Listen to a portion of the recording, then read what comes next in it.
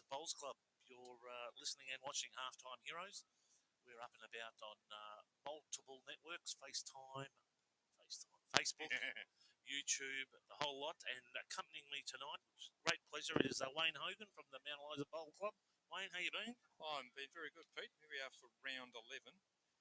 Before we even get into it now, I think it was 18 months ago, I think I was chatting to you, and you said you were going to join a club and take it up and get rolling. Yeah. How's that all going? Still working on that one. Yeah, that's a shame, Pete. So good to see you, mate. It's been a while. I think it was a couple of years since we spoke together on air. Correct. But Wayne, how is the weather? Oh, this is absolutely brilliant for anybody that's in New South Wales watching this. I know it's raining down It is, there, but it's about 26 degrees and the clearest, bluest, shiniest sky you could ever hope for. It's fantastic conditions to play.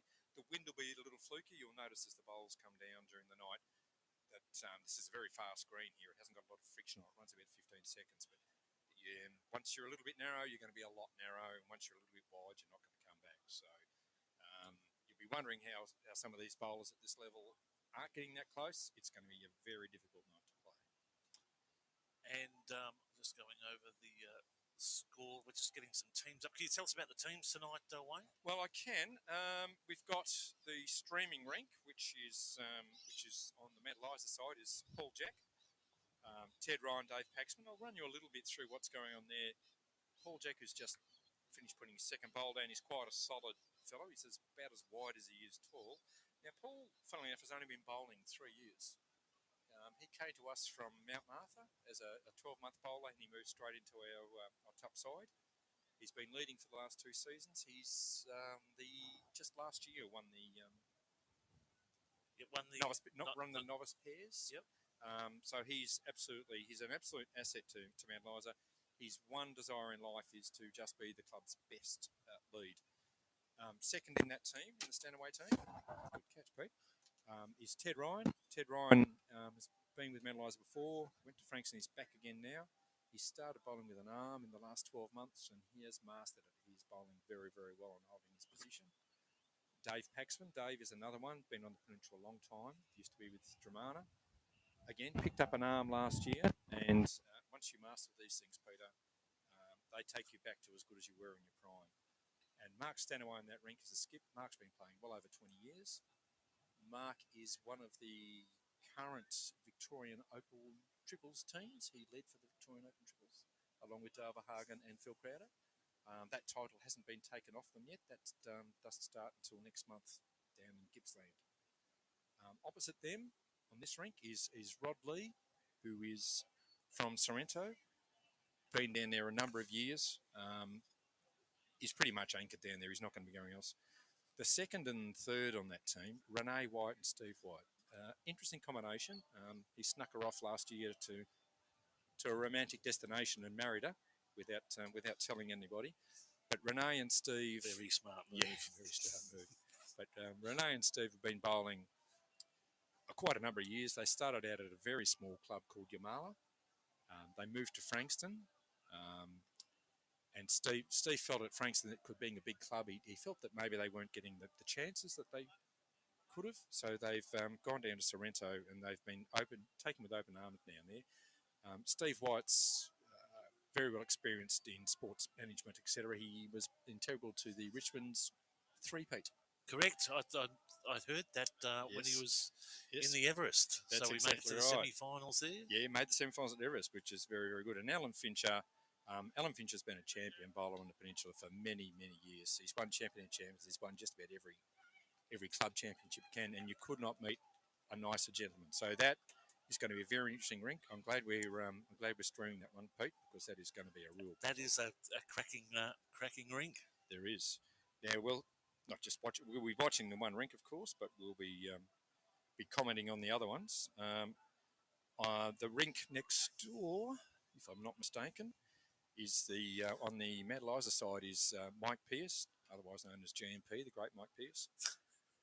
Mike played at the regionals just last weekend at Ballarat. He's been skipping here for many years. He's the current Peninsula champion of champions and the current Peninsula over 60 singles champion as well. His third is Brian Himley. He played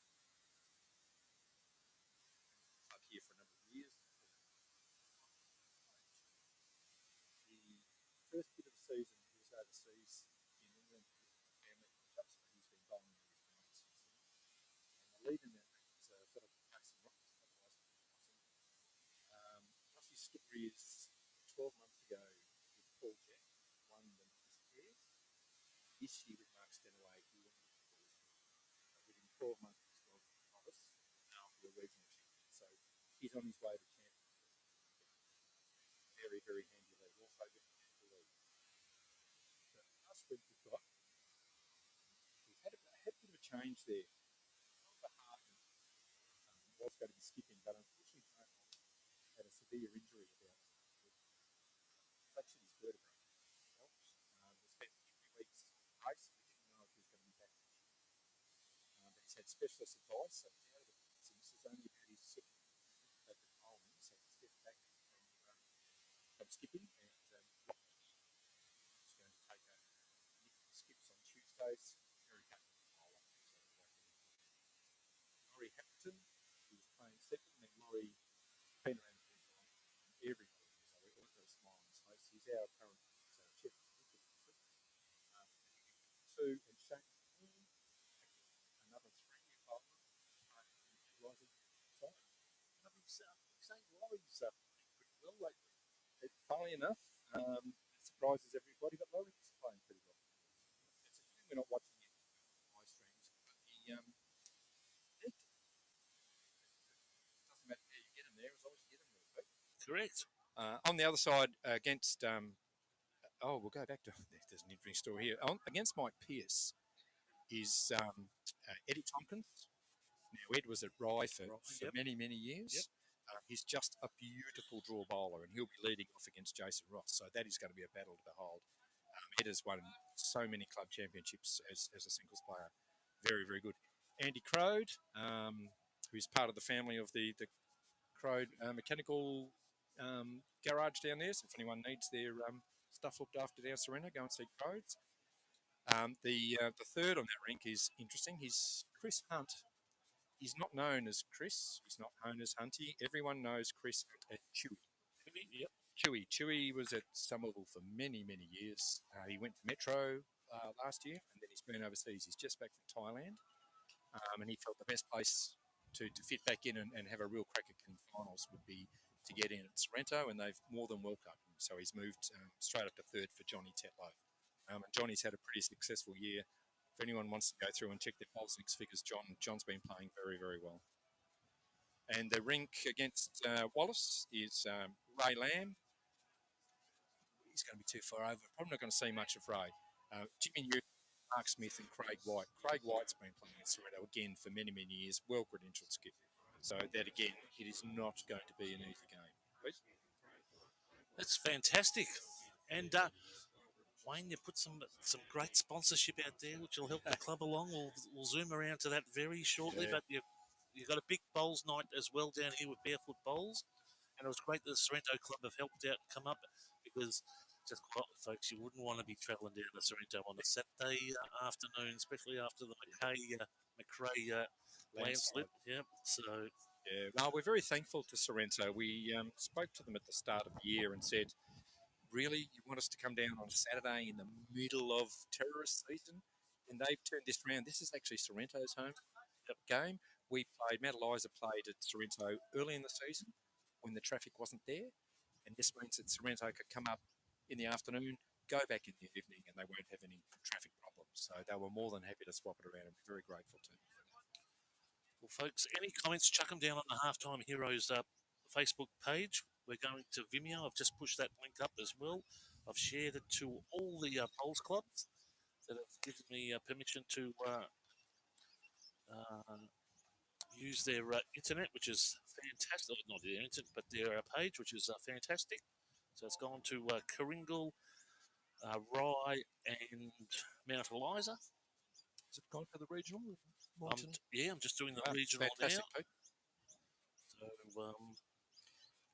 because I can tell you the regional body keeps a close eye on what's happening on the social medias, because it's the easiest way for them to be able to get the information. It's probably better than the web page just quietly. Yeah. So, well, the web page, I know, looks at the socials to be able to get their information. It's just it's the way the world's developing, and it's just turned digital, and it's made it much easier to get the information out there. Six. There we go there. So we've got a big camera set up tonight, folks. We're coming off a huge week down at Maui. Oh yeah. So the Newborough Classic down there.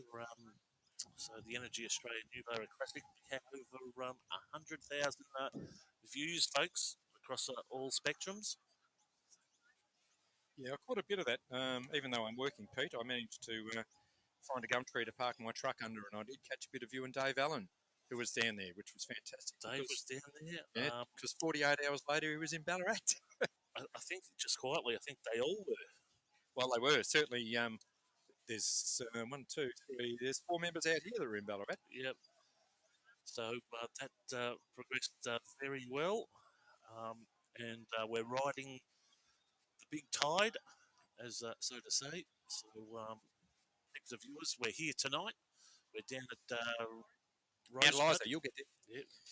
We're down at Rosebud on Saturday. We might take a boat down just to be safe and just missing the crow. Land on the beach, and then we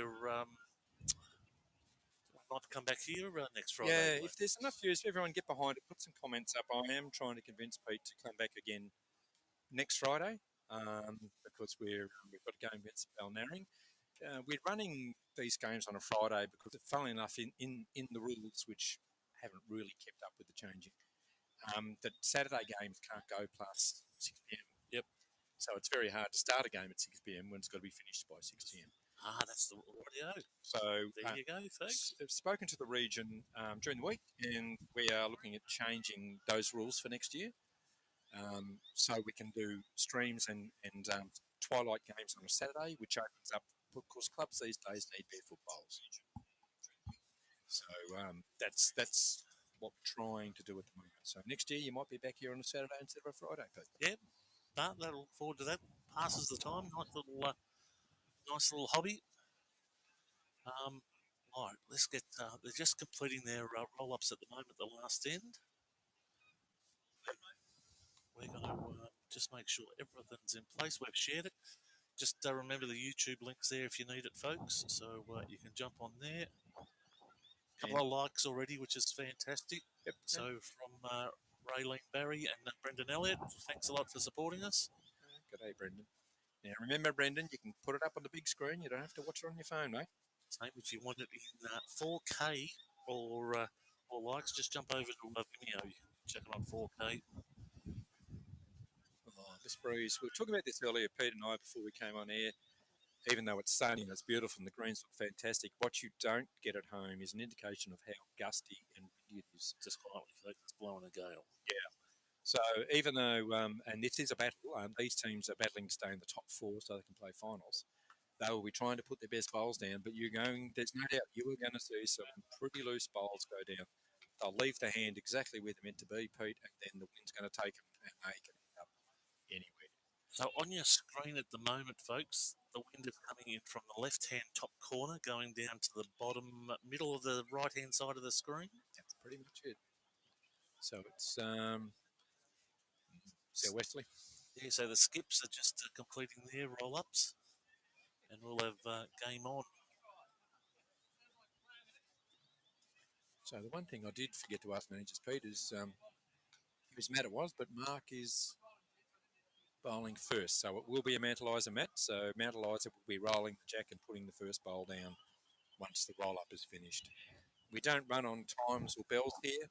Once it's done, everyone will just get up and going. And we'll try and keep that wind noise down. You can hear that special effects microphone just copping a bit of wind.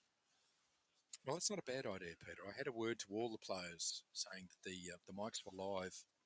And, they just might have to watch their P's and Q's. But if the wind's going to mean we can turn it down, well, that's probably a safe thing.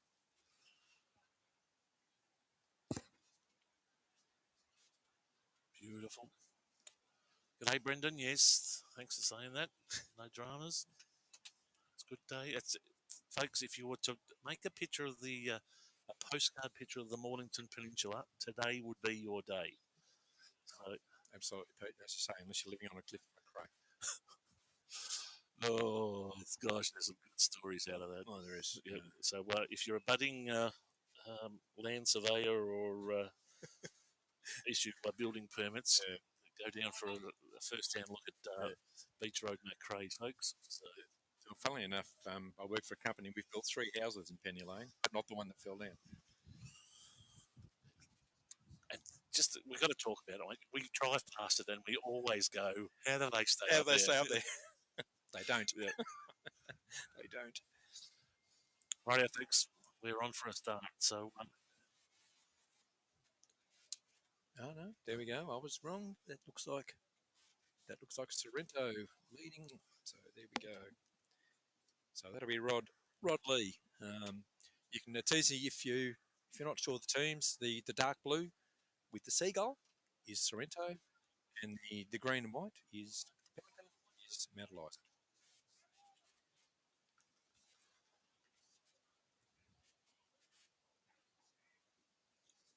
Yeah, this is the screen here. So that's Rod Lee now on the mat, playing backhand to try and use the advantage of the wind, because on a windy day you are better off bowling and using the wind to come back, because if it stops blowing you'll end up closer than the other way. Geez, the barbecue's firing as well. Let's get How's your diet going? That's got to hold. So the wind there is coming from right to left, folks. That's right. So as you can see, Pete, his weight's very, very good. You can't do anything about the grass and the wind. You can just hope your weight is right and trust it. As you can see, Paul Jack from Mount Eliza bowling on the same hand, using the wind, because you're better off turning than being held out. And it'd be fair to say, unfortunately, in the last 2 shots, the wind has dropped. It has. Yep. That's exactly right. They've put them out wide, and this is the problem. Of course, the wind stops and they hang out. But you can't do anything. You can just trust your bowl and pray for the wind gods. And currently, Mount Eliza sitting in 3rd, Sorrento sitting in 4th. So a pretty handy game here for both sides. There's a great adjustment from Sorrento all over it. It is a very important game, Peter. Last year, Sorrento didn't do much for the first half and came home with a wet sail. So avoided relegation, and they have been sort of the dark horse. Dark horse. They've been pumping. Yeah, they've been doing great. They've been in the top 4 pretty much all season. We're at round 11 now.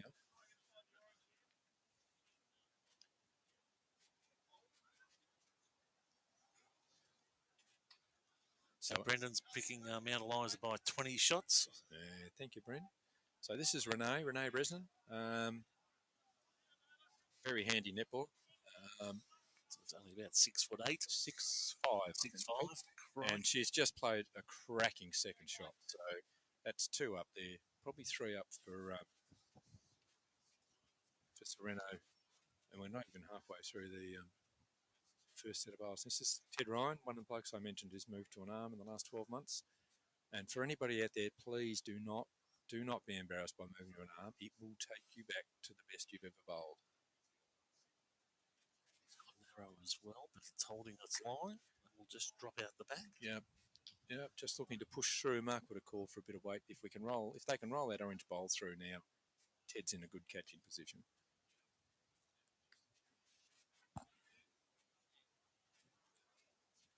Renee again. This will just be coming in, as you can see. As I mentioned, Renee was produced at Yamala Park, a small club, and she was at one stage she was skipping there. That's how well she can bowl. And a great home for Renee, great catcher.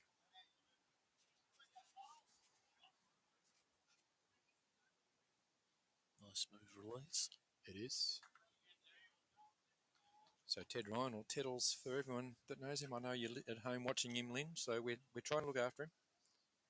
Just needs to be inside that bowl. Not quite. Yeah, this is Steve White on the mat, Renee's husband. Again, very good bowler, as you said, Pete. Came runner-up in the Everest. Did very well. Just got pipped at the end. And that was a huge competition. That was to win your way to Western Australia. Yeah, with the cash. Because entries $1,000. gives you the entry of 1,000 plus 1,000 to spend on the train or the road train when you go over, or the airfare, whichever way you choose to go. Yeah, not a bus. I've seen a couple of bowlers advertising if anyone wants to go in partnership for an entry.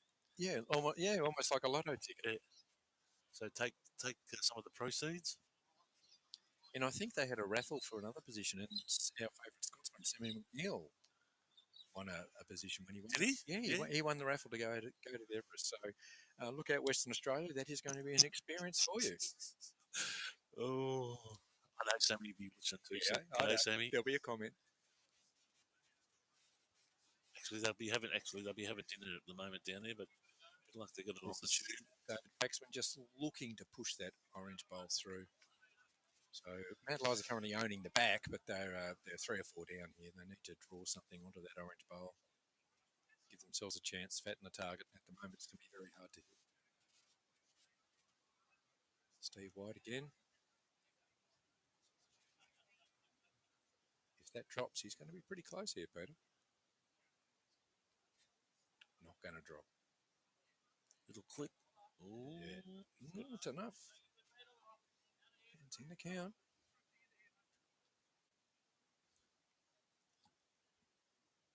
Davey Paxman has said another bowler that's picked a bowler's 8 up, picked Down up in the last 12 months, and is back to where he was probably 10 years ago. It's fantastic. Look at this. Just about drew the shot. Second shot. Great bowl by Dave. So Sorrento holding 1 at the moment. Yeah, that was a great leads bowl. To pop that right in front like that, that's gold. The difference between where you can see David's bowl at the back, if that was a lead bowl, you can get in front of it. Where the orange bowl is, it's very hard to get in front of it. You've actually got to move it through the head. So Mark will be paying to do that if you look to roll it over. But he's got the second bowl. Alan Finch is on the mat. Mark will stay at the other end and see if the head changes, and he'll make his decision from there. Alan is the first bowler tonight to actually come on the forehand. Everyone else has been running backhand.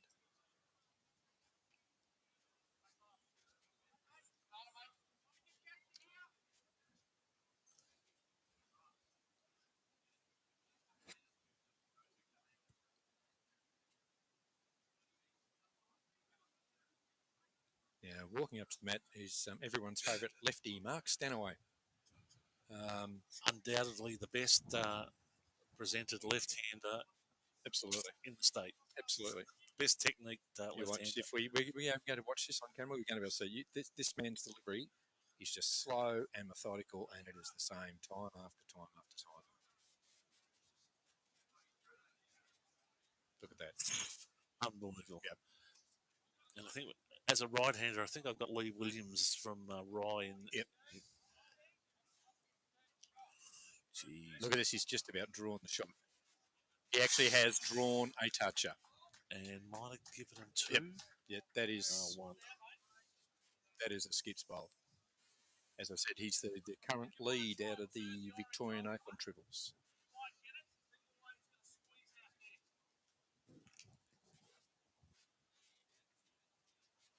So we're not sure if you heard that call, but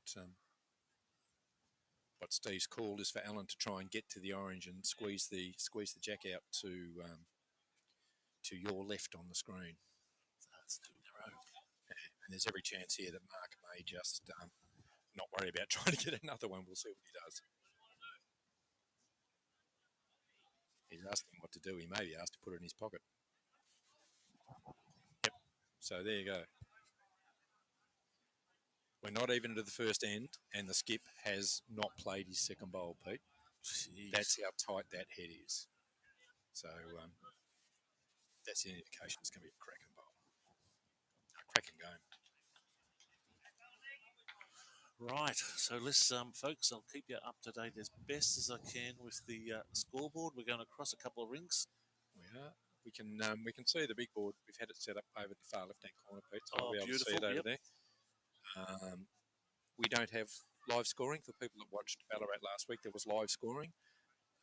In the end, a couple of the partners up there took the phones off the players because they had to keep a card, they had to keep an electronic scoreboard, and they had to keep scoring on their phones, and it was just a little bit too much, to be honest.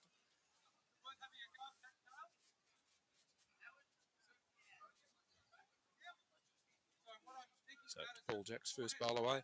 Now, for those that are watching Paul, he bowls with quite an old bowl. It takes a lot of grass. But as a lead, he doesn't mind. Look at that. The line's fabulous, just a little bit on the way.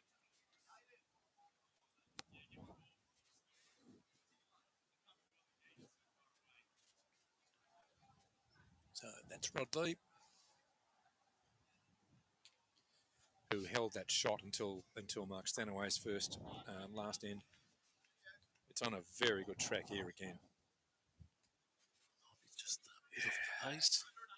Well, as that wind is coming across, it's at a strange angle, so it's slowing the bowls down as well as turning them in, Peter. Yep. So Paul's staying the same hand. He's trying to just get inside that orange on the way down if he can.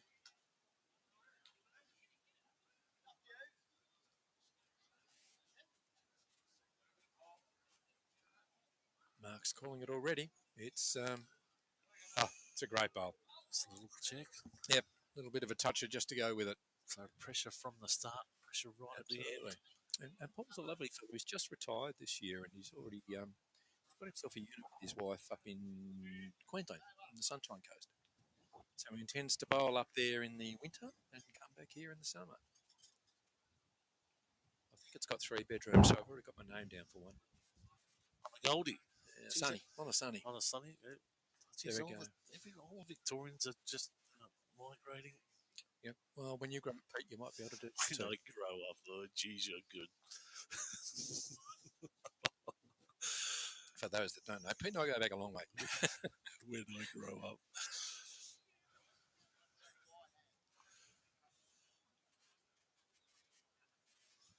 So Mark calling Ted on the other hand, because the bowls from Sorrento are on the run in there, so he doesn't want to promote them at all. It's a lovely line, but it's going to pull up short. So Eliza currently holding one.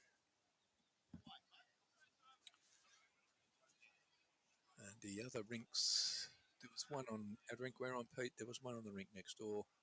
Sorrento leading? No, it looks like all tied up. 1-1. I don't know. The third rink hasn't put it up yet, so. But if it's going to be ones, by geez, it's going to be a long night.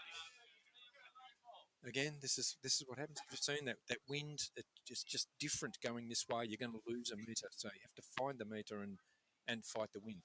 So Ted Ryan, are we trying to add? And just a bit of width as well. Yeah, try and get around his own and get back to Paul's bowl.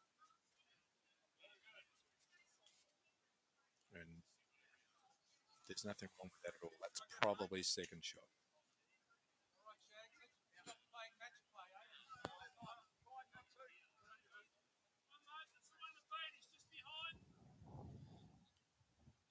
That's good. That's picking up. You can hear the other rinks. You can hear the skips yelling and exhorting. Oh, here we go. This is a fabulous bowl. That's Renee, and you'll hear that call go up.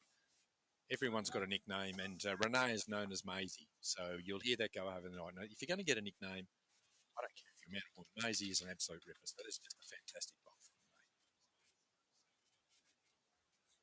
Puts a bit of pressure back on to Mount Eliza. It does. It certainly does. So it's either David's going to have to play from left to right, playing a little tight, or try and get around that front bowl and beat Renee. So Mark's looking for weight.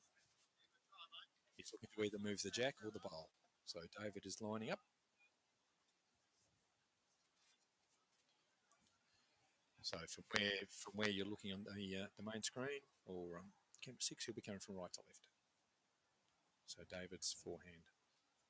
Oh, narrow. Yeah, looking for the bowl, Pete. If he's under that front one. Yeah, too narrow there. But as long as it stays on, it's not going to be wasted, and it's just fallen in the ditch. For those that don't know, the greens at Mount Eliza are what they call needle punch. They're synthetic. There's not a lot of friction on them.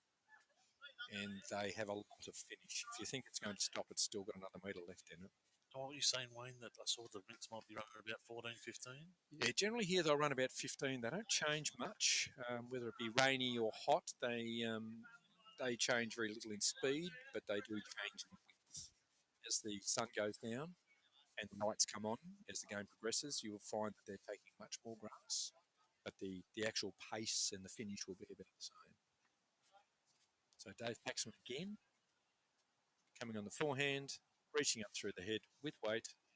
Just for yourself. Same result. But in the context, currently, Sorrento have got the one, Mount Eliza have got second shot, so they've got to beat that. They've got to beat that bowl on the wing. Paul Jack's bowl, that's second shot currently. So Steve White again coming down the forehand, try and get around that front bowl, and then drop in front of that side bowl where he's heading. This is a great bowl. There you go. That's two.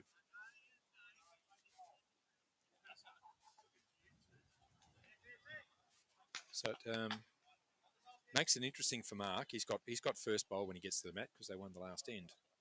Two down. He actually doesn't have the backest bowl, as they call it. So he's going to have to try and sit one of those two out. At least maybe cut it back to one, and then work with his next bowl from there.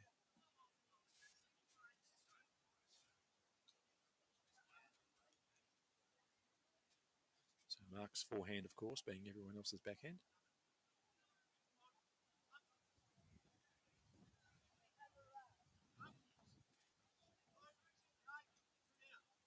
He's not mucking around.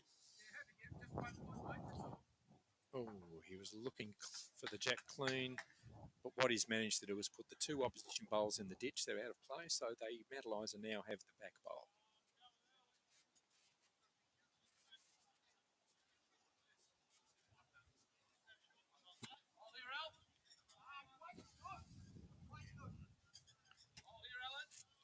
But having back bowl is no good when you're three down. So he's...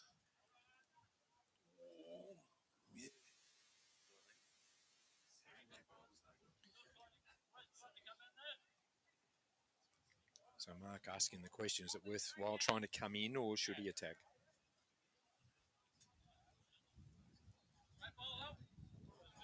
Yeah, Mark's going to walk up and have a closer look because it's a very difficult call for Dave to make. There's a lot of information to try and pass through the skip, so you'll often see skips and thirds walking up just for that reason, to stand overhead and get an idea of where things are.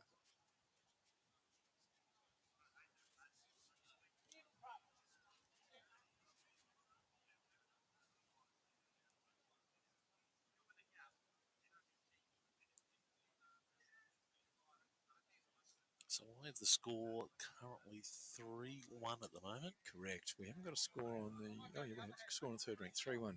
Exactly right. They've made a change here tonight, Mount Eliza. Normally, the big scoreboards are down there with the small scoreboards. Wow. That's not coming anywhere. Up the bowls off the next ring. That was not Mark's best bowl, so they could well be three down here. And Alan will draw another one.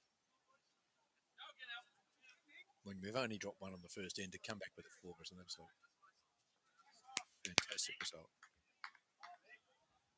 Alan Fincher coming on his forehand. Again, just trying to replicate what he did, get around that front bowl and get back to his own. He's making the move. He is. He's trying to draw inside that ball of Paul Jack's.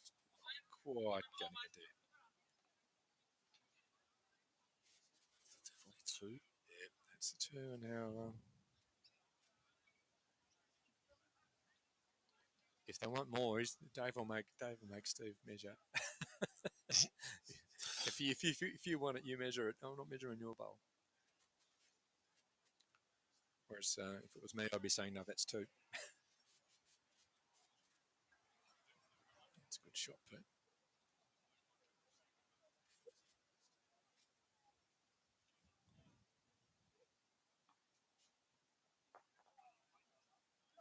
Three down. But a great response from Sorrento. So Knowing Mark and knowing how he plays, he'll put that in his brain box and he'll think about it and he'll probably change the way he's been playing. That was two very attacking bowls, didn't work. He will probably change how he plays the next end.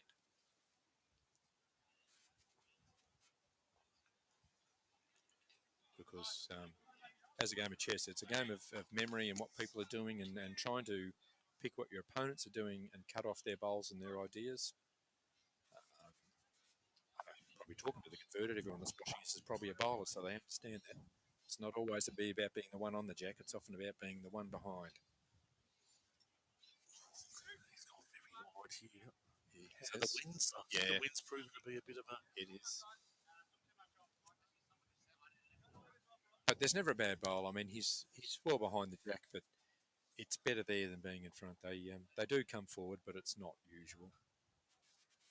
Anyway, they'll come forward is if there's a bowl very close behind the jack and the skip will drive, that'll bring the jack forward.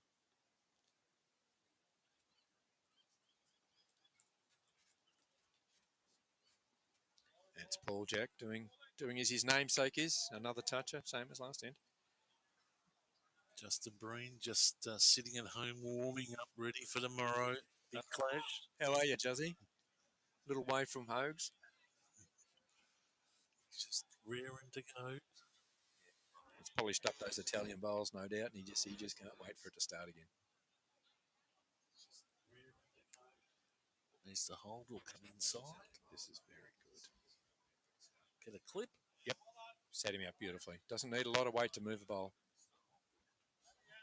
So, Peter, you streaming the Justin's game tomorrow? Are you Rosebud? Well, there you mention it. Yeah, we'll be down there with Vision. So looking forward to actually probably a great area of the peninsula. And not tomorrow morning. No, I'll be taking the boat down. So yep. We'll be having the landing craft arrive around 11 o'clock. Oh, that's good. Does he know? So we make sure he gets his head up. He'll be on his best. No. So others, they're doing pretty good, the old Stingrays. They are. So I think they're probably in the battle for the 4 as well. They certainly are, Peter. And really, there's nothing at this stage. There's nothing locked in. The midweek, which, funnily enough, is most of the same teams are in it. It's not quite so tight. It's a battle of 2, but the top 4 at the moment is anybody's way. Breeny's just travelling in the cruiser just off Mount Eliza, and he's just fired the old 6-shooter and said Sorrento by 6 tonight. Sorrento by 6. I didn't think you could afford a cruiser as a carpet layer, Justin, but there you go. There's more money in flooring than I thought. It's good to have the old friendly roll. I'd imagine Friday night they'd have their social bowls. They've got the band. Yeah, they have a band down there on the deck. Goes pretty well. And and speaking of Rosebud too, we had the regional mixed pairs here on Wednesday, Pete. And Anne-Marie Ryan and Frank Christovic, both from Rosebud Beach, they won through. So they've won the regional mixed pairs and they are on the way to Champions Week. And it's up at Bendigo? It is at Bendigo, yeah. I know certainly at Mount Eliza we were really hoping to get a 3-peat because the pairs and the couples got through. But Anne-Marie particularly just drew beautifully. She had a fantastic game.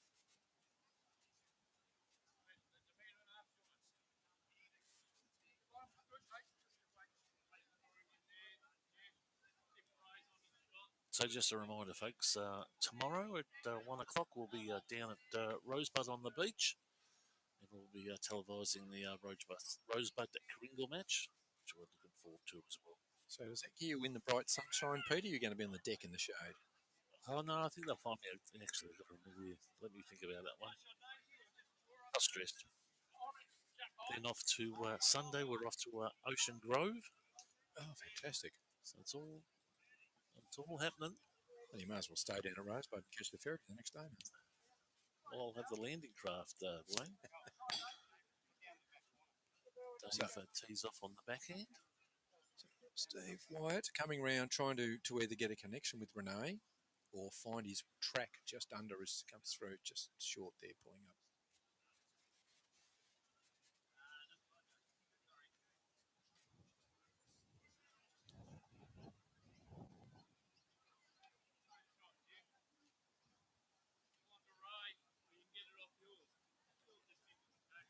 So Dave Paxton, who's been standing down at the head with Mark, it's often a good connection with the threes and the skips to get together and talk tactics and figure out what it is that the third's got to play. It makes it much easier if you're looking over there with your skipper instead of yelling directions 40 metres down the green.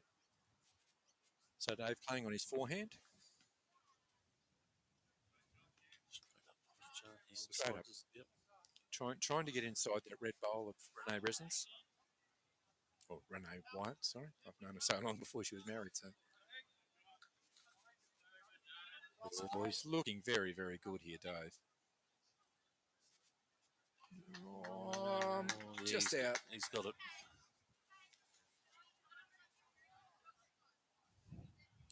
Steve persisting with the backhand. Steve, if he's a little tight, he can push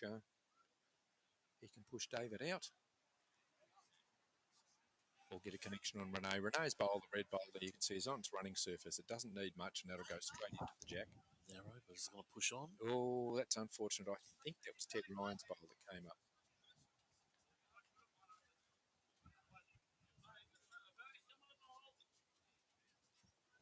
But I mean, that's the game of bowls. There's always something in front, and particularly with this wind, you're trying to get around something or under something, and the wind will hold you, will push you, and the one bowl you don't want to hit will be the one that you actually hit. And just confirming the transfer has taken effect. It has taken effect. And the funds are in the account. So, yes, you will be grabbing the camera Rink tomorrow. Do your hair, Juzzy.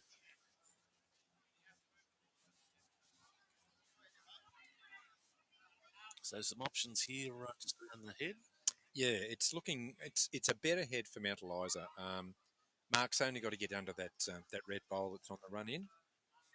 And he can make 3 or 4 if he gets a little contact with the jack. Alan's got first bowl, so he's got first say about it. Again, he'll be coming in the same as Steve. He'll be looking for a connection on Renee's red bowl and just turn it in.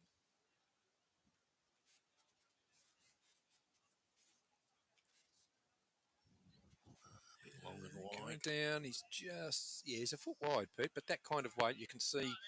Because that bowl's on a running surface, it'll run straight over to the jack with that kind of weight. The speed of the bowl will be transferred onto the stationary bowl, and that stationary bowl will take off with the same weight.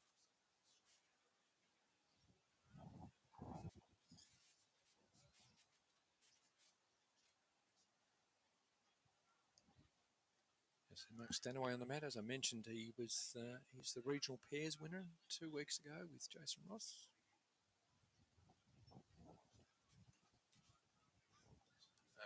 Backhand for Mark.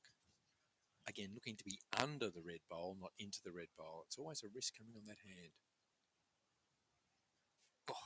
He nearly took the orange clean out, which would be worth 4 if they got it. So missed the freaking lot. I think it actually moved as it went past. Alan, again, just persisting with that hand, getting any contact on that red bowl.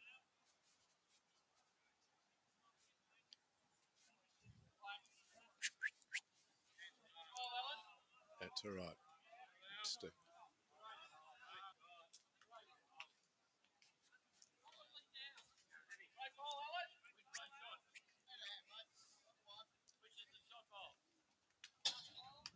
So Mark Stanaway now asking which is the shot bowl.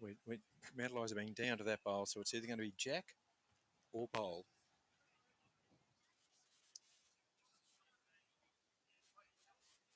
Here we go. Can't get it back now. Once they're gone, they're gone. Yeah, I know. And, no, jack or bowl.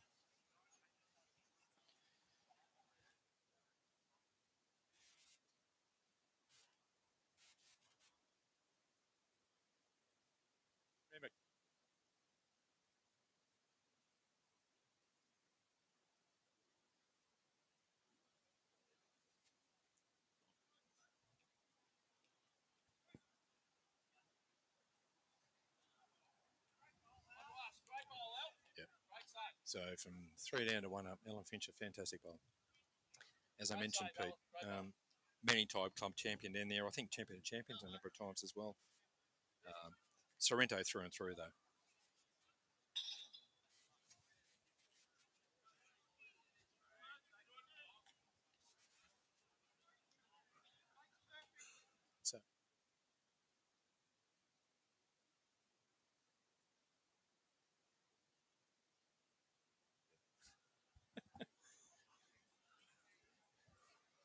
All right, so Sorrento rolls again. That makes them 4-1, I believe. 4-1, yeah. 4-1. We're just updating the scoreboard now. Yep.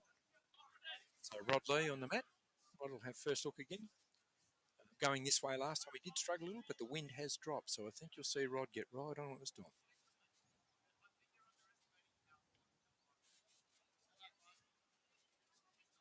So on the way now. Yeah, that's what I said. Once the wind drops, all over it. So Mark calling Paul to come on the same hand and just draw, if anything, draw up to the orange. If he doesn't get to the jack, draw up to the orange bowl.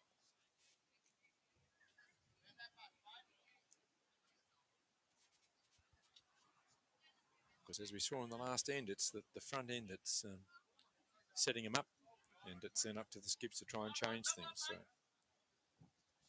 a bit long for Paul, but there's never a bad bowl at the back. Rod Lee again on the mat. On its way. And the breeze has picked up again, Pete. So we'll see what happens with this. It may actually go across the head the way that breeze has picked up. We normally expect the breeze to drop out at night. So we do. Sun will go down in about an hour and a half. I've lived down here many years. It used to be the old 2:30, the breeze comes through, and then about 5 o'clock it drops off again. But at the moment, it's still fluffing about.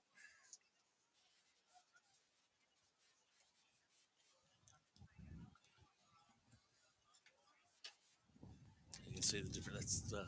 That is actually getting blown off that one. Yeah, that's exactly right. And Paul's bowls, they'll swoop anyway. Paul, you'll find anything a little bit narrow will get punished.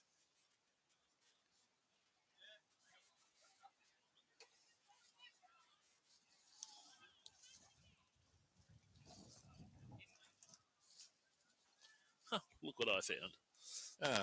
Found a Coke. I've got a beer. He's got a Coke. So Renee, again, Renee would just be asked to draw close. There's a second. That's probably your easiest thing to do. If you don't have to change your hand to push something through, you've just got to add. You get on the mat and you're thinking, oh, that's great. It's a lot less pressure.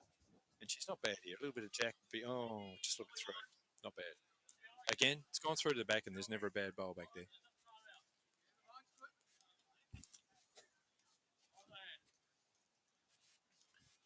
So what is happening on the other rinks over there, Pete? We've got 2-2.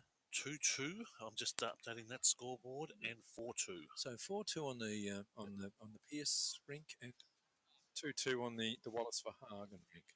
So it's pretty close across. I might have a word to the second on the far rink and make sure they update the big ball, but you seem to be all over it. Yeah, mate. I can grab it. Yeah, we can make a second out of you any day, Pete. So that is the responsibility. That is the responsibility. That is the only responsibility. Yeah, you've got one job. One job. Get the board up to date.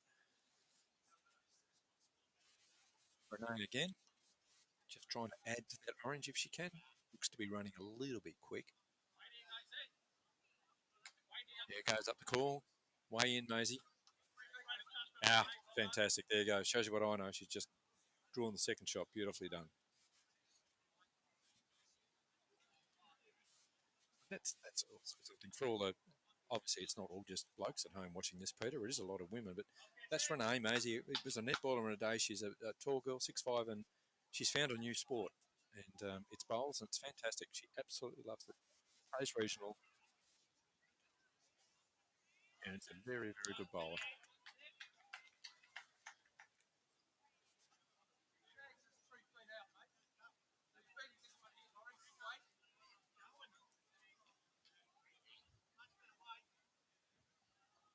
So score currently locked at 6-all. Yeah, I only have to 10%. 2 ends each, so that's very, very close. So Steve White. Steve's been playing 3 for Alan all year. I came up against him earlier in the year. He's been playing very, very handy. He's been very, very good. And again, a great asset to the Sorrento club. What Steve knows about sports management, high performance coaching and things is invaluable. Absolutely invaluable. We just got to get him across the line on camera position. Yeah, that'd be the go. Yeah, tell him to thin up. I'm I'm not telling him. He's too big for that. I'm not telling him that. Dave Paxman walking down. Yeah, as you would have noticed, Dave will go and stand with Mark. And that's a number of reasons, because left-hand and right-hand bowlers, Mark will be thinking this hand and trying to convert it to Dave. It's just easier to stand there and go, I need you on this side. So it's released by Dave on the way down there. We'll see where this one goes. Got some speed. Yeah, it's not slowing down as they'd like. All the way through.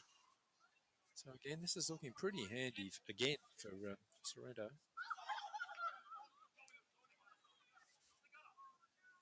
And you probably hear the laughter in the background. That is, we've got barefoot bowls happening as well, and a barbecue. So it's all going summertime on the peninsula. Oh, gee, I thought it was from Rink 2, but I'll let Piercy know that.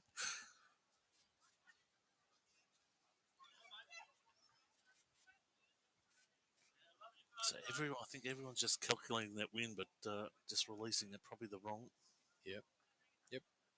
But for any of the bowls clubs that are out in the region, I mean, we're a big region. We cover hundreds of square kilometres. We've got 25 clubs. But if your club has got lights, and if you've got willing participants that wish to play under lights on a Friday, then get in touch with Halftime Heroes. If there's nothing happening, Pete will try his hardest to be able to get there and help you out with it. So please come forward, get in touch with Pete at Halftime Heroes, and see if you can get a game on screen. Had a look at that. A lot of clubs reach out, which is fantastic. So, and Wayne, how are the events that are going on? Are there any? It's nearly like horse racing. Yep, it is absolutely mental, particularly this time of the year. There are events everywhere. And in between that, you've got all your club championships. Yeah, they're just out and about. Yeah, it's a summer sport for a reason. And we've been very lucky this year. I'm just looking forward to the weather for the next 10 days, and it's just dry and sunny. It is, yeah.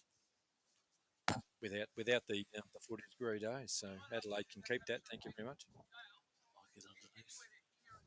Yeah, not a great bow by Allen. His weight's beautiful. His jack high just missed the line coming down. Again, that's trying to allow for the wind, and it drops off, and that's what happens. The wind drops off, and the bowl cuts the head terribly. Stand away on the mat. Again, that beautiful delivery. If you have a kid that's a left-hander, whatever he wants to do at the age of 5, just watch that video first. Just took that. He just used the outside bowl and turned in beautifully. And for those at home calling out a bad wick or anything, Mark would have stood there and looked at the edge of that bowl, knowing that he could push it out and turn in. So now Alan has been called to play through and take Mark out, which he has. That's a good running weight. That's off. The wind's grabbed that. It's gone under. Oh, no, it hasn't. Oh, yes, it has.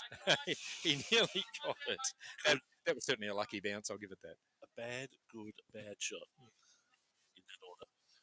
Caitlin McLaughlin, thanks for jumping on there. Fantastic.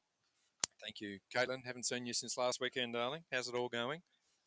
Caitlin is Cooper Krause's partner. Cooper played regional, and Caitlin is now taken up by a lovely young lady. Looks after Coop beautifully, but we spent the weekend up there with them at the regionals last weekend. Mark Stenaway looking to draw to beat the Orange. Just not going to. Okay, that'll be a 1. Take it back to 4-2. Correct. So this is a match that's going to be, I think, not stop, start, and the like there. So we'll be here for a long night tonight. Yeah, according to the big board, which is not what you're running off, they've got it 8 all at 8, which is 8, 8, and 8. That's going to be a tight game. Well, let's just update some scores just so you can reckon. So 5. So Paul Jack will be taking the met. And 2. And you'll notice, for anyone that plays a lot of bowls, that Mark generally doesn't call Paul on what length to play unless they're being beaten a certain length. He trusts Paul to be able to play the length that is required. As you can see here, it's a little longer than been playing, and Mark doesn't need to tell Paul to do that. He's a good enough lead to know. It's Paul just asking how far from the tee. which is about 1 metre, Pete. So it just gives him an idea of his length.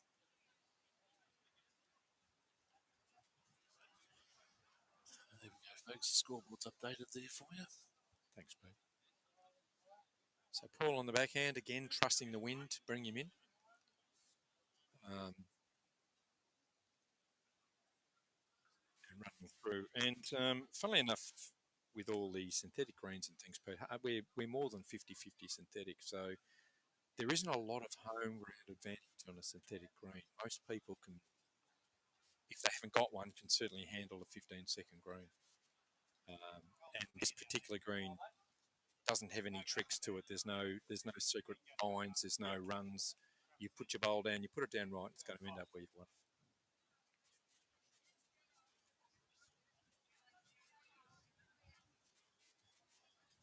So Rod Lee getting on the mat, letting his first go. Paul was just over 1 metre through, but his line was lovely. So anything in front of that back bowl, you've got it. That'll be shot. This is running very well.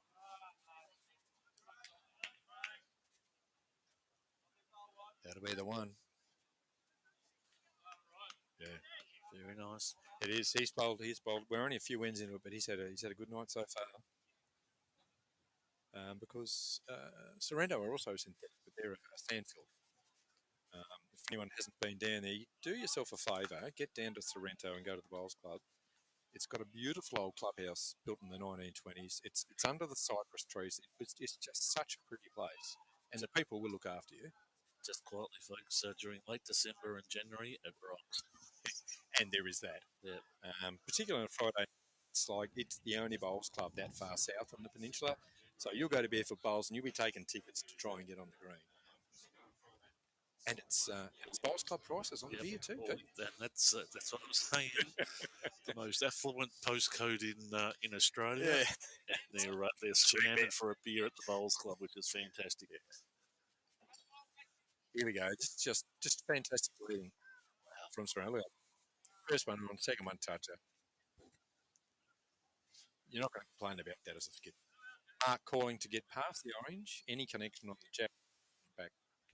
So holding two at the moment for Sorrento. Ted Ryan on the mat. Again, coming down on that windy side. Needs the bowl to turn with the breeze. So you've got to give it a little extra grass, otherwise you're going to crash into those orange bowls. So far he just hasn't got the legs. He's not quite going to get there. But his line is lovely, Pete.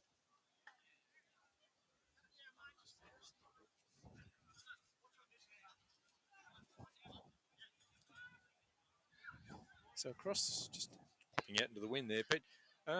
Across the greens, across the rinks, they are all very, very close. There's no one. There's no blowouts.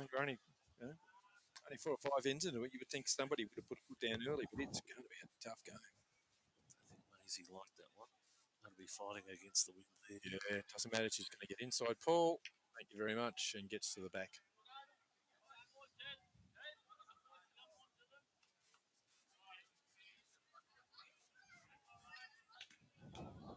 So Mark just saying, don't be scared to put the extra yard on if you're tight and crash into it. It'll all be good. You watch, you'll get clear, Jack, and run straight back to Maisie. Yeah. It's tracking a very nice line. Yeah, they're all watching it closely. I tell you what. And drop. That's it. That's the shot. They'll be looking. Maisie will be looking to pluck that one out. Get it back to 3 if she sits.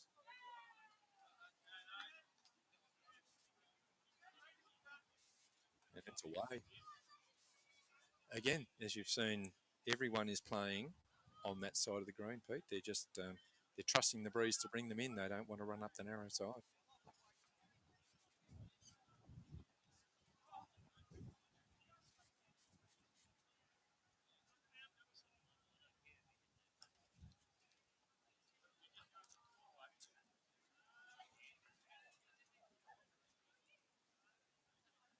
All right, so yeah, that's just it doesn't actually anything. Oh, look at David, he's got to walk in.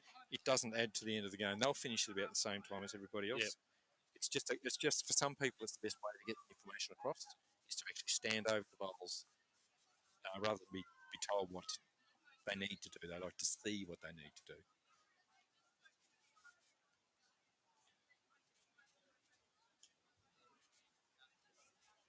for those that missed it, Steve White was actually standing at the head and he's just walked past the commentary position instead of down the green because he's getting ready to bowl his next one. David hasn't even finished and Steve's already getting up there to bowl.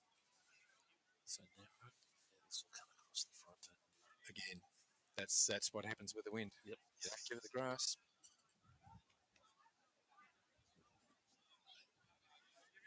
So Steve will be looking to play through with weight and either sit that bowl through, Pete, or get the jack because Maisie's got the back bowl. If he gets the jack in the ditch, they'll be holding. Yeah, well, he's not mucking around with that. That's a good sit weight. Just not coming back. But you can see there where the bowl's going to pull up. It hasn't been wasted. It's still on the green. So if the jack in the ditch now, they'll pick up two. So it's always worth remembering, if a skip asks you to move a bowl, don't use so much that you go in the ditch. That's wasted. If it's behind, at least come in there if it doesn't get the required shot that you're looking for. Oh, we just want to punch that out. No, it's that right on Maisie. So that's a very, very good bowl by David. Very defensive. Well, leaves it open for the remaining 5 bowls. It certainly does. It means that Steve's going to have to moderate his weight now because he doesn't want to get to the jack because it may go straight back to Dave. But if he gets it with a couple of feet away, anything can happen.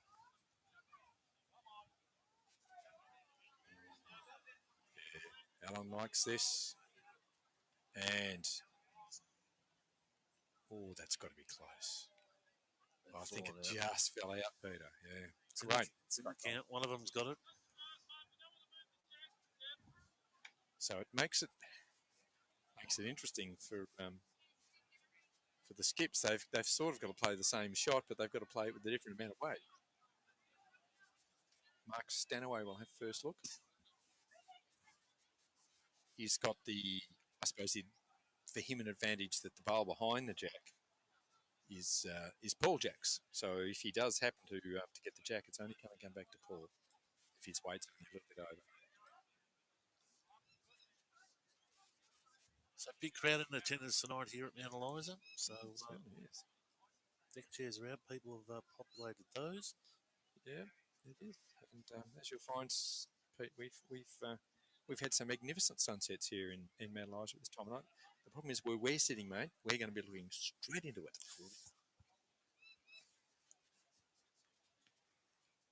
So, Stanners, just going back, more coverage on the ditch, just to be sure.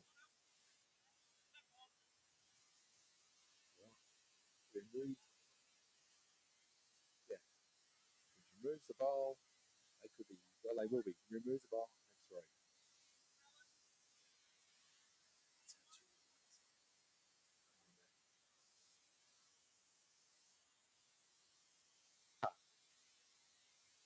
He has got a bowl to come after this.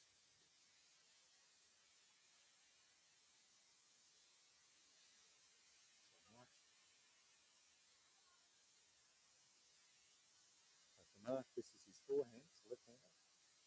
Not that it matters with most bowlers, but it's forehand or backhand. Very turning bowl.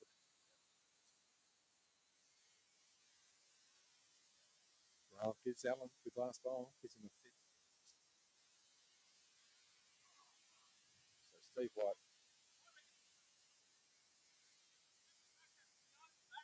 Steve White saying he doesn't know. It's too close, it's got to be measured. Asking for Alan to run the jack all the way to the ditch. To the well, bit of weight here. Oh, they're up. Oops. Oh, okay. So now we're going to be looking at people's rear ends while they measure this peak. So what you can do about that? They have been trying to stand the way we're playing, but when you measure, you've got to measure from outside the head. You can't be inside. You can't be getting in near the bowls that are shot. So it does make a difference. Early in the day, I got in touch with the medalised players, and I said, we've got new hoodies. I don't know if you've seen them, but we had them this year. And I suggested they bring them down because it's going to cool down. I wouldn't be thinking at the moment. We're here in Crocs and thongs, Pete. So I think I got that one very, very wrong. Well, I think we got that one wrong, Phil. Wayne, because Eliza picked that one. Yeah. That picked the shot. Now Yeah. Eliza got it, so what's So it was. Yeah, that's what Steve was saying. It was too close to call. Well, David was confident they had it, but it wouldn't have been much in it. So Paul Jack gets the roll, the Jack. What a great name for a lawn bowler. Paul Jack. correct? David Luton on. Good calling, Wayne. Geez, thanks, David. Thanks for the spark there, mate. No worries. It's okay. I'll go on it. David Loudon. I was away at a tournament. I think it was Marupna, and they've got like Geelong cats. They're cats, and they've got these little white tops with this angry cat, just like an away game shirt for Geelong. Yep. But it's Marupna, and David is a tragic Geelong supporter. So I put my hand in my pocket and I got him one of those. He wears it every chance he gets. Beautiful. It's a score to 10. A couple of updates. We've got a score on the second rink. It's gone out to 6-2. 6-2 in the Mount Eliza favour. So that'll be the Mike Pierce rink. And they're still dragging their feet a bit on rink 3, but we'll keep an update on that. So that's 11, still 11-8. So that's because that's Laurie Harrington playing 2. Not a position he relishes, and I don't think he can count past 2. So I'm going to go and have a word to him, Peter. We'll get some assistance there.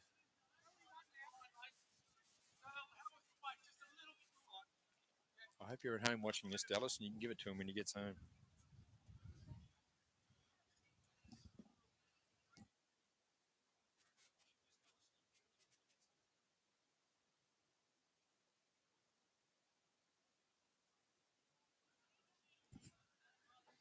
So Paul back with his second bowl. Seems the weight's a lot better. That's just a great adjustment by the Mount Eliza lead. Well done. All right, Paul. But I don't think Rod Lee's going to let that one sit. The way he's bowled tonight, half a dozen ends into it, he's just been fantastic so far.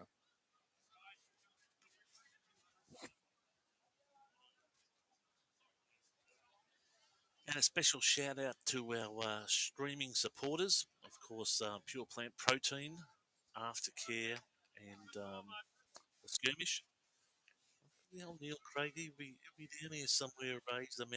He's from Mount Eliza, so knowing him, he's at the Canadian Bay Hotel just down the road here. One of our sponsors, Peter. Yeah, so. Skirmish, is that the paintball thing? No, that's his golf business. Oh, fantastic. Does very well with Rob Helsel and the boys. Yeah, it's Ted Ryan just drawing a good, really good, solid second shot. So, some of the sponsors for Mount Eliza, Wayne? Oh, well, special shout out to Mitre 10. We knew it was coming here tonight as a live stream, Pete, and we've seen Karingal, and they've got those boards, those triangles down. So Mitre 10 supplied us with a dozen core flutes, and Jason Ross has spent the last 48 hours putting sponsors on them. So we've got everyone. We've got CB's Canadian Bay. If anyone's coming to Mount Eliza, need a decent pub, CB's is the go. So please go there. We've got Vivant Hires, we've got Pool Works, we've got so many sponsors at this club, and it's just nice because we've set it up and we're 3 rinks. When there you go, Pete's just starting to pick it up now. Thank you very much. But just a thought for anybody. Core flute's not expensive, and it's an easy thing to do, and it really does. It really puts your sponsors out there and presents them to everybody that's coming along. Even just for your visitors, folks, or your barefoot bowlers, they'll just pick up on a name and say, hey. So, yep, there are ways to help your club. We had Zoe McKenzie, the federal MP, was here 3 weeks ago for a meet and greet with the small business community in Mount Eliza. And shout out to Coggo from Frankston. He said, well, let's have regional practice at your club that night. I said, but we've got all these politicians and all these people. He said, the best thing that they can see is your place being used by the community. And it was fantastic. And she was a fantastic woman. Came out, had photographs done, and really appreciative of the small business and the politicians, appreciative to see your facilities being used. So just keep that in mind. If you've got the VIPs or people coming, maybe think about having something happening outside for them to show or appreciate the work that you put in. So Dave fighting against the wind, but over-calculating. Yeah, the wind dropped, didn't it? Yeah, See it. So currently, looks like 2 are Teddy Ryans and 1 are Paul Jacks. But again, back bowls, Maisie's got a couple in the back, and Rod Lee's got another one back there. So you're probably going to see Steve and Alan play a little bit up to remove a bowl or move a jack. That's Mark now just calling Dave Paxman to try and get back to that red bowler and A's, because that's where the danger is.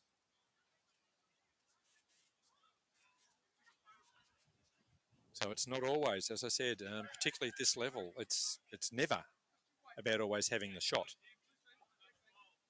It's about protecting the shot and covering the danger. Scoreboard just updating to 11-12 in favour of Sorrento. Oh, so that Rink that I had a word to, they decided to play ball. Yeah, well, I wish they didn't. So 11-12, it's a tight match. And as Pete mentioned earlier, we started, this is 3 and 4, I think, playing it, and this is really important. There's only 2 rounds after this. Round 11. 11? So 14, yeah. So there's 4 rounds. And then the top 4, that's it. They get through, and the top 2 get a home final, and that is a huge advantage.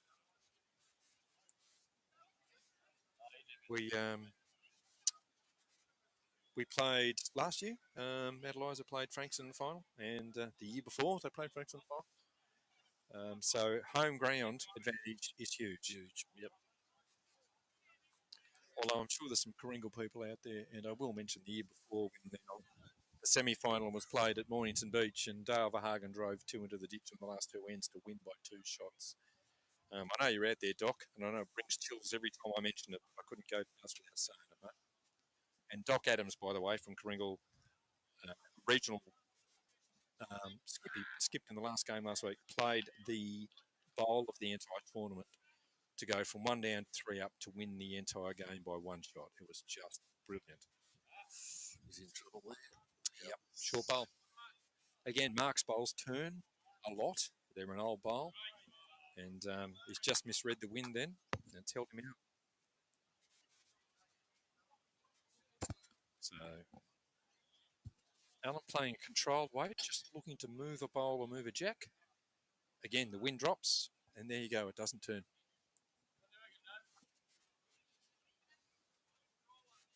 Yeah, David telling Mark to put the pressure on Alan, get another one in there. Alan's got last bowl, so...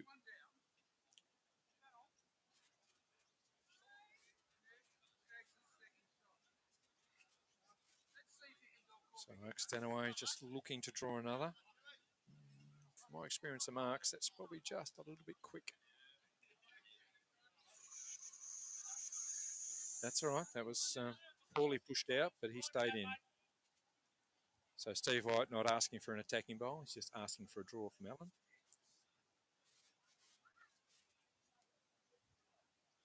And if anyone can, Alan can. A lot of years bowling. Very, very calm bowler under pressure. He's not bad here.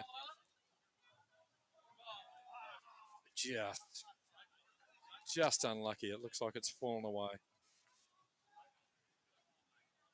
So the last bowler, Mark Stenaway, actually coming into the count. That's what a great bowl from Alan with no result.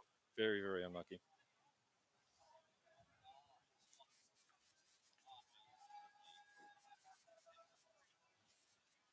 Right, let's update this scoreboard. You do that. Looking at the rink next door to this one as they set up the mat and get ready to roll. That looks like Mount Eliza's probably holding 2. Chewy, Chris Hunt, as they know, playing through weight to roll one of the bowls out. And on the far rink, I think Nick Wallace has skipped there, called 1 down. So Dale Verhagen will be bowling, trying to convert and get the shot back on the far rink, which is the one that's moved towards Sorrento's favour. They're currently 5-2 on the far rink, 6-3 on the Pierce rink, and 3-4 on this rink, but yet to be updated. 4, 3, It's 9:12. It's 12 to 5. yeah, 12:11. Okay. So the big board is correct. 16 ends.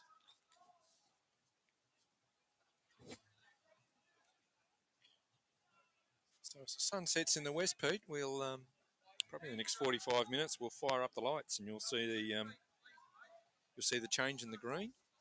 As I said earlier, it doesn't get faster, but it does get wider. So your bowls need to travel a little bit more and turn a little bit more. And it's all about adjusting to it. Who adjusts first? And it's not a huge home ground advantage for Eliza because they rarely play at night. So Rod Lee coming down just trying to outdraw Paul. Paul at this stage about a yard or a metre behind. He'll be looking to beat his own bowl.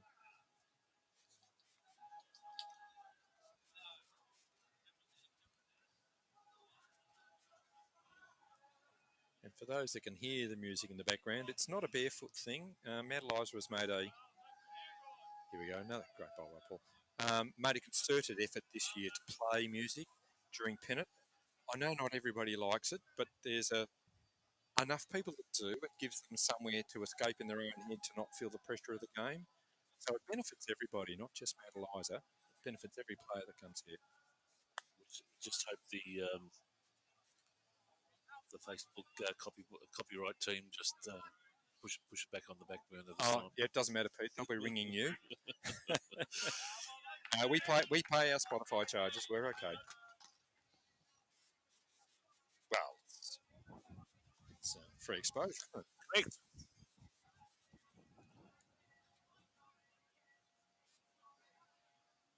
But speaking of music, trying to find a playlist that suits. It's very difficult. Once upon a time, everyone was 60, 70 or 80, so you just played the 50s. But now there's younger players come through. There we go. Teddy Ryan's just drawn a foot behind the jack. Well, there's the popular and again supporters of Halftime Heroes is the Ace Radio Network, and they've got 3MP and also 1278. Gee, when I grew up, 3MP was in the Peninsula Centre, in the Myers building in Frankston. I think they've got offices around. I know they've definitely got a broadcast office down at Main Street, Mornington. Oh, that's fantastic. Down right next and handy to Doc Pizzas. Oh, that's fantastic. And that's something for everyone to be aware of too. I mean, supporting your local radio, like supporting your local sport, it's something you can do. Correct. We'll have to start a GoFundMe page for Halftime Heroes. Yeah. By the way, Pete does this for fun.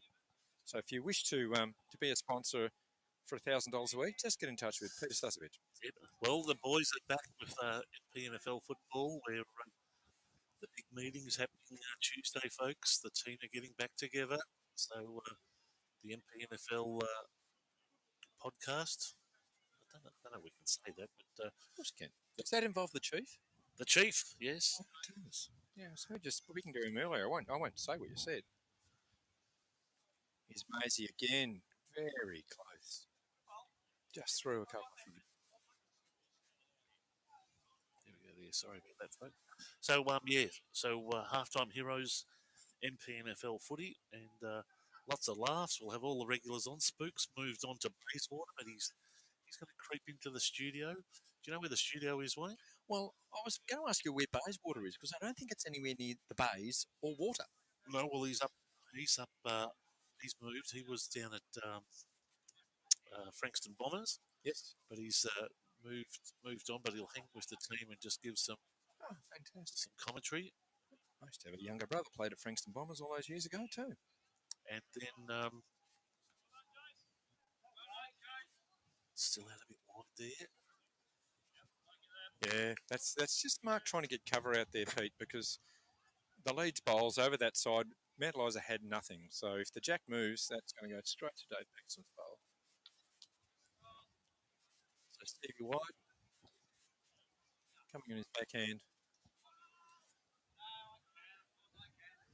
At this stage, just trying to clearly draw Ted Ryan off. The wind's holding it in. Oh, it's just dropped under. As you can see, that tailwind, it's worth at least 2 feet to 3 feet.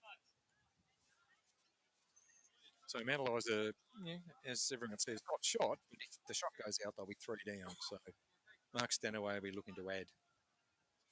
It's nothing like a lonely friend. Every bowl needs a mate. So Davey Paxman coming down on the back end. Narrow. Yep, needs to be under that bowl. No, his weight wasn't so bad, but again, the wind just pushing him across.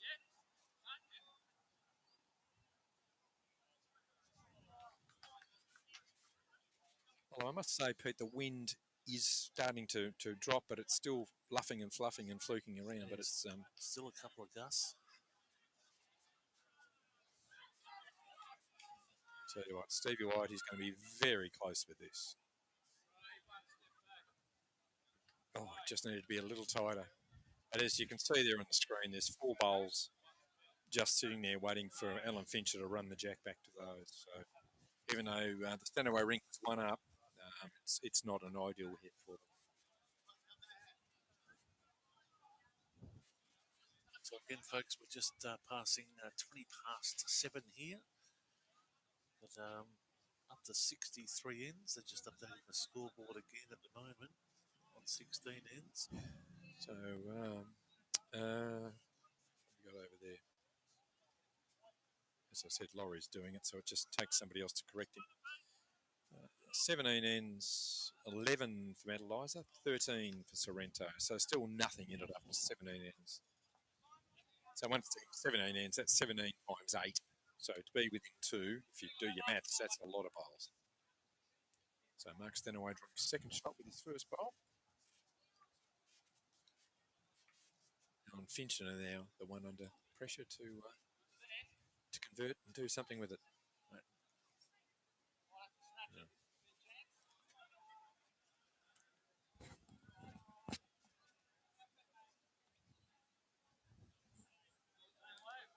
The camera.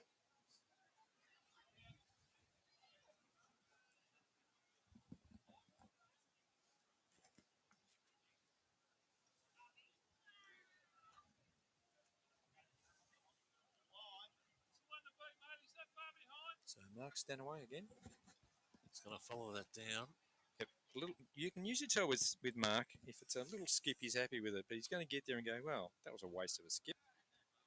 His weight's beautiful, but way narrow. Well, Fincher again, he just needs to get the edge of that jack and run it back to 4. Or again, sit the opposition bowl out, the Mount Eliza bowl out, and same result. Just dropping under. So probably 2 to Mount Eliza there. But look at that, Pete. You can see that Mark's green bowl and 2. Teddy Ryan sitting behind it.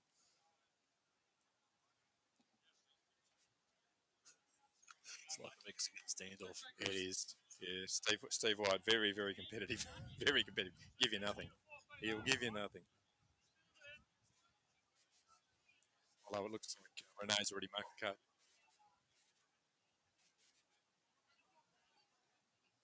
Yeah, Dave Paxman, 2 fingers up. So again, Paul Jack, as you'll see, Mark not asking to set a mat or set a jack length. He'll do that when it's necessary. He's been bowling with Paul now as his lead for 2 years, and trust Paul to know what he's doing. It's a good relationship between a skip and a lead. They play twice a week. They play midweek as well as Saturday together, so they do play a lot of bowls, and it's a good understanding. Any idea what's happening in midweek? Yeah, midweek, that'd be Mount Eliza on top. Fantastic. 4 points in front of Kringle, and they are Kringle and Mount Eliza are game clear of 3rd. But Mount Eliza play Kringle at Kringle on Tuesday, so it's a must-win game. I'm actually playing this midweek this year, Peter. I'm taking a day off on long service leave, so I can close, very close, so I can play with these guys. So if anyone's at home and they've got some long service leave and they want to use it up, take a Tuesday. Your boss never complains about a Tuesday. The old 4-day week's starting to creep in a fair bit. Well, that works fantastic. I know where you work, and that's 7 days a week, Pete. So there's no off days in that job, mate. Nope. So Mark, just asking Paul to not change anything, even if he's behind. Mark does not mind.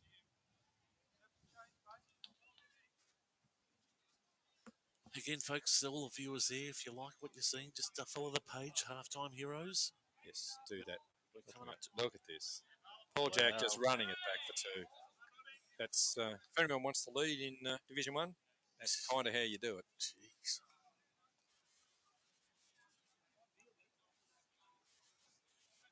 So we'll update the scoreboard rating as well. As Rod Lee gets on for his second bowl.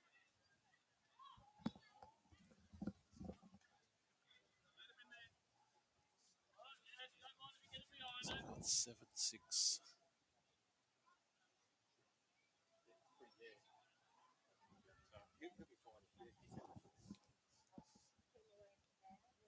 Four, 4, and 5. Sorry, back now, Peter. I was just distracted by Lois Nichols, another regional player. Just had a couple of questions about barefoot, which is happening while this is going on. Doesn't seem to be any distraction for these players. Just no surprise if anyone's come and played or watched a Division 1 match, they generally make enough noise of their own.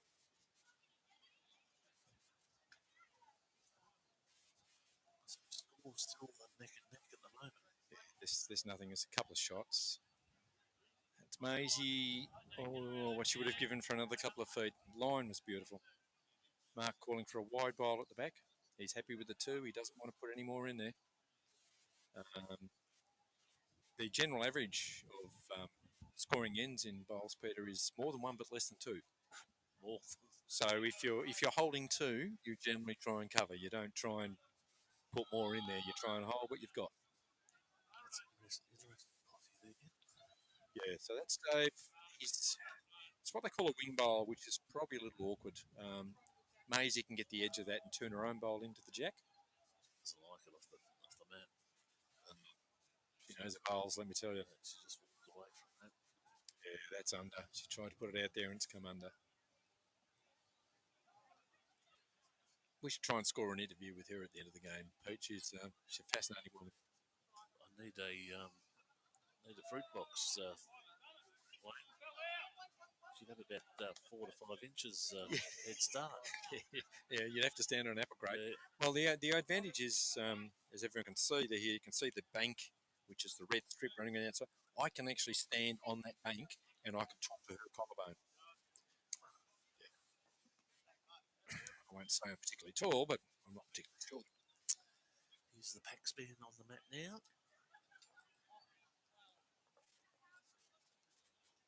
Yeah, Dave's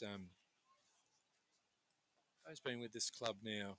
It's his 3rd or his 4th year, and he's found his feet. He's found his position. He's nearly dipped Maisie in, but around the club, he's on the bar now. He's on the Greens committee. He's doing a lot of stuff, and he lives at Dramana, so it's Beautiful. Yeah, it's 20, 25 minutes to come up here every time. But yeah, he's very enthusiastic.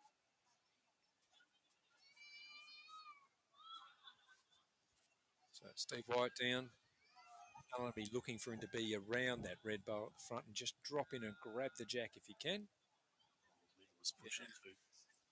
Look at his line. He's just pulled up right behind the jack. So that was just a weight thing. If he can drop a yard, he'll be very, very close. Yeah, see, it's a big call from Mark. He's looking to get around that short orange bowl. There's every chance that'll get crashed into.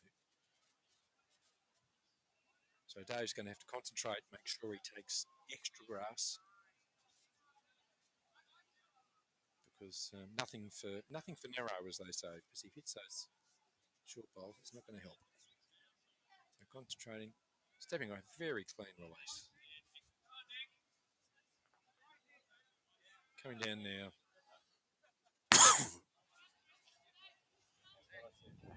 Yeah, a little bit lucky to get the split, but as you saw, it just turned back into the orange bowls, and that's how easy it is. So Eliza currently holding 2 on this rink, the 2 from the lead, Paul Jack. 1 right beside the jack and 1 just behind. So Steve White It's interesting. What I have noticed, they're keeping their links pretty much the same, Same. both sides. Yeah. There's no. Geez, look at that. Look at that. That's just, couldn't you believe it got through that gap? And find. Yeah. As I say, it's you don't have to be dead to be stiff in this game. I tell you what, that was a beautiful weight. That would have run back to Renault's bowl for 2, and Yep. he missed it by millimetres. Yeah, we'll see what happens when if there's a breakaway. You might find a change in length, but at the moment, it's only 3 shots. Metalised weight. It's not enough. Maybe if the Fincher Rink wins this end, they might try something different. But you can see that Metalised are playing that 3/4 to long length. And we'll see where that leads when Alan wins an end, because he may decide to change that and play a totally different length and come back short. So a lot of consideration from Stanaway. He's changed his mind 3 or 4 times, hasn't he? Yep. He doesn't. I would have trusted his bowl to beat the orange, but he thinks he can just draw another one in there beside Paul, tuck it away. Again, that controlled delivery. Well, there's no skip from Mark. He didn't get away with a hop, so I don't know if he likes it this much. Jesus, Jeez, just got to get around. Well, it's not what he wanted. He's just run it back to Renee.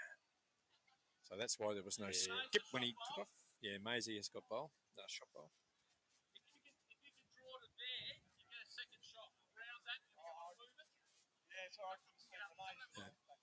So as you can see, you can't see it on camera. Sort of Mark's turned his back and done his shoe up and just trying to distract himself. Reset. It's sometimes good just to walk away from the mat. Certainly is, Pete. The good bowlers, if they've been distracted or there's been a noise or something, they will actually put the bowl down. They'll walk off the mat. They'll pick it up again and just reset and go again. Because in this game there will be distractions. There'll be something happening on the rink next door. There'll be a bowl come across after a drive. There's all sorts of things. So you've got to have that ability to just reset. That's a wonderful bowl by Alan Fincher. Thank you very much.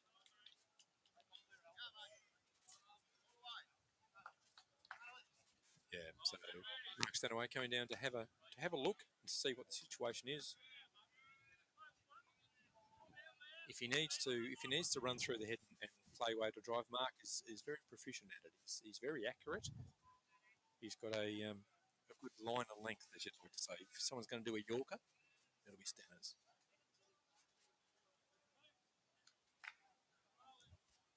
So just setting it in his mind. He'll keep staring at it, because when he gets back there, he doesn't want to have to change his mind. Because Alan's got the last bowl after Pete, so he needs to nail it with this one.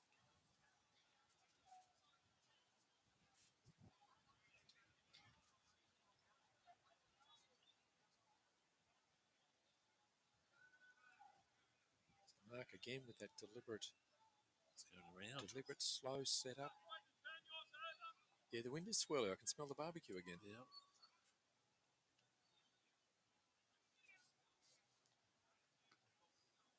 Oh, I can't see this coming back.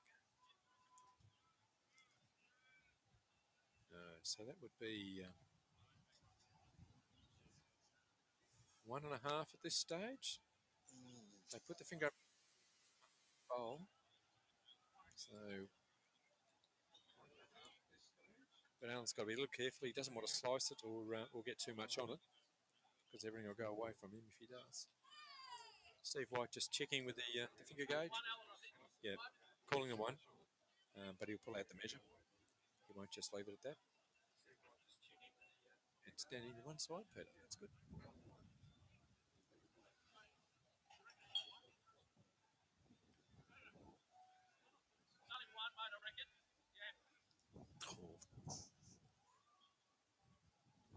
So Steve's pretty confident it's just the 1.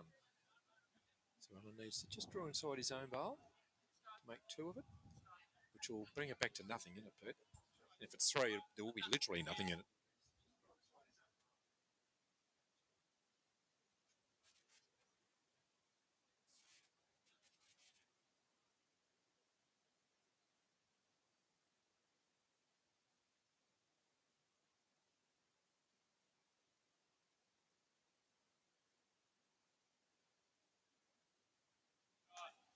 So, yeah, Steve getting very excited about that. Sorry about that. He's just stood in front. Alan's come up and hit an opposition bowl, so still pretty confident of at least one. Although I've just seen David Paxman put a little sneaky finger up because Alan's bowl came through and hit Ted Ryan's bowl on the way through and rolled it up. So we'll see how that's gone for them. Oh, it's gone to Ted Ryan. So, yeah, Alan's clipped a short bowl on the way through. The wind's dropped. He hasn't turned. Some would say that's karma. Not forgetting in the way of the camera.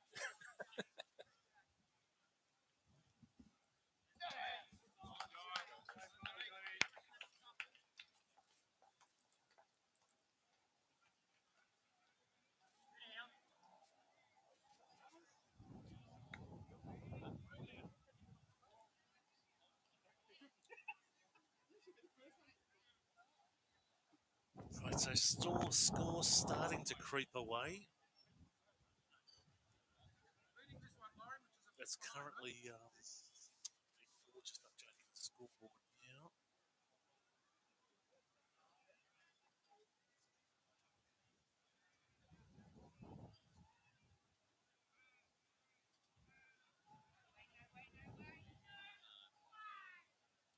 Just looking at other rinks as we go.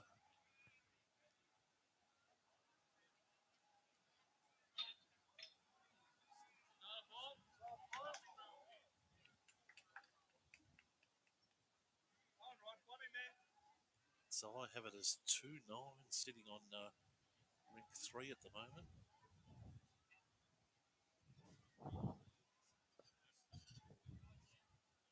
Just losing a couple of feet, sorry, that's all.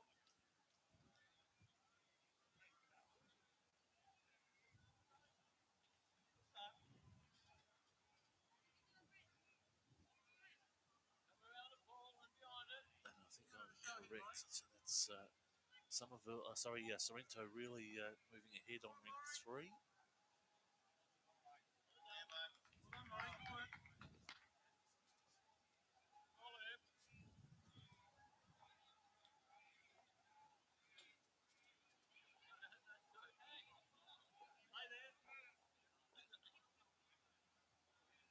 Eliza currently holding 1 at the moment.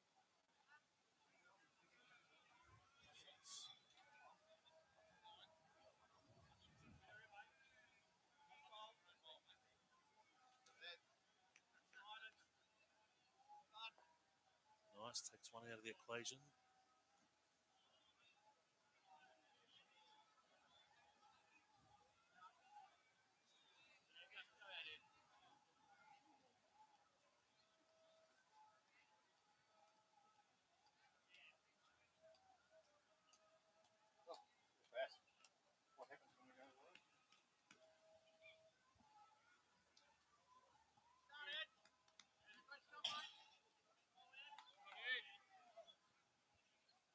Okay.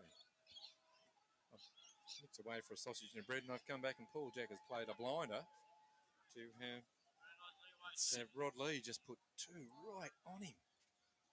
You're not going to get a better start than that in a game of bowls. 6 all, so 9, 7, and 7. So that's 23 ends, so gone.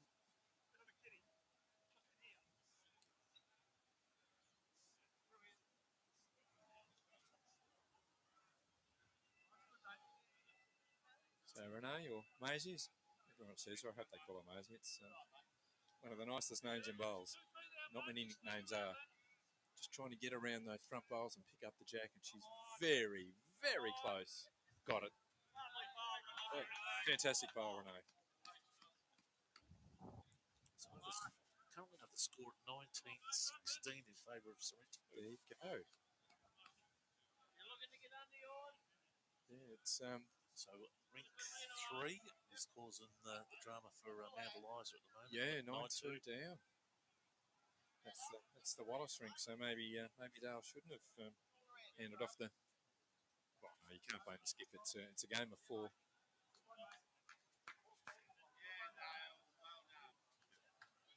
And look, and I'll be honest, if things go bad for their leader, their second, I might get a game next week, Pete. It's a fair way of looking. Yeah, I never thought of that. Yep.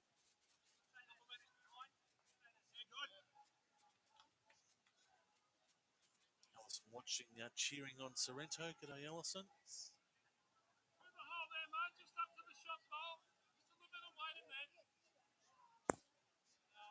Again, Renee looking to add because that Ted Ryan bowl that came down, he was just so close.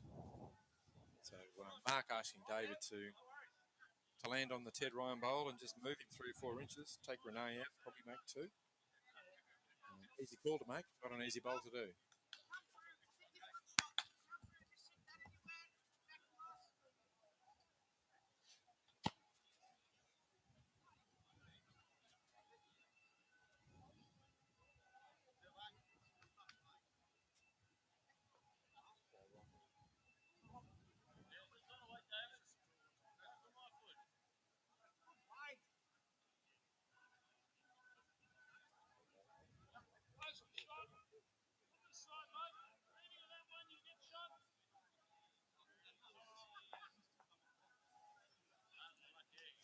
Just a little unlucky from David, and he nearly got to it.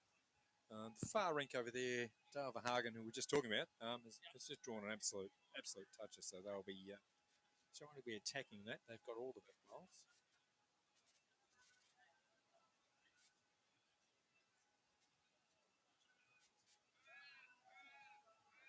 And the middle rink here, neither skip's got their finger up. Chewy the third will be walking back. He'll be making a shot. He's going to have to convert something. You can't leave it the way it is. It's too close. So Steve White on the rink we're here, coming down the forehand. Be looking to try and match up a back bowl because he doesn't want to make any contact with the Ted Ryan bowl, that Eliza bowl. He wants to get all the way back and stay on, and he's about 8 inches overweight. He's gone in the ditch. So again, Mark asking David Paxman to connect with their own bowl. People may think it's like, what are you doing? You've got second shot, but if he gets this, he'll have quite a number. Gone through, another one in the ditch. A very tight one to Sorrento at this stage. It's hard to tell from here. I'm sort of not standing over it, but again, Steve White trying to get through to the back because they know what Mark's going to play because they're obviously got one on the head and nothing at the back. So one gone in the ditch. It's that easy.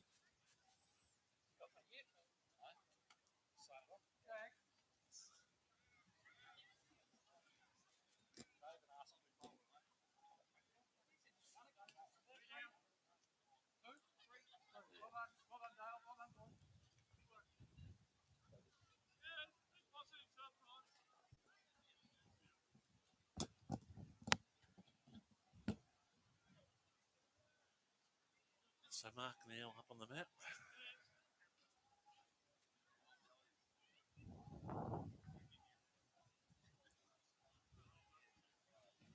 The forehand side. Darrow will possibly make some impact here out the back. No, just slides through.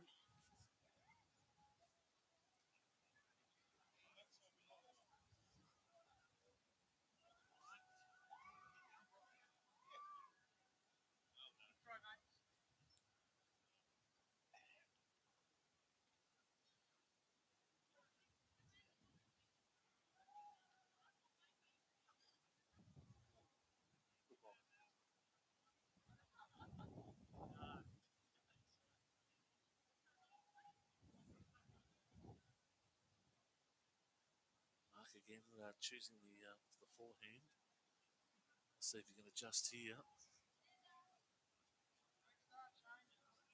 Does look a bit wide. The window's dropped.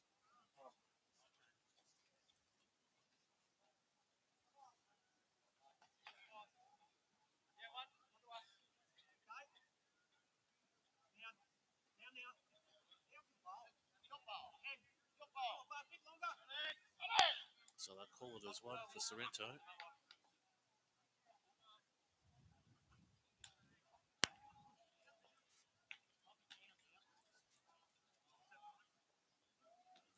to 5. 24 rings. They've jumped out to a handy lead at the moment.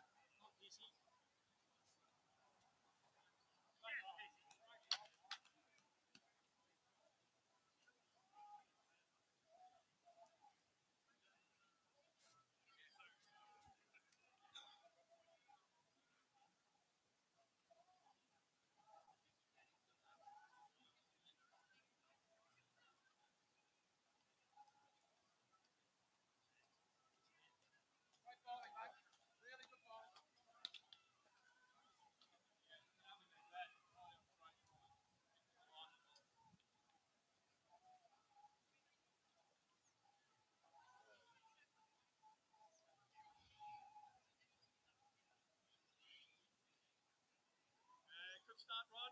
Nice bit away. Well done. Oh, ball.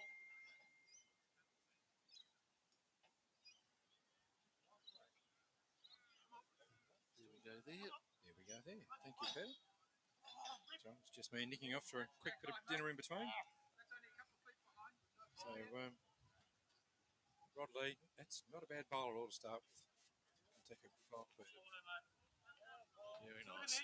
And that's a good bowl to beat it. That's a resting touch, which is a difficult thing to do on this grain. Being synthetic, the jacks tend to run a little bit.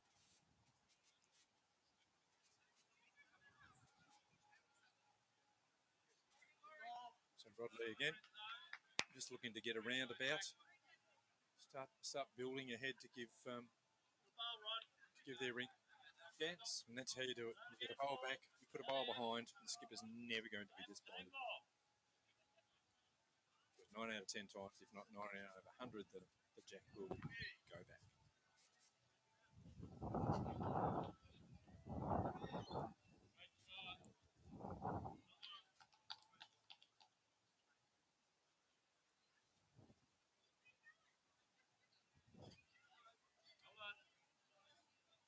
Just onto the back of that. Put one behind. They're just looking for a touch of the shot. Sorry, there's a shot here now. That's Jack High. So, Pete, your scores are more up to date than the big board over there, so you can tell me what's currently happening. Just correcting, I believe it's 21. No, it is 20. It is 20. 6 and 5, so 11 and 9 is 20. 6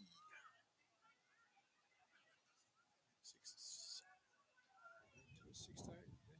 4 shots is in a game like this. That's one end if it goes right, or 4 end if it's a struggle.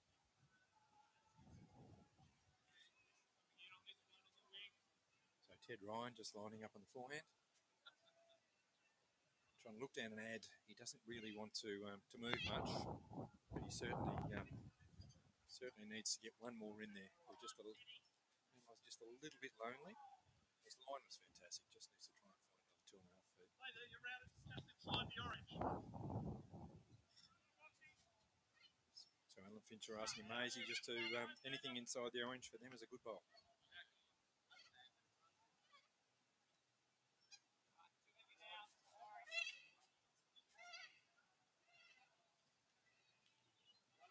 No, as Pete noticed earlier, not a good bowl. She turns, walks away.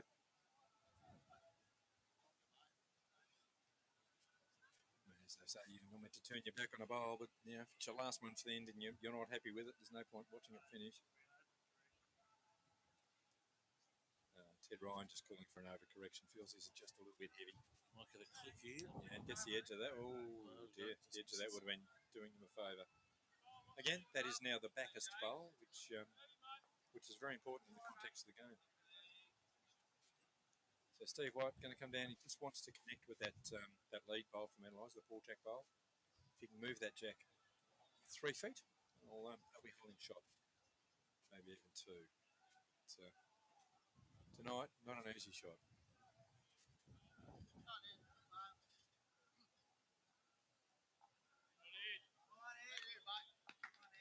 Okay. On the way. Once you let them go, they're not coming back. You just hope you've got everything right. See the shadows getting longer and longer. Yeah, they have. I've just wandered out there and noticed, Pete, the even before the sun's gone down, the lights are up. So they're up, they're trying to, as the shadows get longer and the light changes, they don't want the players to be distracted by it. So the lights are already on. On the greens, they won't notice that for another 20 minutes before they see that, but you'll see on the televised feed that the shadows will change and shorten.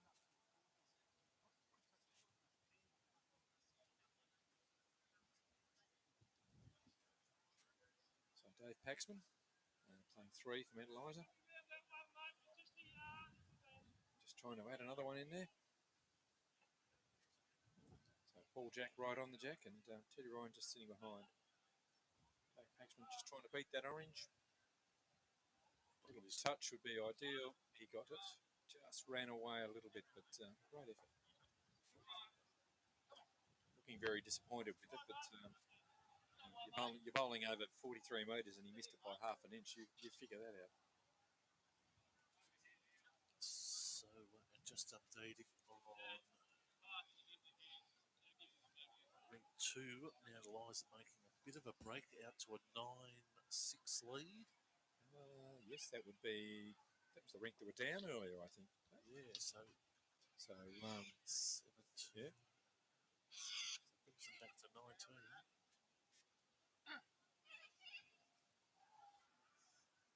But the Rink on the far side, the Wallace Rink still trailing. I think according to their board, they're 7 down, 9-2. So 19. It's still nothing at 19-21. So there's just nothing in this game. Which is what you'd expect for two teams that are both in the top 4 and vying for a finals position.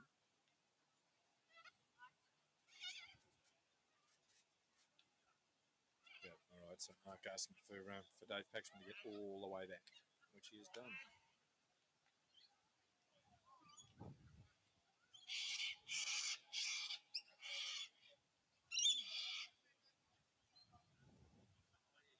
Oh, that's it. 10-8. So the barefoot bowls are closing here at Mount Eliza, but that won't stop the music. The music plays for the players as well as the barefooters. Sorry about the cockatoos. But you live in Mount Eliza, you get a lot of bird life.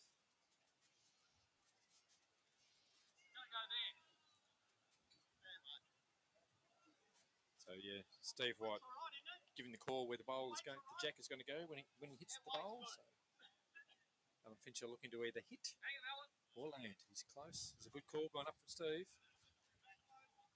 Oh, just a little rub would have been ideal. Mark will put the pressure on there. He'll know he just has to put a catcher in front of that orange. He'll count. So again, that methodical setup from Stanaway. Is that wide though? Yeah, his bowls turn a long way. A long way, Peter. That's even gone under the front. There you go. Wow. So for anyone watching from home, just take note of Mark. Don't rush on the mat. There's no time limit on the mat. Stand there as long as you like and sort that shot out in your head before you play it. This game, as much as it is line and length, it's also thinking through your shot and making sure you use the shot selection that's needed. All right, so that would be Alan out of bowls. And Mark deciding whether he takes a risk or comes the other hand. Yeah, right. So Mark has got to trust himself.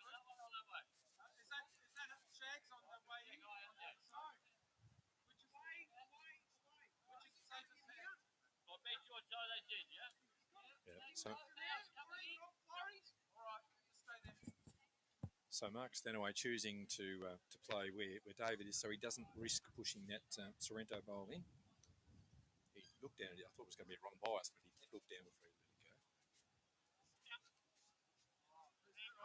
go. So it's all in the weight now because they will turn these first generation. Davey!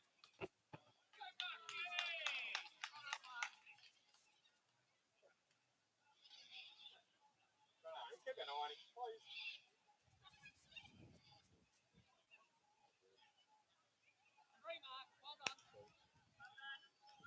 Are we doing something wrong? I'll have another check.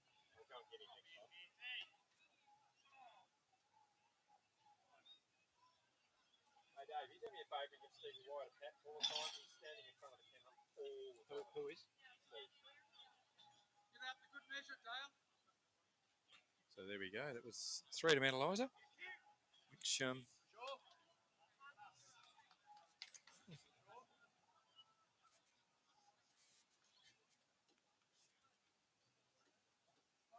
yeah, Coke, Pete. Yeah, why not?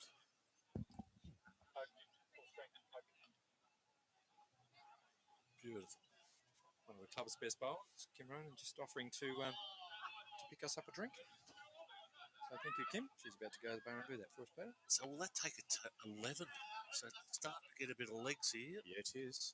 So it's going to come down. There's one, the far Rink, which is actually made a fight back, Pete. That's back to 9-7, and that was well out earlier in Sorrento's favour. Oh, The third that's Rink true. across, yeah. So Jack to within 2 shots. Then Man of Eliza, 2 shots up here. 3, 4 shot. Yeah, okay. So it should be a 3-shot lead to Man of Eliza. That was a big swing. From the call up, I don't know if people heard that in the commentary, but there was a big call up about Dale Verhagen. So he must be recovering as the game goes on about the severe injury he had, and he's just feeling more comfortable with being able to play shots. And that's also, no one in this game's got a real name. We got Shaggers, and we got Rossi, and we got Maisie. It's just, yeah, you earn your nickname.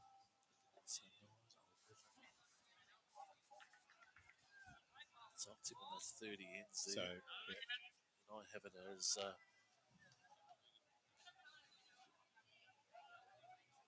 yeah, I've got it as 27. 8, 9. 8, 9, and 7. So Paul Jack again. Well, the camera angle, it shows the truth, actually. It said Paul's just in the back. So that was Renee. Oh, no, it was the other. Sorry, that was Sorrento. That was Johnny Lee trying to push through, but he's got a bit much of it. And then Jack's gone back and Paul's gone with it. So Ted Ryan, another thing, Tiddles. And if everyone knows Teddy, as grumpy as he is, Tiddles is a great nickname for him because he's the least Tiddles person you could ever hope to meet, Peter. So Mark's calling it early. Oh, this is it's a great bowl. It's right up. It's within 2 bowls of the jack. So Medalizer currently holding 2. A lot of bowls to come. Renee, who we've been watching, who's bowling extremely well, she's not going to leave this set. There's a fair chance that she's going to get around Ted to draw this. She played a great bowl a couple of ends ago. It was, she's done it again. She's done it again, Pete. It'll find the gap, though. Oh, wow. Yeah, great bowl, Maisie goes the call.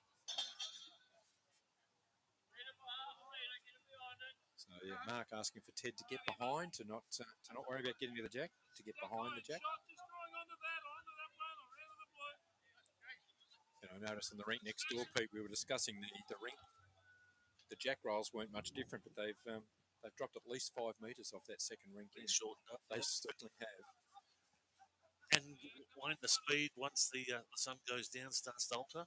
It does. It gets wider, which means you've got to put a little more on, so it actually picks up pace. The width means you've got to roll the bowl further to make the same distance. So it'll usually run about 14 3/4 to 15, but once the sun goes down, that changes, and it's the grass that'll puzzle everybody.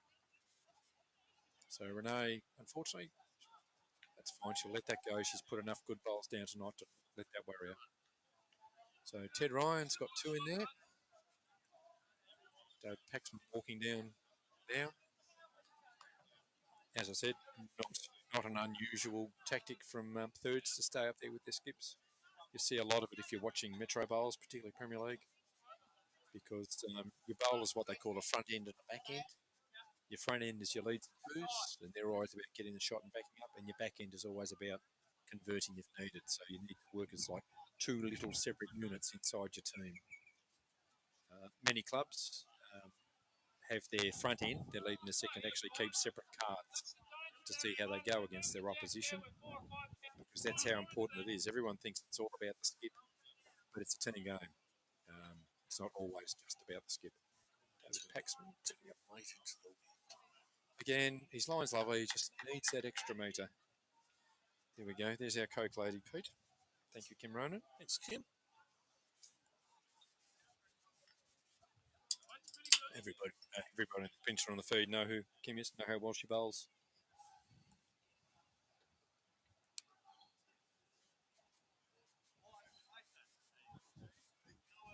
So Alan Fincher asking Steve to reach, but it looks like... so you can notice now, if you look at that head, Pete, even though the wind is coming from that left hand, well, yeah, the bowls are now crossing the head as the wind drops and the green gets wider. So even though they've been playing narrow, they need to add grass, otherwise it will continue to cross the head. And I can say that because the opposition are not listening. So it stays Paxman making sure that the back bowl is theirs. Well, certainly not now. It has just dropped in.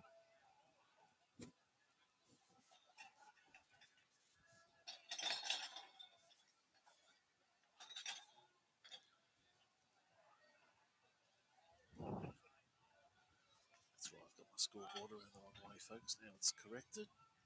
So showing 9, 7, and 5 for Sorrento. Yep. And currently showing 11, No. 9, 8, 9, and 7. 11. Have put it up yet? Okay. Pete's all over this. And those was talking about Chris. You asked me about the green speed, Pete, and it does change. It was interesting at Ballarat for the regionals last week. They played at Memorial, which is a Ballarat club, and it was running at 17 and a half seconds. Sounds a bit Summer Village. It was absolutely flying. Then they played at Victoria the following day on the grass, and believe it or not, it wasn't much slower. So, yeah, good greens up there. The rain came in on the Sunday and sort of made a big difference to everybody. But there were 16 regions in Victoria, and they all played 16, 8, 4, 2. And that included all the Premier League guys. Mark Stenaway, let's just trail a jack. Ooh. No, still got it. Might have gone noisy. But yeah, that was everyone from Wimmera to Mildura to Peninsula to Premier League. It's a fantastic tournament.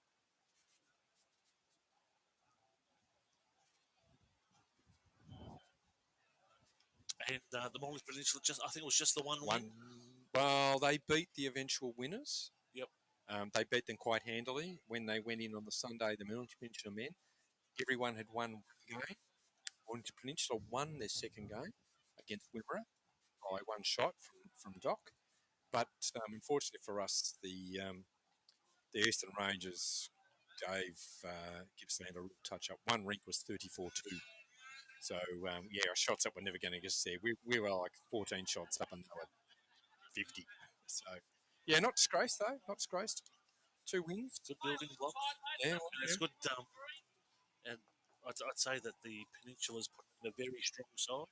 Yeah, they are. They are, and they're doing that for the last couple of years. They have, and we've already been in discussion on the MPB and such about get the teams together earlier. So particularly with the ladies' rinks, so they can start entering tournaments as pairs and fours and play more together. So Alan Fincher has just drawn the absolute. That is how you win an end. So he takes that.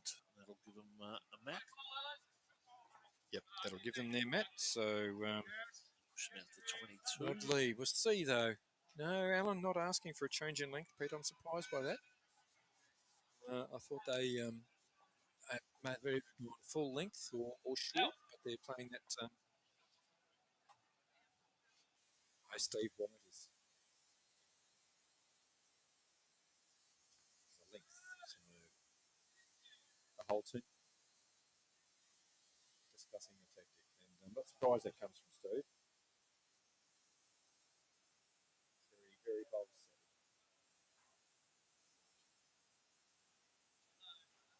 Trying to pick up what they're saying.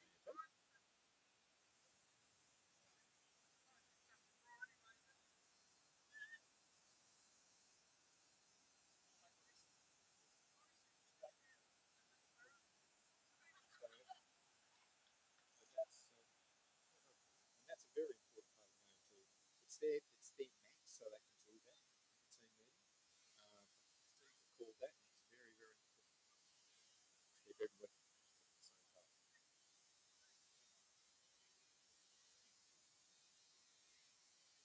So yeah, it's going a little longer than what they've carried. Not a lot, but 2 metres. 2 metres will make a difference. Quickly playing up in the shadow. Because one end is still in bright sunlight, the other end has got shadows. It does make a difference as to whether the bowler moves.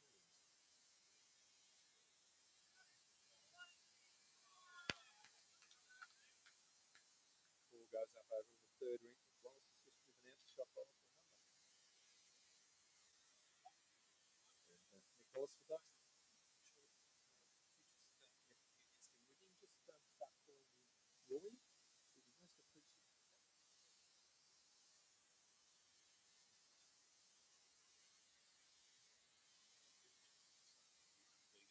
that.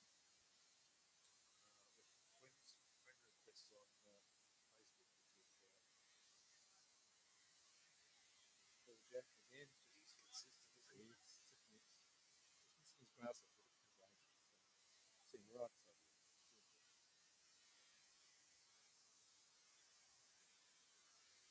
And knowing Paul, he'd look at that and think to himself, no, I meant to get the job. Not too bad. Not too bad here from Robert. Sure they get it back.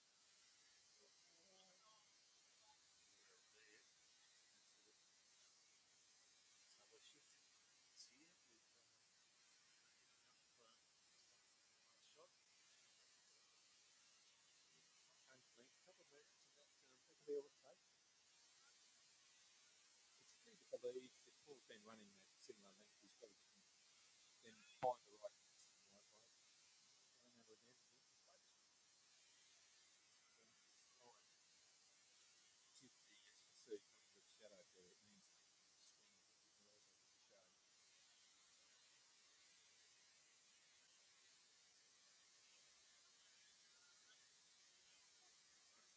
Lazy line into the forehand.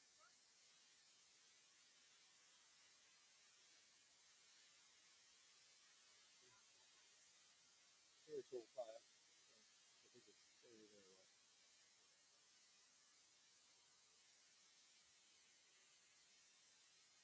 Yeah, one of the few players in this competition, Pete, that can stand almost eye to eye with Mike Pugh.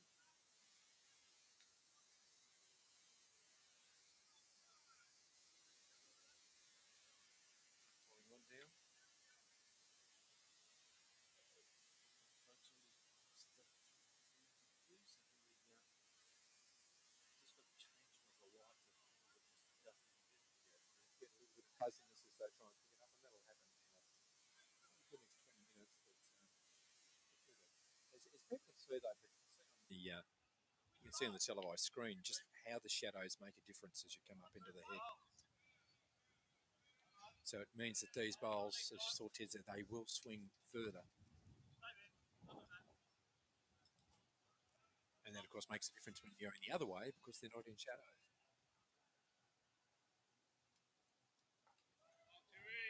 And those trees are nowhere near us either. They're 50 metres away. We've got big trees in Mount Eliza.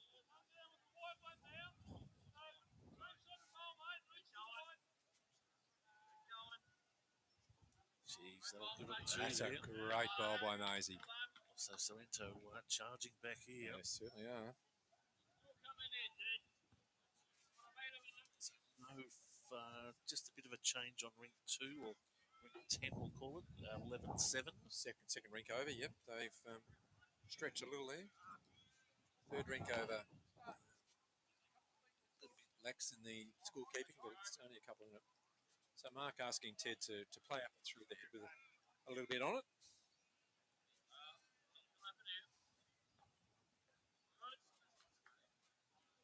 But, with Ted being a recent picker-upper of the arm, it's only been 12 months, they concentrate like a new bowler does. People understand it takes you 2 or 3 years without an arm to learn to bowl. So when you pick one up, it takes you 2 to 3 years again to learn.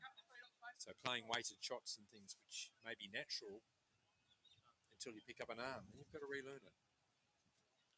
So practice. Practice.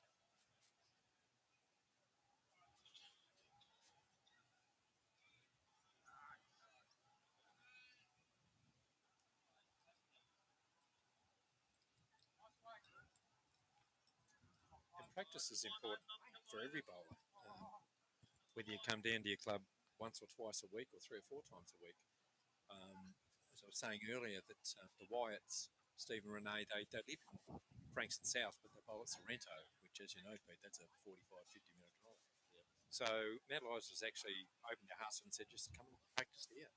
So they come down as many times as they need to practice. And similar green to Sorrento? They've got a synthetic in Sorrento. Yep. It's what they call a sandfield, but it's not dissimilar. But it means they can practice on a synthetic without having to have a 90-minute round trip. During summer, geez, that'll be... Yeah. So David Paxman looking again. No, it's twice. Twice he's hit the short bowl up and no result.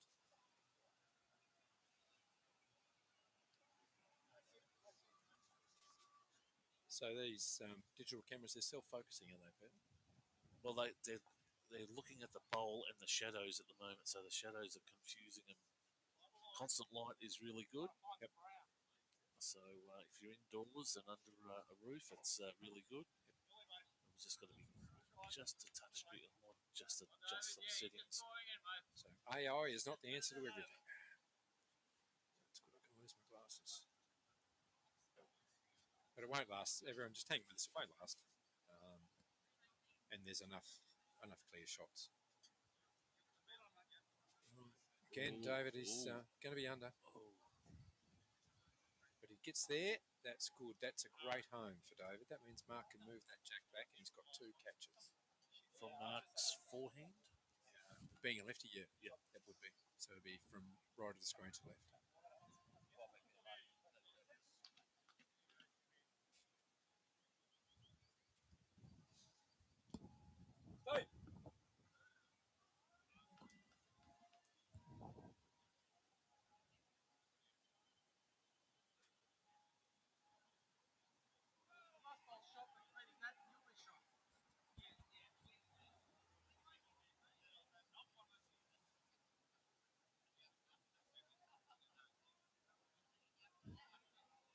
Fincher coming down, looking to draw another. Try and get back to that bowl and put the pressure on Mark. Just sliding slightly wide, only a bowl wide. Beautiful weight for the shot.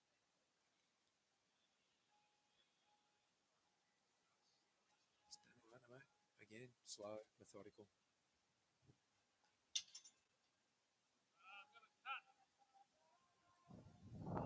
So here we go. Coming down, looking to come in. Big sweeper from that side. Oh, needs a big call from Mark to work your bugger. Oh, he might have cut his own bowl in.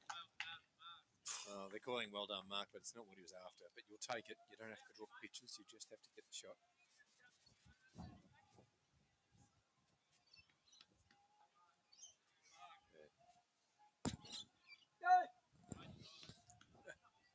Got to get that big man out of the way.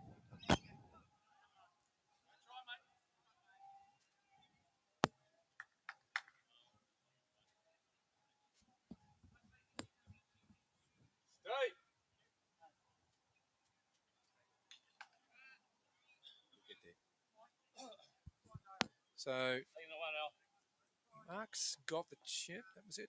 Gonna take it. One lucky one, to be honest. But as I said, you don't mark on the card how you got it. You just mark on the card that you got it. So they've stopped Sorrento's just call it a spurt. It was like a mini run back at them. See, Paul's got the mat right back on. He's actually asked for Mark, where do you want it? So they're going longer. This will be coast to coast. Yeah, as long as Paul gets there, this will be the longest end they've played. Well, Mark's walking forward now, so maybe Paul hasn't rolled it.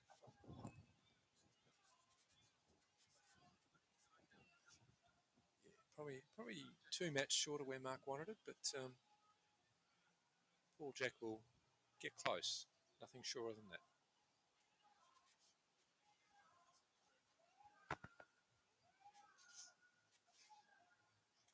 And as you can see, those nice crisp lines on the green, that is due to Paul Jack. He was down here at 9 o'clock this morning putting those on.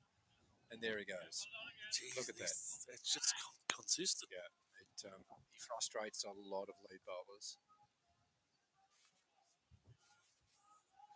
And if you want to be playing in your Division 1, you want to be a good club person, then sometimes it just pays to concentrate on your lead bowls.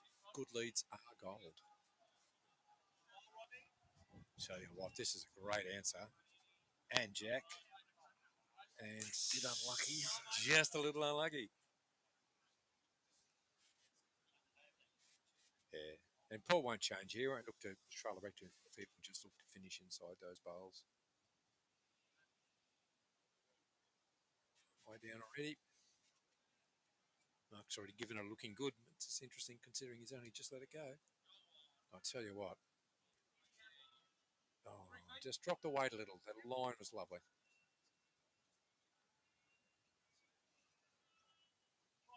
So we're just adjusting the cameras just a touch, folks, with the light saturation just changing a bit.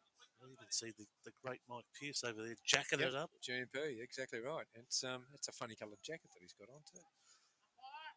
Oh, there we go. A call goes up for the umpire. The first one tonight. Umpire for tonight is Michael Kalmeyer.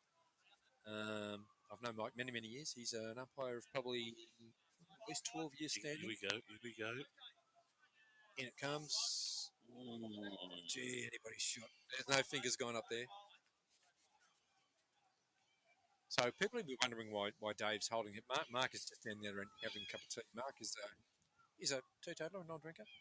But just down there having a cup of tea, a cup of coffee, relaxing a little bit.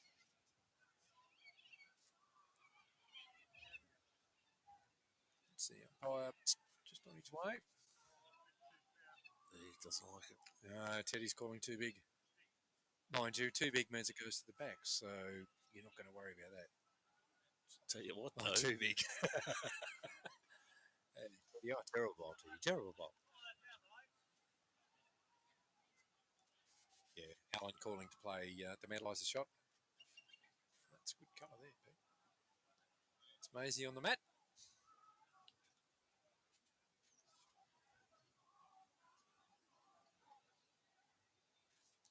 That was something we found when we were up at the regionals, Pete. Come on, Maisie. They had a lead in the Gippsland team. She's 14 years old. Yes. And she's playing regionals. And she's very, very good too. And from memory, tall as well. Tall? Yep. Yeah. I think parents Ghanaian or something. But anyway, yeah, and a lovely young lady and a lovely bowler. So any of the mums and dads at home, if you're not sure, if you don't want your kid getting whacked around in AFL or rugby, or you haven't got the money for tennis, or you don't want them playing cricket, wow. Oh, Teddy Ryan. Then maybe this is the sport. We're not starting a schools program, but there is a schools competition being run at Frankston Bowls Club. And we're trying to get Kenya. We've got 2 of the primary schools locally that come down here. We'll be coming down here once school gets back, and they'll be getting coached and playing weekly to try and get them up to speed. Oh, misses everything. Yeah, misses everything. Geez, the check there would have just done very nicely. But yeah, it's very important for any sport to try and get the juniors in, and we are endeavouring to do that. As I said, for any folks at home, and this sport is for everybody. It doesn't matter whether you're 9 or you're 90, or whether you're handicapped or in a wheelchair, it makes no difference. You can still play this sport as an able-bodied, fully fledged sportsman. So don't be scared and don't be thinking the bowls is for old people, because it certainly isn't. It's for everybody. Davey Paxman lining up. As you see, moving his feet there just to find his line. Very set routine. It is, which is not uncommon with an arm bowler. They tend to be very steady on the mat because it's such a long length. Look at this come in. And that's why he spent the time on the mat. You think you're in, says Mark. Geez, they could be holding 3 there. They could be. They've probably got the back one too. And that's Alan. Yeah, that's good. Alan just makes the call, stands to a side. They've got to be careful in Sorrento. It's no good playing up through the middle with weight because the back bowl belongs to Eliza. So you don't want to run it straight back.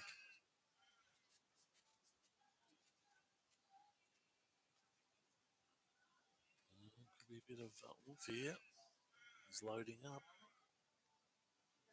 Yeah, but he'd be looking for a fine edge. No, there's too much grass. Oh, come on, Alan. Oh, just like that. Gets the right bounce and still down. That is a great bowl with no luck. But not exactly no luck. They now have the back bowl, so it changes the shots that Alan can play.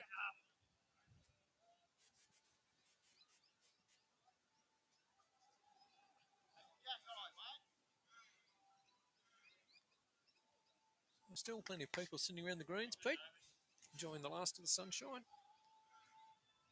You can see them up there in the top left of the corner and right on the top bank.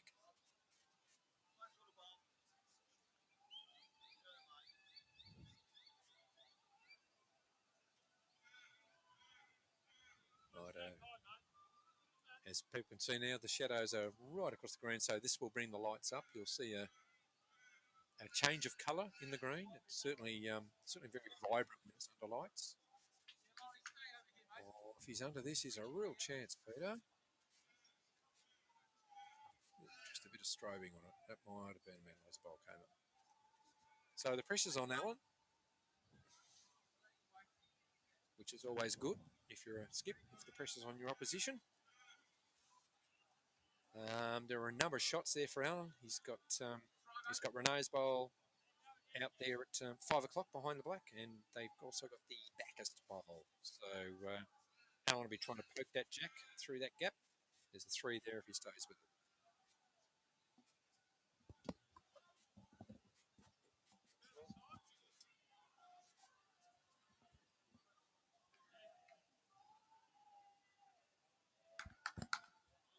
So I wouldn't even try and anticipate what shot Mark Stanaway is going to play here.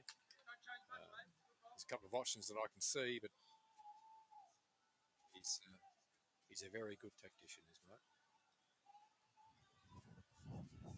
Again, that slow, methodical time on the mat, no hurry.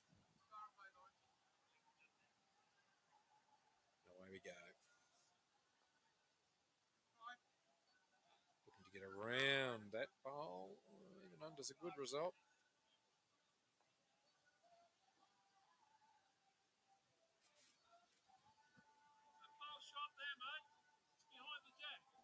Oops, we've lost our in there. Alan will be looking to get under that front bowl, get to the jack and run it back.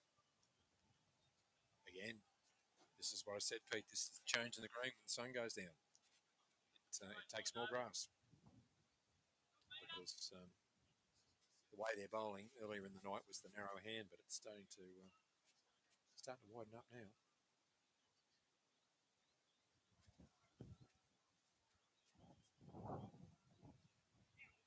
So Mark again trying to get around that bowl in front. I've certainly done that.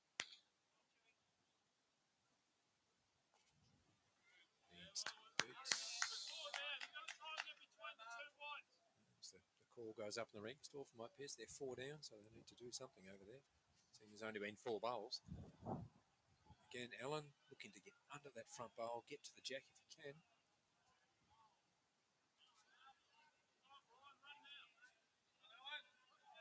Oh, yes and no. Oh, what a great bowl. But, again, no result. Not a result. Yeah, he's having a great night, Alan, but not getting what he's looking for. Yeah, it doesn't reflect the score. Doesn't reflect the game, does it, Pete? No.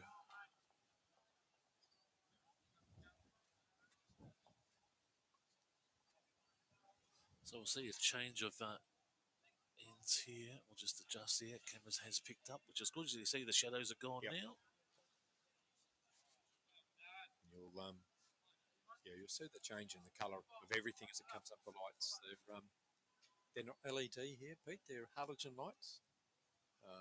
Great. Hope they're running at 50 was it megahertz? Yeah, I was reading that today about headlights. Yeah. Yeah. Yeah. Yeah, we've got a lot of solar panels here, so basically we use no electricity during the day and Oh, that's great. get, Yeah. get a little bit back at night when we run the lights. We've been running a lot of MPVR tournaments here because we've got 2 greens under lights. We're probably coming to a season close with state events or We state are qualifications. the singles. Oh, another great bowl by the medalised lady. Yeah, the singles start at Somerville on Sunday. Pretty good turnout from the men big field, and then the MPBR fours start on Wednesday nights, early February. So Medalised was the club is hoping to have them because. As a club with 2 similar greens and both under lights, and we've got a great caterer, we try and look after our guests. But yes, certainly the regional stuff is coming to a close. But then the tournaments start, of course. Champions Week, which is where all the regional winners go. Every local club, just a little short by Paul, great line. Every club, of course, has a tournament on a Sunday or once the season closes down. We've got our own here, and every other club does. So we try and get teams around, and other clubs try to get teams to every tournament to keep them going. Again, there you go. That's what I said, Pete, earlier about the green getting wider as the light goes away. You can see on those 2 bowls that Paul Jack has understood that, got his grass out wide. And Rod Lee has crossed the head. It won't take him long to wake up to it. So Ted Ryan on the way down. Also see the jumpers are starting to go on as well, and the jackets. Yeah. I did advise everyone to bring their hoodies. Jeez, that's a great shot. Yeah, Ted's bowling very well. So Alan looking to change, to get Maisie to change the head, play through those 2 bowls, get to the jack, hit one of the bowls, just change the head. Tell you what, she's not bad. Just got up. Again, I'm not going to go out and tell them it's a change the green, guys. Take more grass. Yeah, you can hear Mark make that call. Chuck it right out because that is what needs to be done.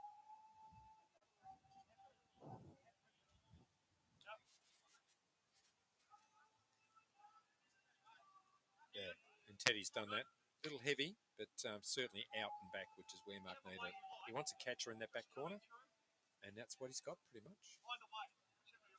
So Renee will have to control her weight to not push it past that orange bowl. Difficult shot.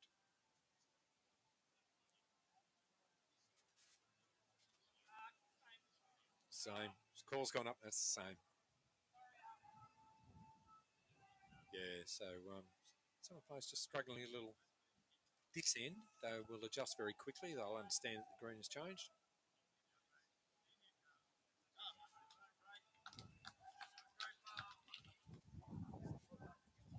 You can hear the wind there still, folks. Just creeping.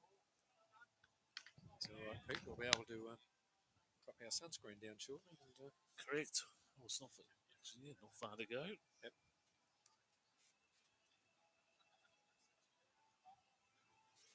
So they may have noticed, the viewers, that Paul Jack, the lead from Eliza, just walked down then before the rest of the team. Paul is in the process of trying to understand skip calls and how they build hits and what they're doing. So they've made a decision for him to come down and stand with Mark after he's finished bowling, just to try and figure out the process of what they're trying to do. It's very different when you're standing there from when you're listening from the other end. So that's all that Mark was asking for, get something behind. Take 2. Steve White looking to replace one of those bowls or get the jack clean.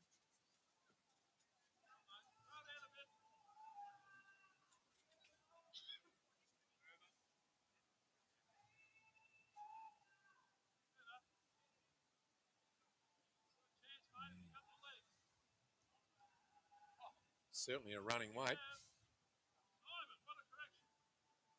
In the ditch. So Alan will be taking a rethink now, going, okay, that's not going to work. Again, Mark just calling for cover further back. He doesn't need any more than 2.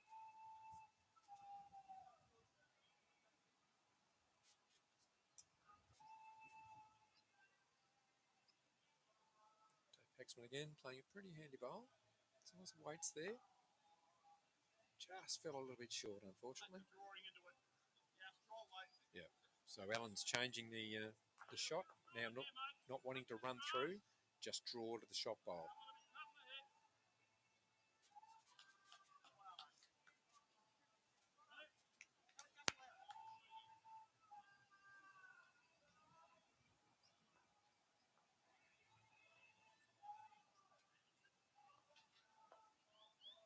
Well, he got to the bowl, Pete, but yeah, got second shot. That's a good bowl.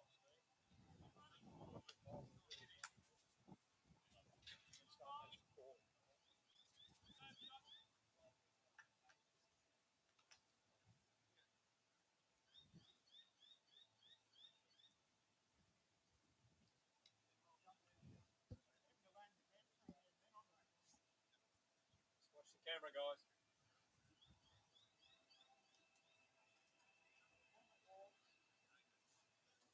So stand away, first shot. Whoop, little skip, which usually, as I said, means something good, but we'll just wait and see. Get up, get up, get up. It's not far out of it. Another, Still there, mate. You get the ball or carry it through. that's picked up the mic very well, Pete. You can hear the call from the third. Looking, they've got the back bowl. Oh, no, second back bowl. The back bowl is just on the bottom left of the screen there, which is the backest. So Alan, yeah, missing the line completely, but getting right back.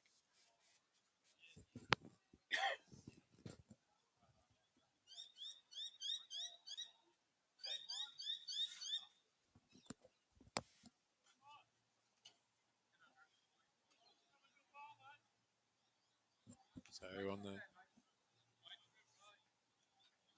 far rink, Is that 15, I think? oh, it looks like it. 8:15. So they did catch up, Eliza, but Sorrento have moved ahead. 12-8 on the rink next door and 13-6 here. So Mark again, just get an edge here. There he goes, straight into the jack. As Steve White's hands go to his head, going, "Oh, you're kidding me." Yeah, so like in bowls, sometimes you get the rub, weight's right, you're all good. So Emma Finch are looking to push through the green bowl of Mark Stanaway. Oh, Steve's not bad about it. He's just gone under 2 squares, so it's probably a couple. 2. Steve kicking the bowls in disgust. Yeah, you know, sometimes bad luck goes your way. So that'll take it to 15. 15-6. So they're covering the far rink, 15-8. So, and the rink in the middle is currently 4 up. So Mount Eliza got their nose in front at the moment. So that means I have the score currently at 21-29. 20, no, it'd be 31, 21-21. 35. 35. Okay.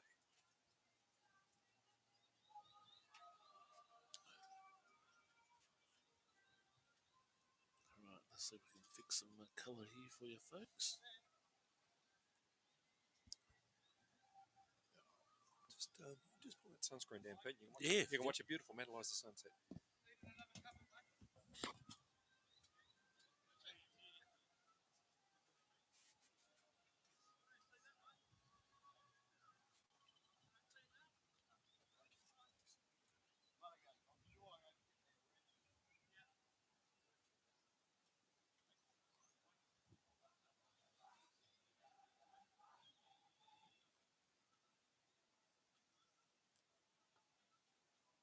It's coming around the outside, sitting nicely behind.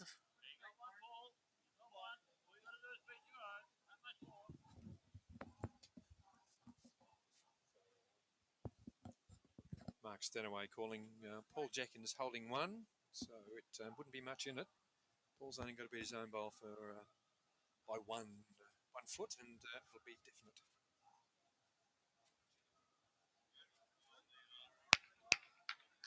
Again, same weight. This is what you'll find the difference as this green changes. You've got to give it more grass. You've got to give it more push.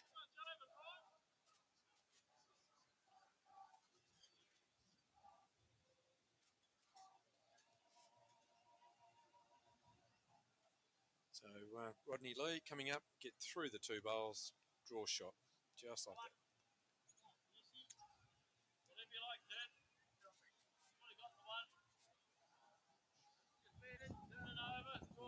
Mark calling one.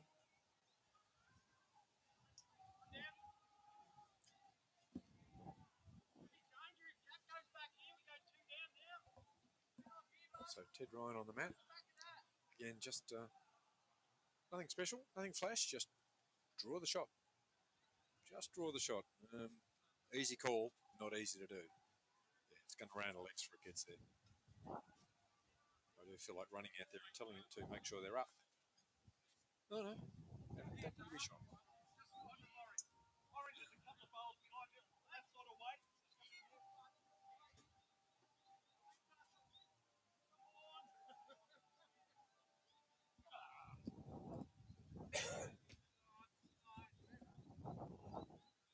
She likes it. Stays down there. Yeah, she is. She's not turning her back on this one. Oh, it's going to Push on. Ooh, gee. Just that, as you see, Pete, the grass has changed. You need to take more. Winds are starting to drop. Not feeling as much as it now. That's it. Lights are starting to come up. You'll start to see the shadows, the pointing 3-4 ways. It does actually. The lights do affect some people. They struggle a bit with the change in light. Phil Crowder was one, as you know, your good mate. And for a number of years there, Phil used to wear glasses with orange lenses in them to adjust the light. Some would say he still does. Well, Crowder's probably watching, so I'm not going to say anything. He's a good friend of mine, Phil. Again, Renee standing there, swinging a rag around, going, I got this, and she has got this. Going to draw the shot. Great draw, bowler. That's it. Go, Maisie.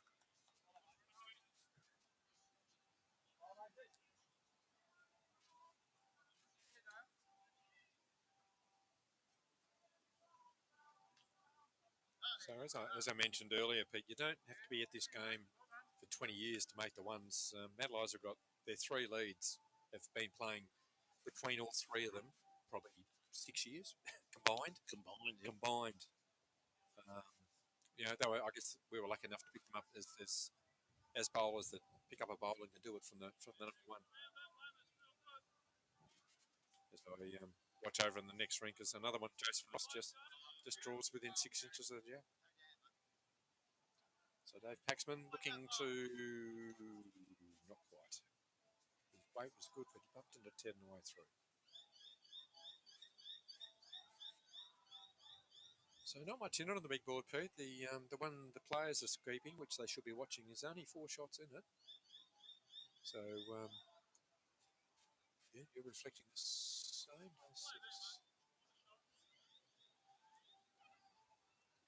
Steve White trying to match up on Maisie's bowl, just a little through. Beautiful grass though. Yep. Mark asking Dave to change his head. Yep. No, says David, that's fine. I can do the shot you're asking for.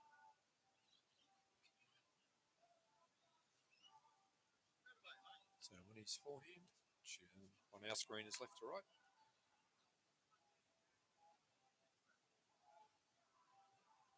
Needs clear air. Oh, he's close. He's close.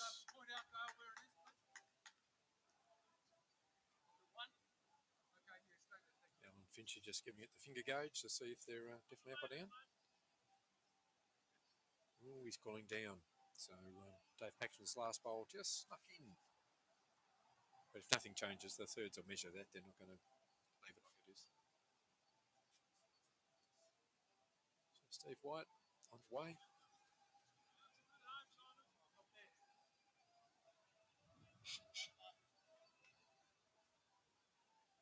Just drifting under. Ooh. Gee, sat on Dave Paxman's bowl, so no one's sure who's got shot. Skips are going to have to, Bryce Smile from Mark Stanaway. Skips are going to have to make the difference.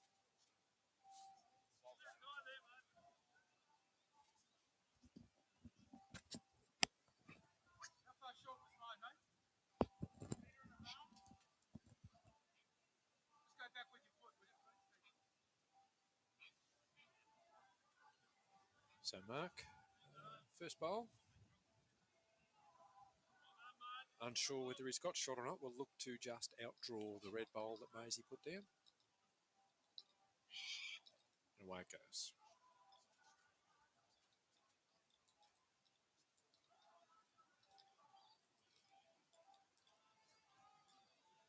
Oh, I tell you, you needed a clear run. He's about 2 feet short. There's two options. You can draw or you can touch that. If you touch that black one's gone. It's gone. Come underneath and touch that if you want to. So Steve White asking for a bit of aggression from Alan to get Steve's bowl and take Dave Paxman out. He'll be holding 2 if he can do that, 3 if he stays. Alan thinking that's a good idea and is playing up and through the middle.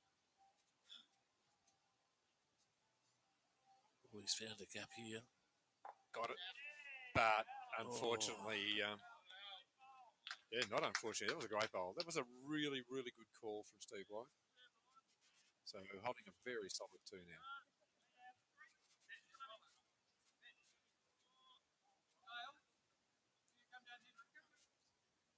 So pressure back on Mark now. Across the rinks, 2 rinks across, which is the Wallace Verhagen rink. Might as well go beat nights. Shane McComb of the famous McComb family from Frankston, or Shags as he's known, has put the mat down, so they've won that end. And looking on the second rink cross, Mike Pearce has got first bowl, which means they won the last end. Yep. Yeah, good call from Dave Paxman. It's not always about getting shots. Second at this stage is pretty good.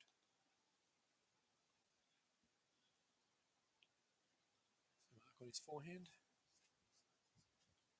Away we go.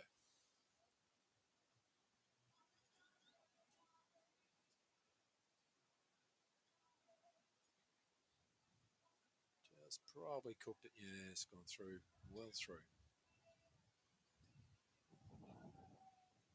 So Mark out of bullets now. It's up to Alan to make 3. Yeah, if he gets this right, he can make quite a big number. There's a possible 5 there if he gets the right shot. Steve White, who understands bowls, is talking about that right now. He wouldn't be happy with 2 if there's a possible 5.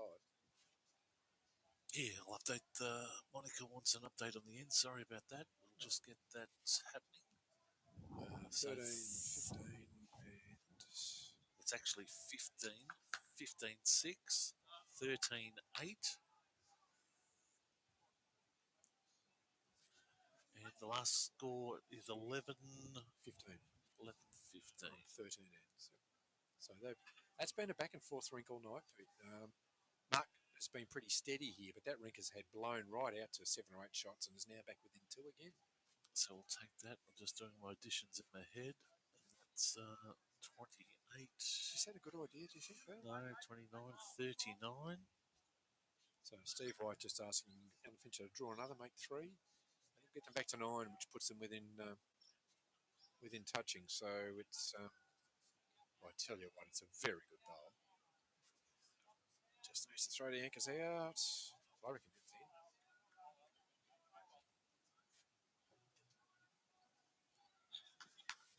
So yeah, 3. That takes it to 13-9. So it's back within 4. So they're coming back. Good choice here, Steve. Yeah, in other words, he's calling itself a good call.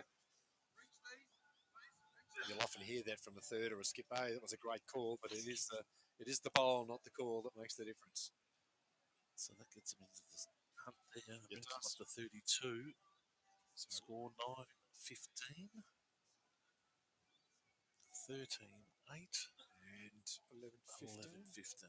And the 11-15 will be updated shortly. They're just 6 bowls to finish that end. We've just updated some colour settings there. So Alan Finch was asked rightly to roll it long, so it's gone all the way to the tee. So this will be just under 40 metres.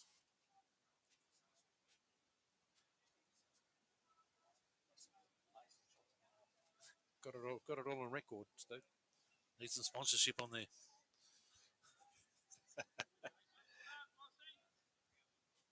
Again, from the Pierce Rink, Jason Ross just drawing a toucher.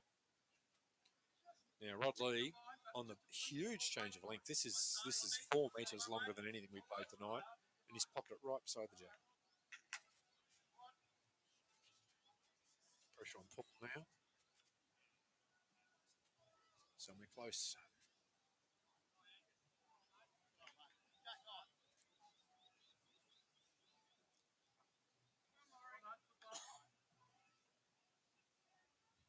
So Paul Jack trying, but just dropping shy.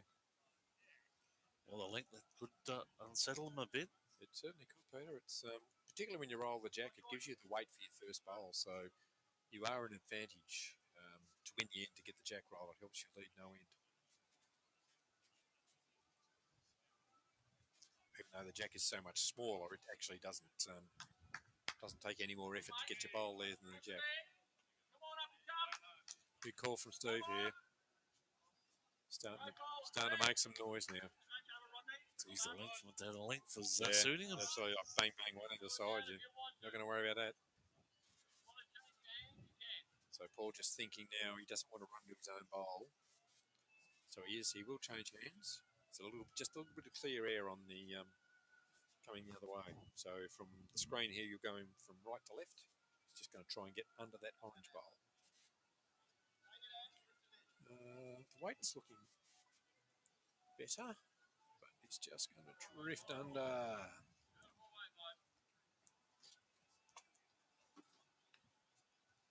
So here comes Maisie. She's always best on ground tonight. She's played beautifully.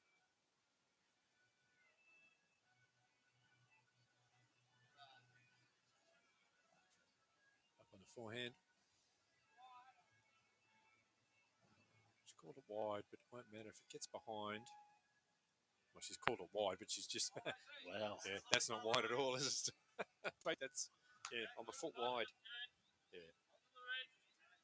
So Mark now having to find a way to mitigate this. He certainly needs to get to the jack. Short bowls here will punish. Ted Ryan's just called a bit powerful, but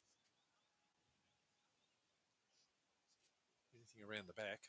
The length could have spooked them. Yeah, it has. It's certainly unsettled the man Eliza side. But in the same regards, even though Paul's well short those other bowls, if that jack moves, they're all going to be short. So you need to make sure you're up and through.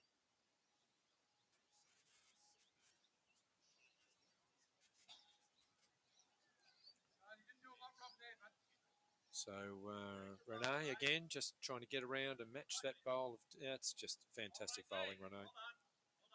Great home.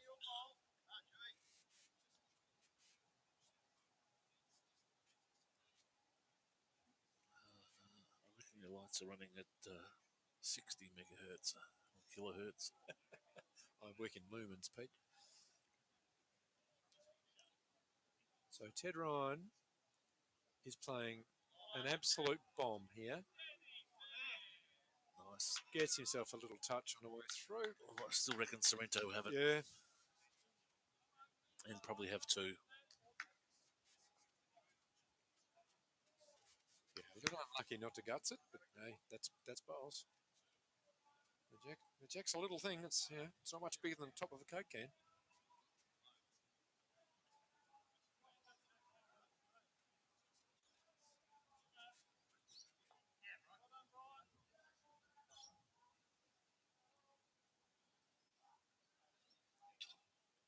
As we go and get some insights on who's watching tonight.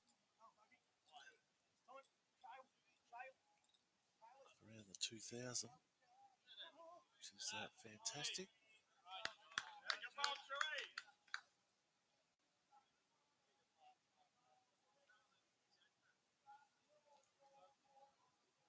Yeah, just watching the rink over as Chewy marks his own bowl as his skip walks away and doesn't make his toucher for him.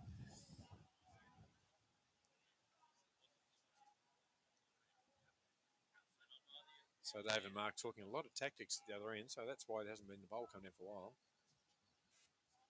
Dave will ruminate on that, run through his head, take his time in a mat, find his line.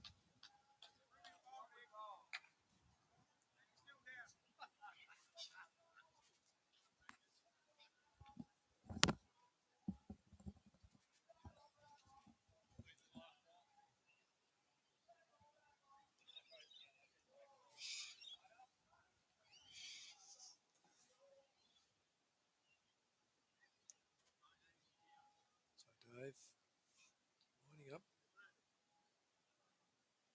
Pac-Man on the way now.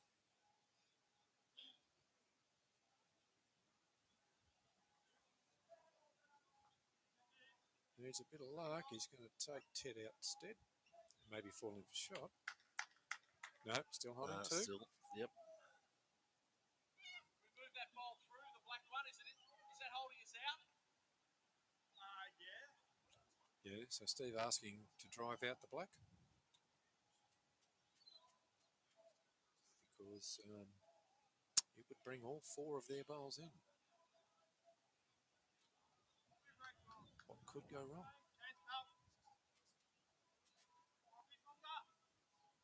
We go, on the way. Looking to play right to left, be under the jack. Take the ball out. No, it doesn't matter. Any contact in his own bowl is fine. Doesn't want the jack, though. So that's a little unfortunate, Steve. The weight was good for the shot. He was just a fraction wide. So, what is the call from Eliza?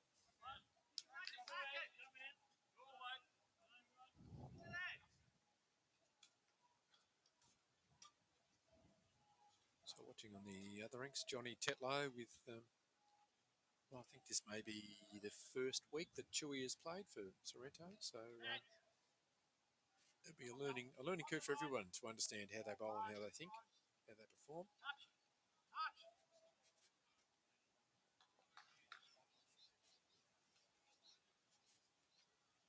Because those around the peninsula that know Chewy is certainly an individual.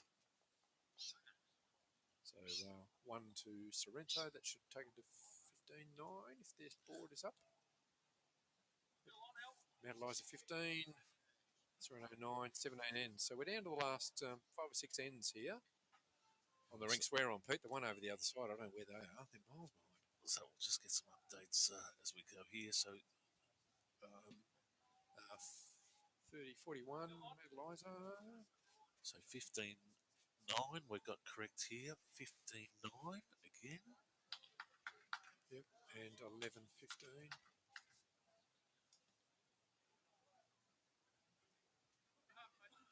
Into 27, 37, 44 ends.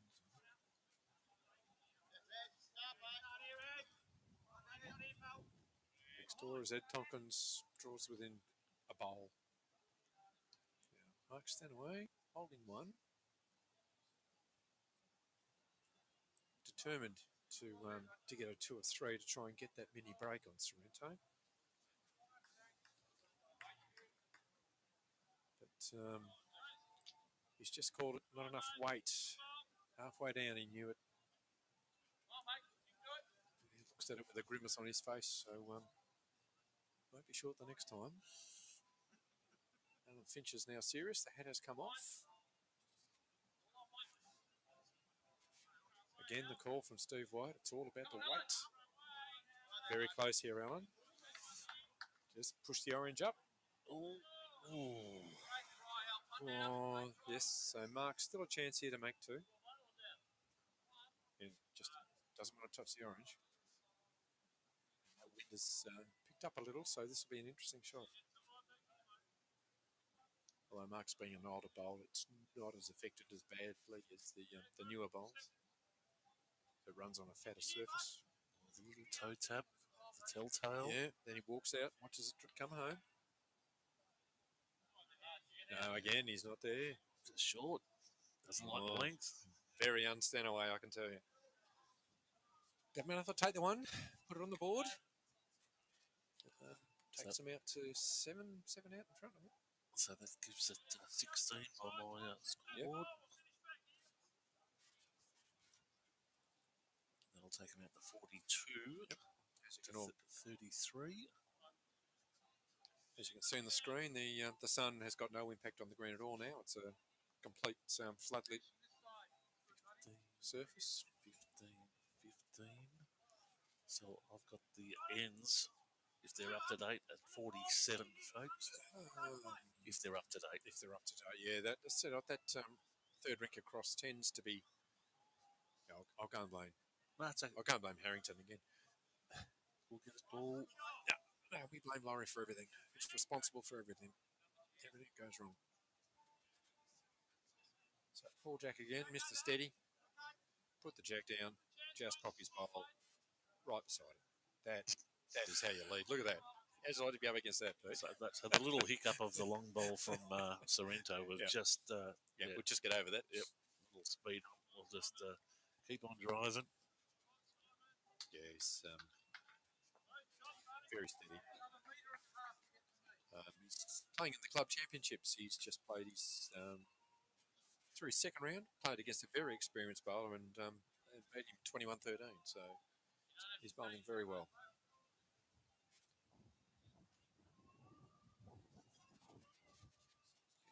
Ball lining up.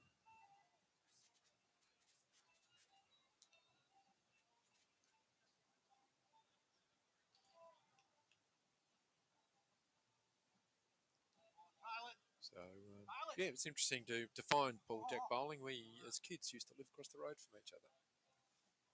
From Paul? Yeah, he's across the road, one down. So he came to us, as I said, from Mount Martha, and we made that reconnected. Certainly in our younger years, and again in our 20s, we knew each other through another sport that we were doing at the time. So it was good, just good to catch everything. A great bowl coming here from the Sorrento lead. Got him. Just pushed Paul through beautifully. Wow. It's interesting, long bowls like we're down. We talk about how we were down at Maui last week, and you see Dave Allen, you see Andy, and just that. Who else was there? Graham. Yeah. So, and it's the same crew. It's nearly a religion to them. It is, Peter. You make a lot of connections. Certainly, I came to this sport in my 40s, and a lot of those connections you have as a younger person. Once you're married, you move away, and you leave your footy mates and your cricket mates and things. It's nice to reconnect over sport,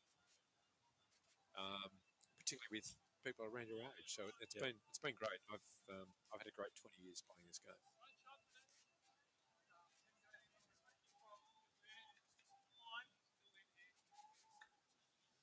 So, folks, we have to do one favour for Sorrento, and that's get them a team sponsor on the back of their shirt. Yeah, like Seagull's Greek restaurant or something. No. Could be. There's a heap down there at Sorrento that could offload. A couple of real estate agents, a couple of pubs. What about the Continental? The Conti, yeah. I think they've got too much money. So they're selling it. I'll have a word to them. They've only got their new shirts with the it's a really nice rendering of a seagull too. Don't get me wrong, it is a very good pusher season. Whereas our Pelican's a bit abstract, but Sharks, go with the Sharks. Well, you got the Sharks footy team. You got the Sharks cricket team. Probably the netball team too. Yeah, the Sharks netball. Mind you, having said that, that means Mount Eliza's got to become the Redlegs, and I don't think I'm about ready to pull on red socks, mate. Well, they're coming off three grand final wins, so they're to Ricky Johnson just powering ahead. Yes, I can tell you, I work at Somerville and I drive past the football ground every day to go to work. And after the 3 grand final wins, there were at least 24 cars still in the car park for the next 3 days. It would have been a good Mad Monday. Went down there the Sunday night and was very interesting. They went there. They were pretty well behaved, actually. Oh no, they're a very strong football club. It's fantastic. But there to get 3 in a row. Oof. Yep. Yeah, if your reserves and your seniors pick it up, you know you've got a good background. So Dave Paxman looking to get to that orange bowl. So Jack waiting if he can do it. It's trying so hard. Oh, he's close. He's done it. Absolute resting toucher. They kept them going. What a great bowl.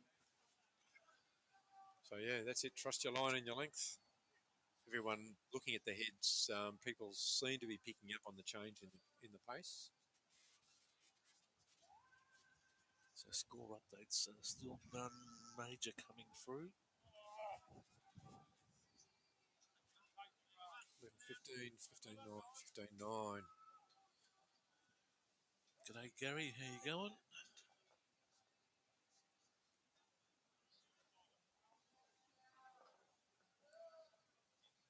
So Nick Wallace driving every bowl out of the head, 3 rinks across.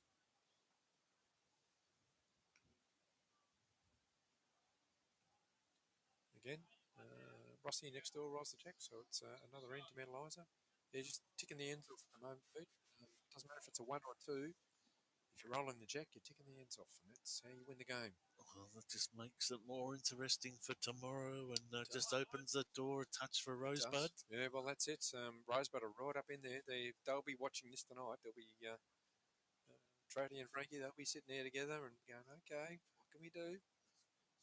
And Joey Turner, I've got Joey Turner in the singles on Sunday. Rosebud play. Pretty handy bowler too.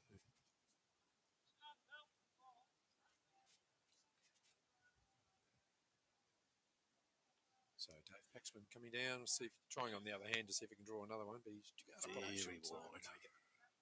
Not going to make it. Coming back to the line, so the grasp was actually very good. But came inside. Yeah. Yeah, so I said now the sun's gone, this thing will start to swing. You get here on a cold night, Pete, when a dew drops on it, it's like lightning. So currently score 33-42. That'd be pretty close, I think. The big board over there is not quite right. They've got to update it, but just looking at some options.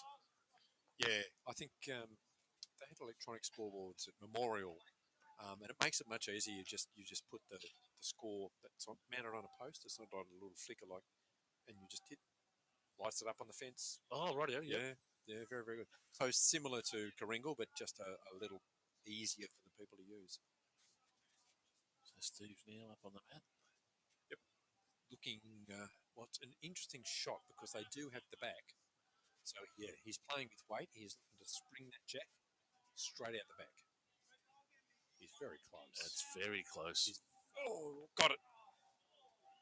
Gee, that's everything bar get the jack out. That's at least 4 times tonight that Steve has played a cracking bowl. It's just put it behind Dave Paxman's bowl and gone. Mind you, good for Alan. The bowls there are... Dave Paxman's bowl fell back. It's probably not far enough. But yeah, Alan's not going to go. He was about to go down and stand beside Mark. He's decided to walk back and watch what Mark does. Because Steve is a very, very good third. It seems to be working very well with Alan. Alan has slowed his game down and he's staying more around the head.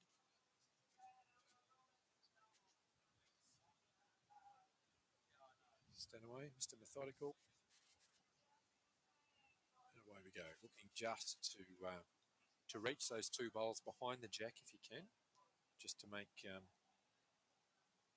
Alan's job of moving that jack that little bit harder. And it's a good weight, but under. So been some movement out on Rink 3, but no real. No, that's Eliza won that in Show McComb. Shanks has put the first bowl out short. But it looks like 12-16 at the moment. Cheers. That doesn't seem to be getting any closer, does it? At 4 to 5.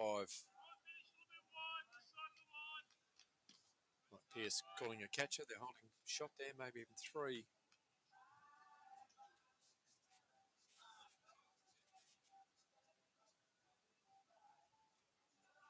So Allen looking to dislodge that bowl of Dave Paxton's and just run Jack back. It's running a nice line. It's just going to cut in Yeah, under. that's it. If he had the weight, he would have been right on it. He gets another turn. He does. He gets the last bowl. Pressure back on Mark. He's got to get past that Jack without touching it. And just get behind. Just. Captain Vorti's up there in the terraces, we'll call it. No, none will be coming home tonight, Pete. Bowls tragics. Turn. Not quite going to turn through. Anyway, he's got all the way back, so that will change Allen's weight.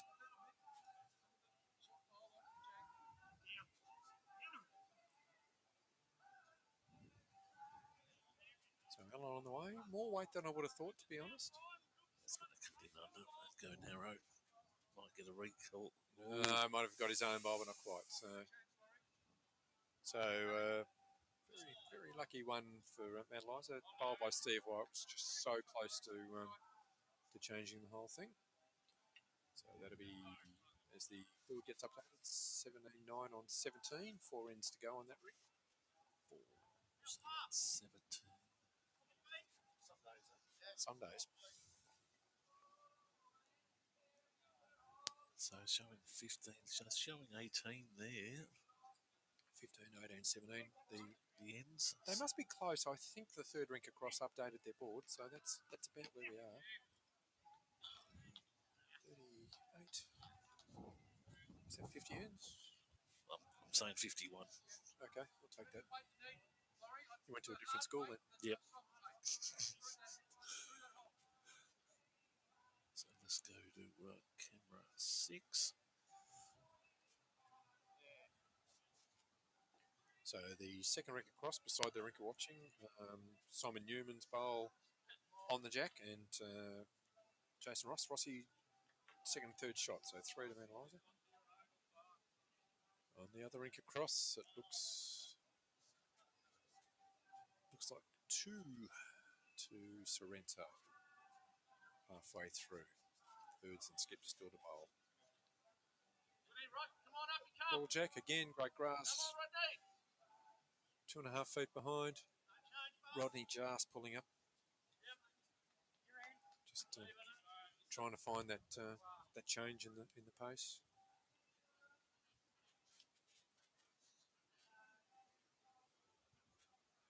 Yep, Paul changed his hand.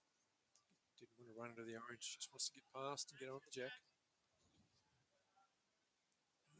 Drop the weight. It's easy to do. You're trying to drop 2 feet, you drop 4 feet. It's not difficult.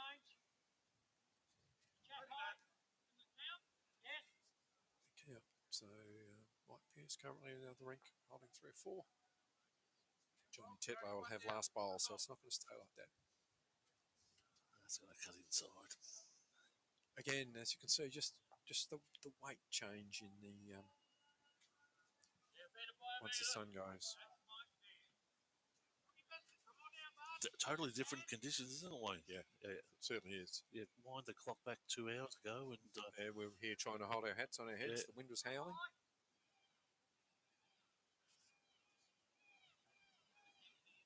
So Matlow's coming holding one. Looks like Tiddles is close. Johnny Tetlow next door, 4 down. The call was draw to save. Chewy is not doing a lot at this stage. Oh, he got the jack. Johnny Tetlow got the jack. Could still be 2 or 3 down.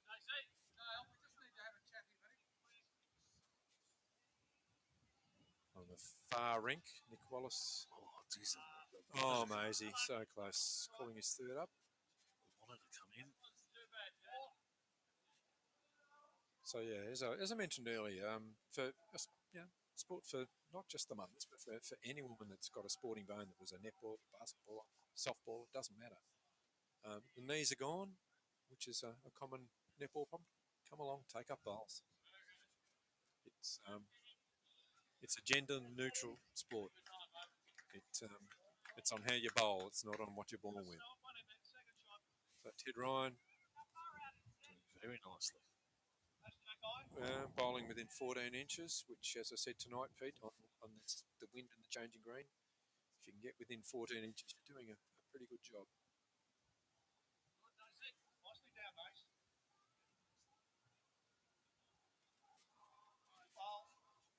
Again, Maisie, as we've watched all night, just beautiful weight, just under.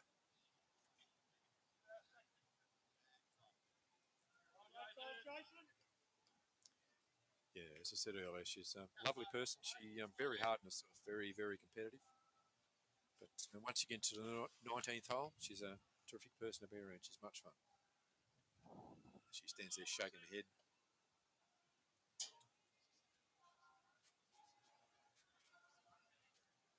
Another Rink across, Eliza holding, Jason Ross. So it's moving out, but it's not blown away, Pete. We're still pretty much round figures 20 ends to go, and there's less than 10 in it.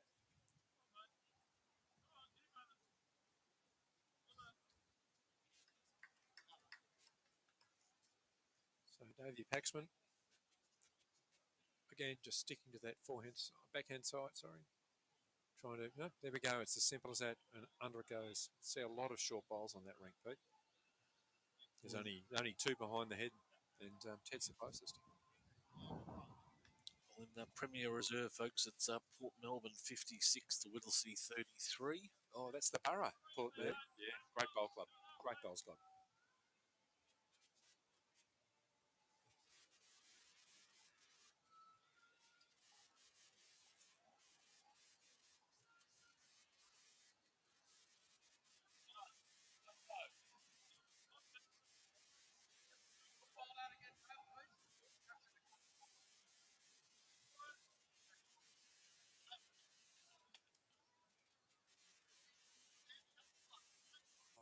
That's interesting, Pete.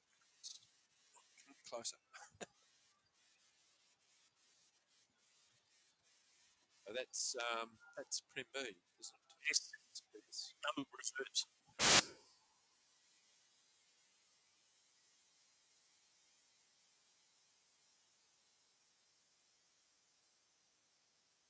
Take them off the screen, seriously. And pretty good in the 9th hole too. They know how to put a beard in. Good fellas. I used to dread playing football against Port Port Melbourne. Melbourne, I bet you did. Port Melbourne or Port Melbourne Colts. Yeah, well,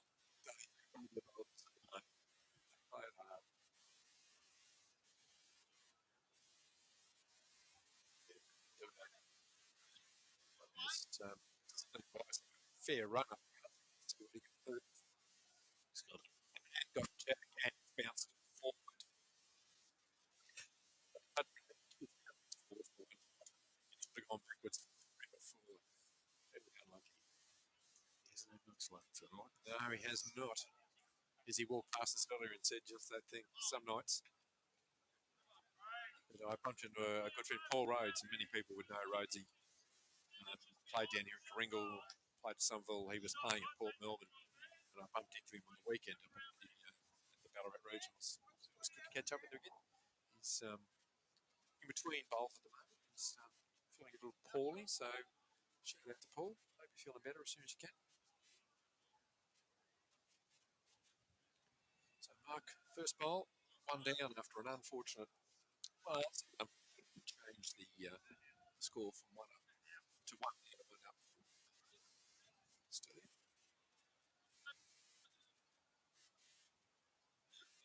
So Mark looking to find that gap or promote Ted. Again, having to take the grass because He'll get a clip here. he's got this. He's just drawn himself a toucher. that for a pressure bowl. You got no room. You got Silly. Right. he certainly does. Yeah, he wants to play Richmond style football. Yeah, I'd like to play Stephen Poker actually, because he's not got the best poker face. I can tell you. I can tell you out on Rink 2, it's jumped out to 20. That's PS Rink. It's 20 to 9. Once they get hit there. Yeah, he's not going to go west. He's got a lot of we have at the club here at Eliza, it's called Rink of the Day. So if you're the highest scoring rink in whatever division, it's not just it's right, mate. Get it next time. 1 through to 10. If your rink is the highest scoring rink, you get a free game next week. I think Mike Pierce has paid for 2 games a year. Jeez.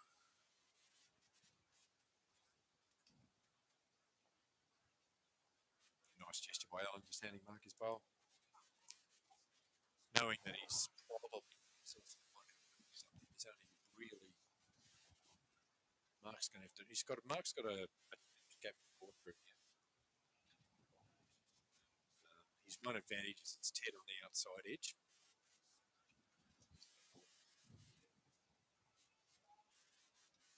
It's back there, right next to the. Might be a counter, but it's certainly a catcher. His own bowl up on the marks. It's skinny. Yeah, calls off Melon. It's going to pump into the back. Certainly is. So that'll be five. Is that a way to do it? Jumping up. Cheers. So it takes it to 18. Far Rink. Out to 5 again to Sorrento's way. So the Wallace Rink not struggling, but certainly not getting the upper hand against Sorrento. It's starting.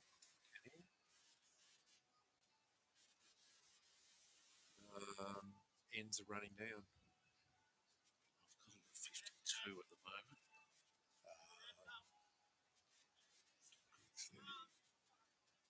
7.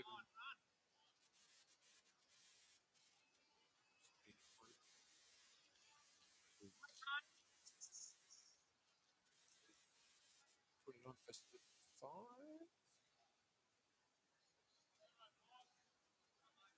Ends.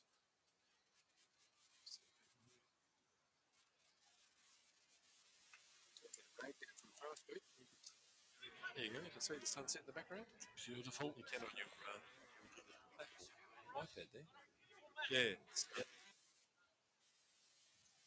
Because as anyone that plays the you play south, not east west. He's playing into the westerly sun. He is done. Peter and I have sent through it tonight. Try and dodge it.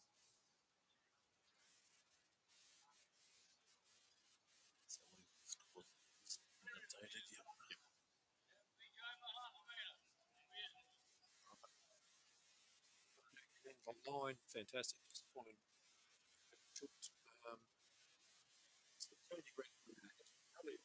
just the leads were shot and shot. Hey.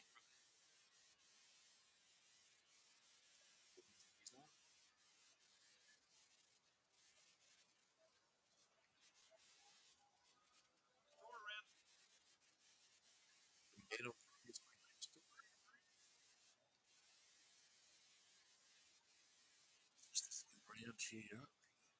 He's going to be pretty good. He picks up that jack, he'll make an easy 2. Oh, just slip on.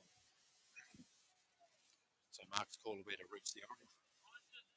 Yeah, orange is the jack. And for those watching, you'll see that Mark hasn't worried about calling to get on the jack. He's just said to get to the orange. You beat a bowl, you get a shot by betting a bowl.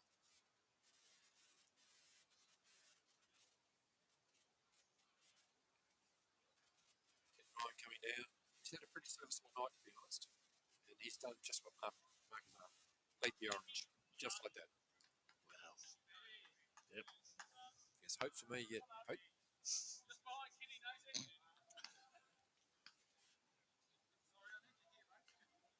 Ted's an interesting story. I've known Ted for a long time. His wife and my wife, Kim, they did their yoga teaching course together 25 years ago. So we take your blame for introducing Ted to bowls. It comes back to biases.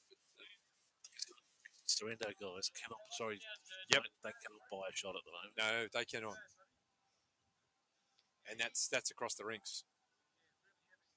Yep. I've just seen Laurie Harrington on the far rink calling he was too heavy. And he's just dreaming touch it. But this is the thing with bowls. You've just got to keep putting hope that eventually the pressure works your way.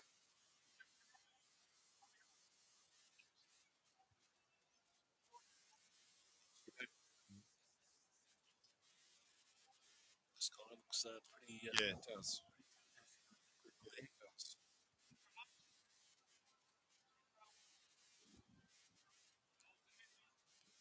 Certainly, when you're playing Maisie again, just a great goal from Renee.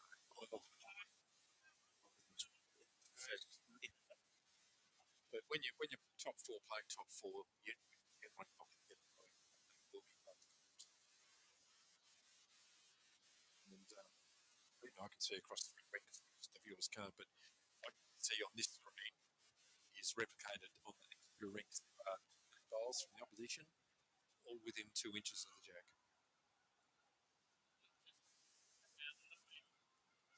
It's just jumped out again, I believe, on 21-9, and not holding the two old jack next door are. so they're on the last. Yeah, which is what you don't want to do. By scoring meat, you want to get there as long as possible. You want your losing rings to get off quick. See if you can hit that certain yes. Drive.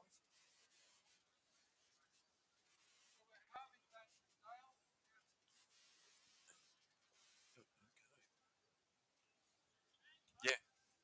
Yeah, good comparison.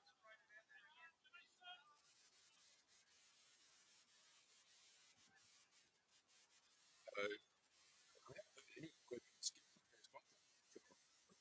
So,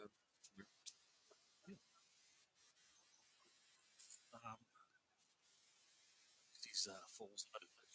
yeah, Just might be just the belly of the bowl might just be holding off the head, but as the pitch. yeah. Yep. So they want looking to get on to make a Maisie's bowl, which will mile. Oh, not bad.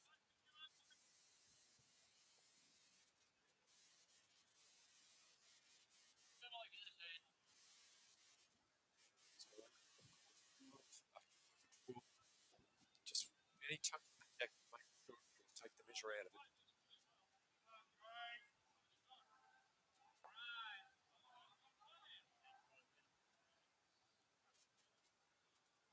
So Davey Paxman just trying to get up for the punch of that jack and roll it back to Ted.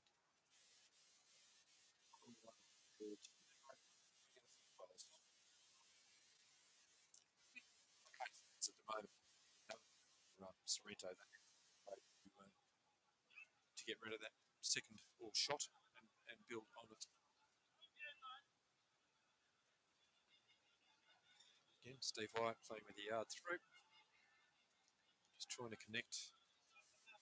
Just trying to connect with Renee's bowl. Area picking up. Sorrento picking up one. Three. Yeah, that's the ring. It's the ring that we've left all day, so it's a good one.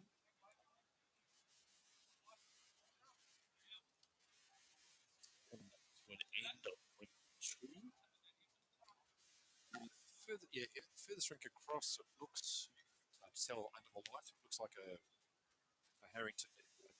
So it could possibly be.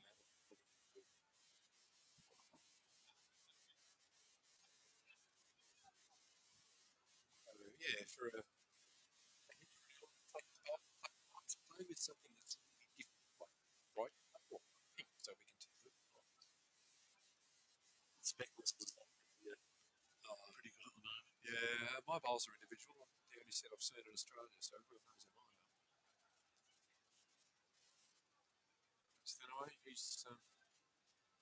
they've got to be at least 15 years or longer. They've been re-stamped. These ultra and they've been re-stamped at least twice, so that's 20 years. He has changed them. He's bought newer bowls, but plays 2 or 3 games and sells them and just goes back to his old ones, which is fair enough. And a reminder, folks, that we're at Rosebud, Rink tomorrow down at Rosebud. 10 to 1. Because they normally run a pretty quick show down there. They're on the map as soon as you can say boo. So pretty efficient. And if you're down that way, if you're down that peninsula way, and it's going to be a nice day, and they are right on the beach.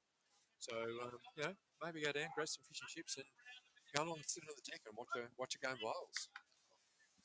cheap on sand.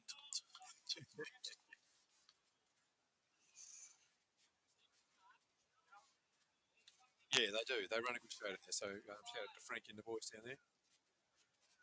Again, a synthetic sand field down there. But a great position right on the foreshore. Very, very nice little club.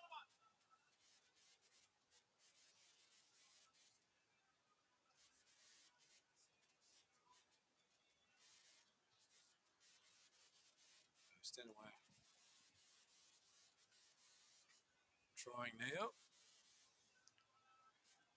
Whether we've got to make a change. The way it's called, they must be holding one because Mark's gone cover.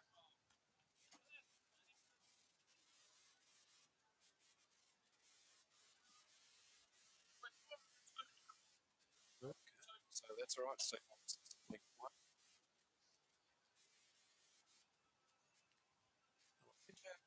goes.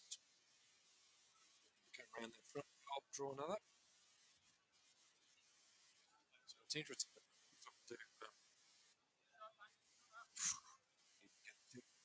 Not good. One to the Cyrus. Takes them up to 10-17. 7 the difference there. Pierce Rink have just scored to go up. Were medals 21. Sorrow's 9, so the board is just updated. 21 ends and 1 shot. It did make a big difference. 4 picked up on Sorrento on the last net. If you're going to pick up 4, that's when you want to pick it up. So that'll take it to 21-13.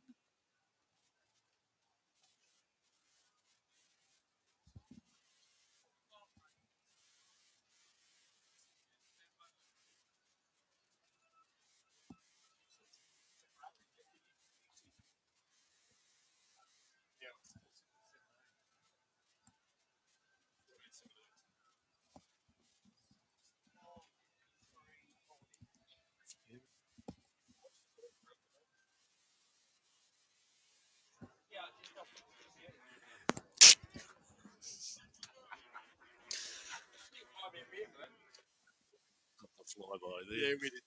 Just a drive-by. Slapping the back of the head as he went past. It was Glenn Rogers. Generation bowler. His father was the champion bowler for many, many years. But when Glenn came to Adelaide, we beat them in Sydney. It was a bit long. And then walked to the gate. Pulled out and went, your dad's still. So Paul Jack just sneaking in with the one. 10 here, 21-13 next door, 14-17 across the other side. Mathematically, there are enough hits that Sorrento will need to score numbers. And start on the scoring spell. So that's it. Again,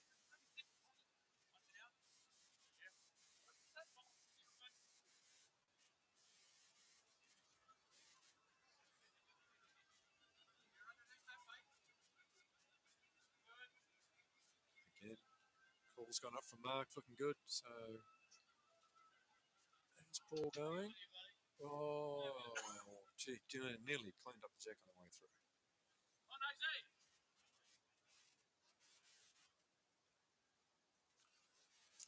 Those scores.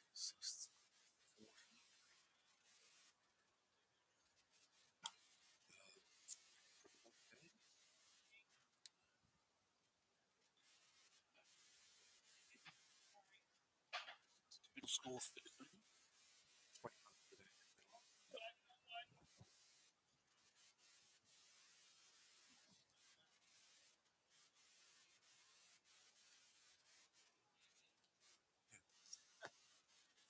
The Pierce Rink is just finished. And the lead, Jason Ross, already left. Rink left the green. He's picking up barefoot bowlers. That is club dedication for you. On, Isaiah. See the orange. Call goes up. Come on, Macy. So 3 left here, and I think there's 3 left on. Well, it says 7 8. There's a go to that. Well, maybe not. Right. That's in. Mark looking for a connection. Needs the jack back.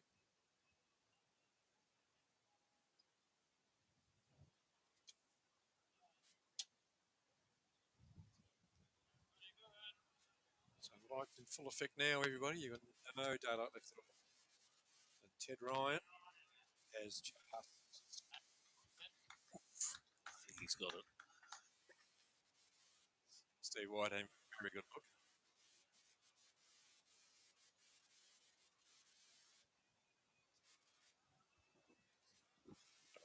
Just middle not just this. What's up, sponsors?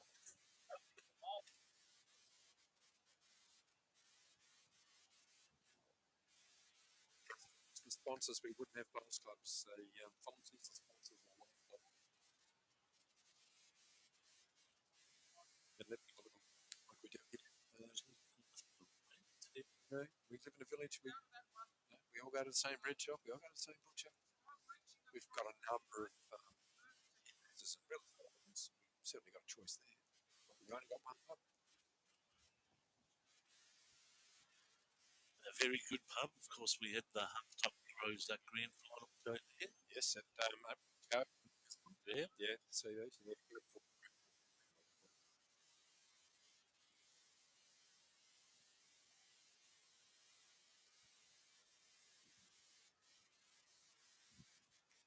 It's not just sponsors. It's for we're both at the moment. They're into recycling, so they're doing a recycling for us. Our clubhouse is bigger than theirs, so they're going to start doing some functions. So just the living in a little town really helps small sporting clubs. So we'll be down at the Sorrento Community Club. Combination of pickleball. Just going to explore that for me.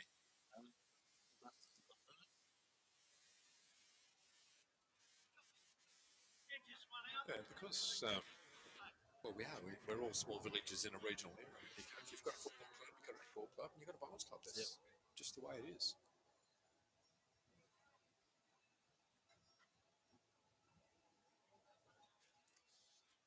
Now look at a hit here.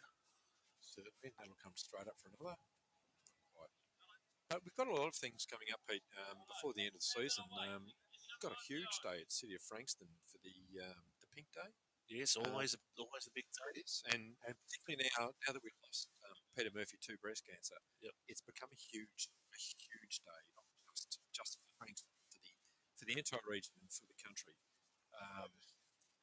For her to be there supporting that, and then to pass away to that, it's been very, very big for them. So, with any luck, you might be able to get that cover that day, but it is coming up.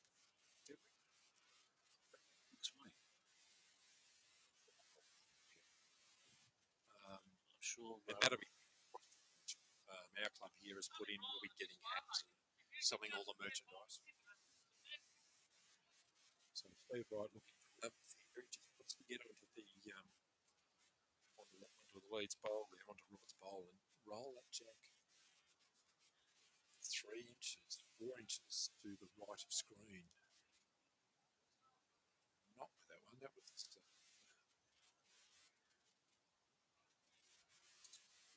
ball that came up. I think they've got another back for 3. Would be Well, if they update the boards, we'll know. I'm going to have a word to.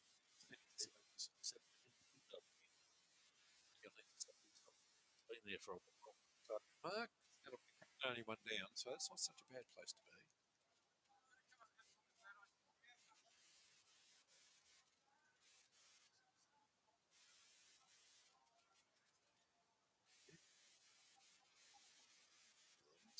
Very simple shot to and think. Sort of get the same sort of shot. Been off the measure a bit tonight. Just deals okay. Right at it, mark it.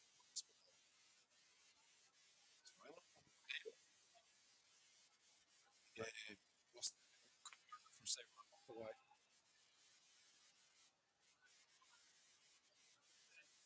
Yeah.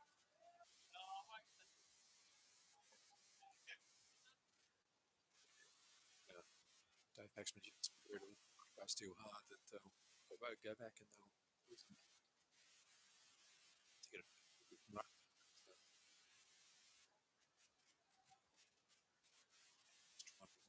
Orange ball for 2. Cool goes up to bend. Just slide by a ball and a half. 1 down from Eliza, 1 up. Sorrento. Take it to 18-11. Pete, 2 ends to go. Yep. Who will one? So they played 19 to go.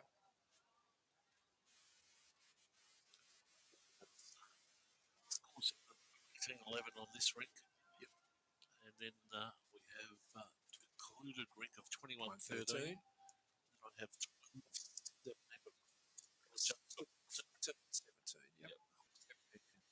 They're still. Yeah, that'd be right. That'll be 18 coming back this way. There's been no dead ends across there that I saw.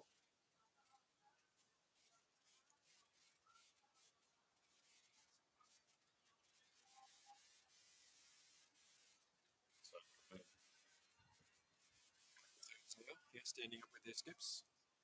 It's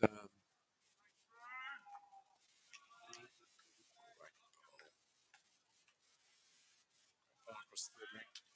Number down there, driven it through. Picked up 1, 2.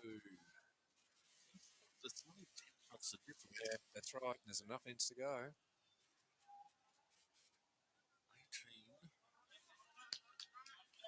18. Oh, big number over there. They're talking 4 or 5 down over there. So I'm just trying to do a count here just to make sure could be wrong on count.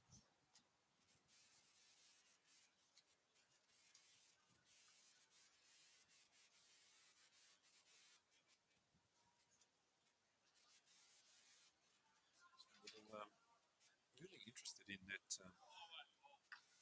Jack just draws. Oh, if they. That's really tight. Live at 53.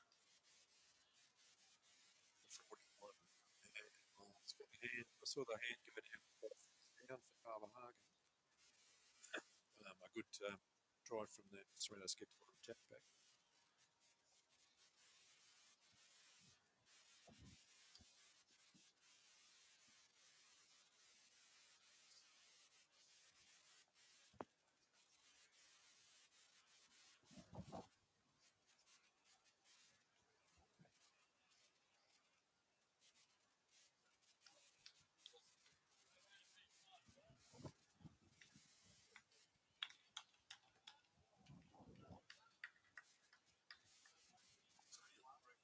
I picked up 4.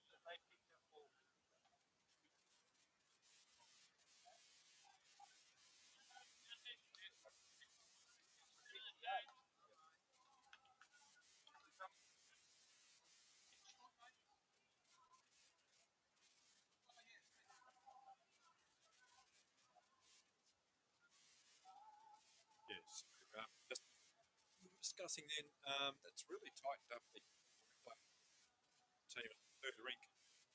It's the Wallace rink. Number 5. Still a good game. They put that back with 8 shots with 3 minutes to go. So it is still anybody's game. Paul Jack on the rink we're at, you can see there. Paul sitting 2 on the deck. Alan asking for his place to throw. Split the bowls, get the jack. They give the British a chance here if they don't bring it back to the There's the difference. Lazy now. Having another look up through the middle. So Mark will be calling for cover. Somewhere in the back. So Ted Ryan, Tiddles just lining up. There we go. It's a touch extra weight. Well, he does need to make sure he reaches. It's to be safe.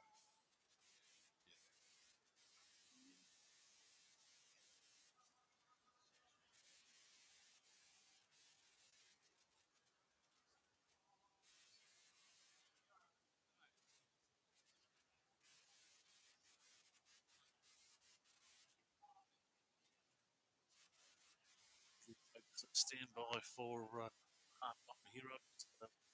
Doing a bit of a promo on Tuesday night. I'll come to you live. Just clear the cobwebs and get ready for season 2025. I was going to say, when's the draft coming up, Pete? We do have to follow. Oh, it curled back in. Yeah. Oh, and he still misses. It did everything. But get next to the jack. I think the award for unluckiest bowler night has got to go to Steve White. He's played so many almost great shots.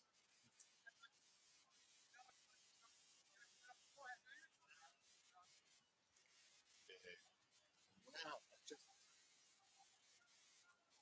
The old cable, the replay machine happening. Yeah, so many unlucky shots he's had. But it does. It's open all through. There's nobody anywhere. That's the Sorrento rink that's leading.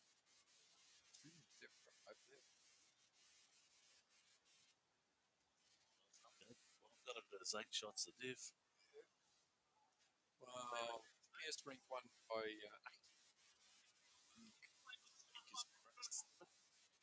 Rink over there is 7 now, so yeah, 8 shots is the difference.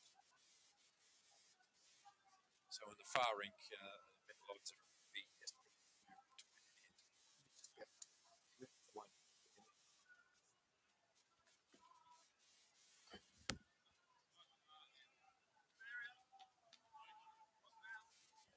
There's the drop down. Jesus, comes in. Stevie White trying to push the group. Two bumps. Alan Finch is just giving a wry smile. I mean, what it's playing the ball.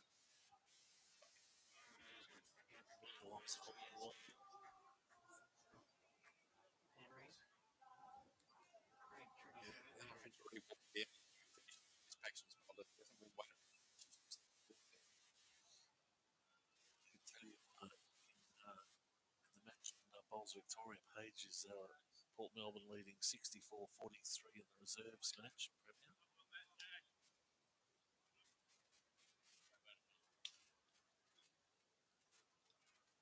Yeah, Mark, congratulating Paul. Great way to finish. Last in. Yeah, if you can see the screen, it's 2 very good. He, with the far rink, it looks like. There we go, Alan. Trying to interrupt the head. Just missed. We'll go back.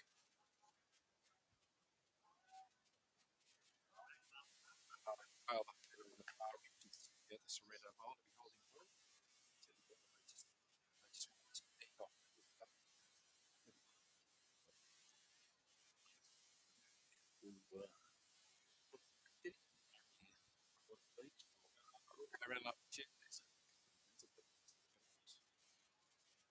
deep breath. Let the drink in. Let it right up the middle. Just try to get it in the front bottom. This looks better. Got it. Jack in the ditch. Jack. The bottom of the ditch is cut.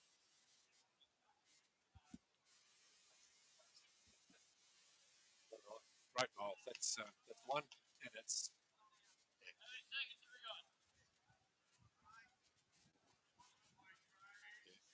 So Mark's looking to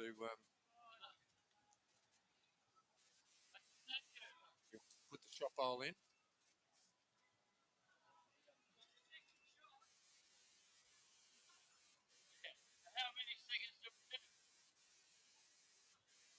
So Mark, how many seconds? Get rid of the shot bowl. If he takes his own out, he can put him. This will be hero with the bow.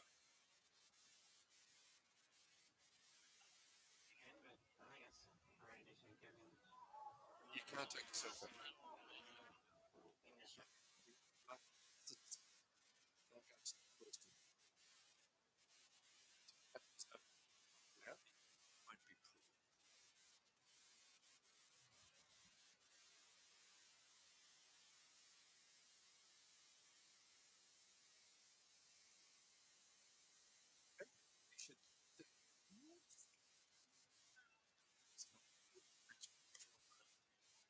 So, Australian watch, you can say that he lucky to take on this. The big fella, and I would give Paul Jack the chocolate for probably powerful play, but against it, very hard to split them. It was just the unlucky. He's like,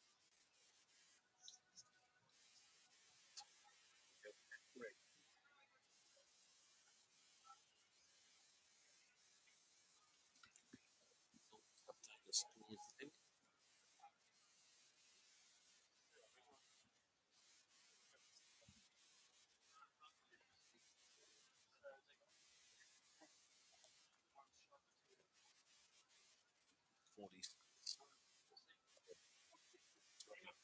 just Pete's on it anyway, so those following scores.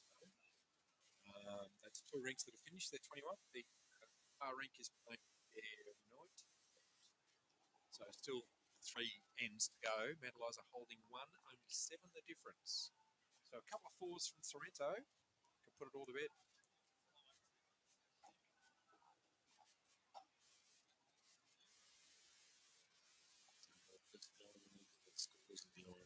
No, yeah.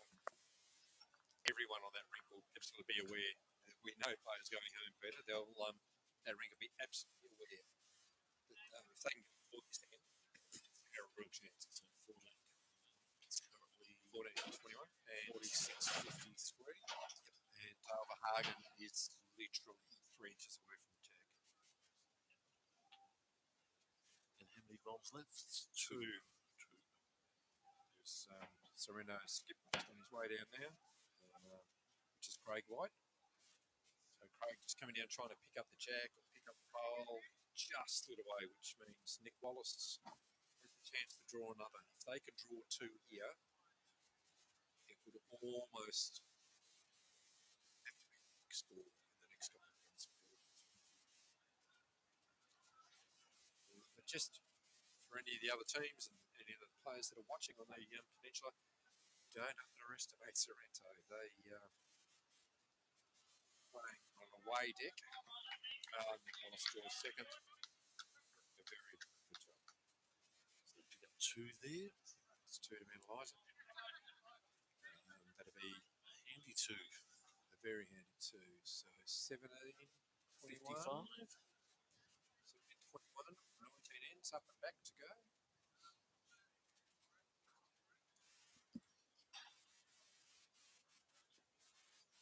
So 39, yeah, 55. Oh, they're pretty fancy cameras. You can swing them over there. Okay, it's a far view, everybody, but it's not bad.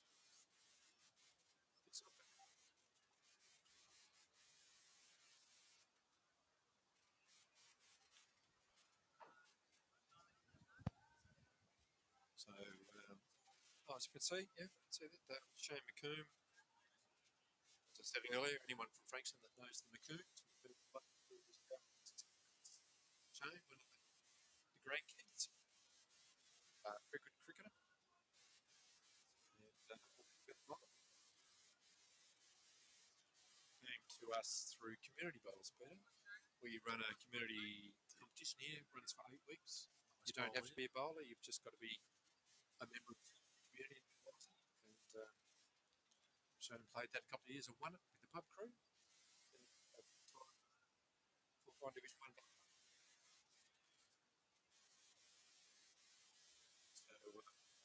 So currently this game in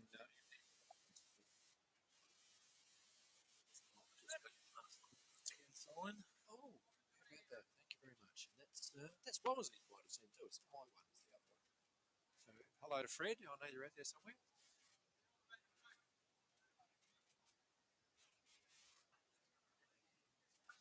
So second, just trying to find that extra meter, depending on anyone. It's behind Jack. So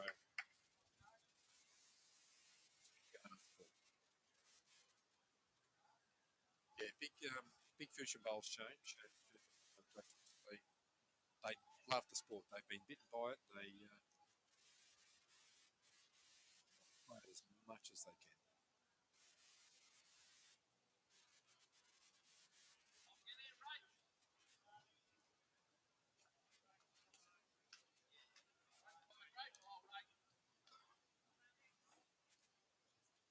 So Rayland putting in.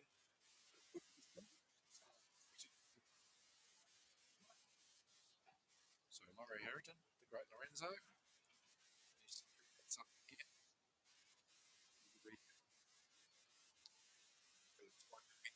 Along the deck and get it back to the coat. He's giving it a fair shake. Yeah. Not too bad. A couple of feet short.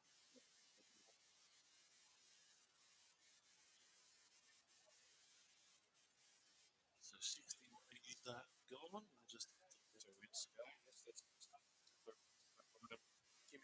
on the mat for Sorrento now.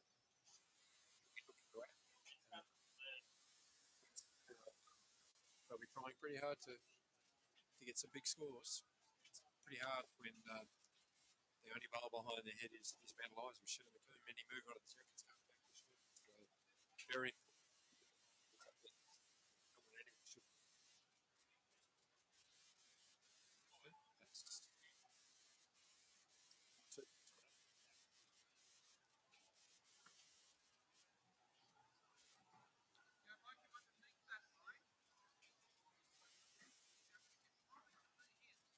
So yeah, Nick Wallace looking for a metre of weight. Wants a clean jack. So Laurie Harrington, which I made earlier. It's a shame we couldn't see his delivery there, Pete. He's not your classic deliverer of a bowl, but it's effective. Oh, yeah. He's got a jack on the bowl.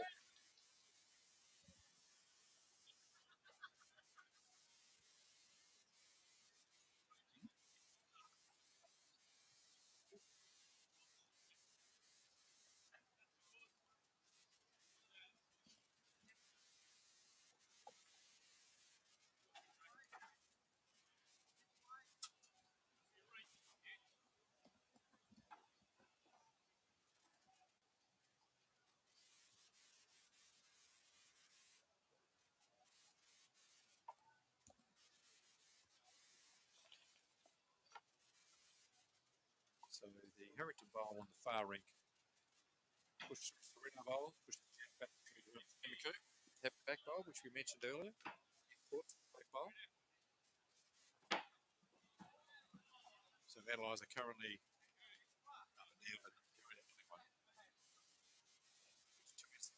that's all you want. If you can keep it to 1, then an 8 can't be happy. Holding 1 according to Nicholas.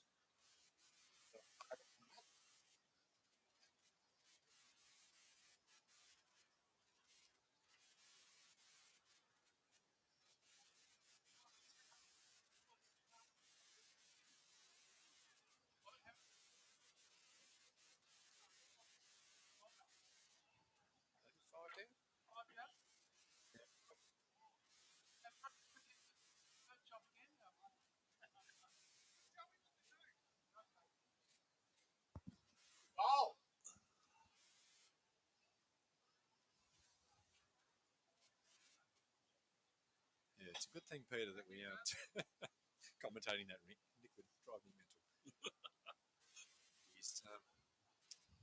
He's a very deep thinker, is Nick Wallace.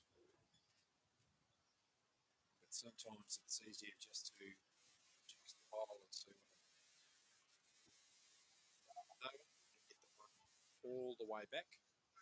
That is a fantastic pile. Straight to top. Low five, but still need to come over.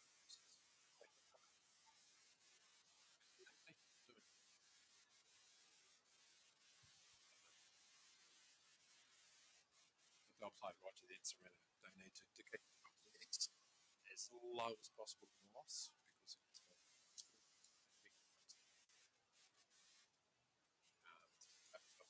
Pick up the points on that ring. 2 points is very handy.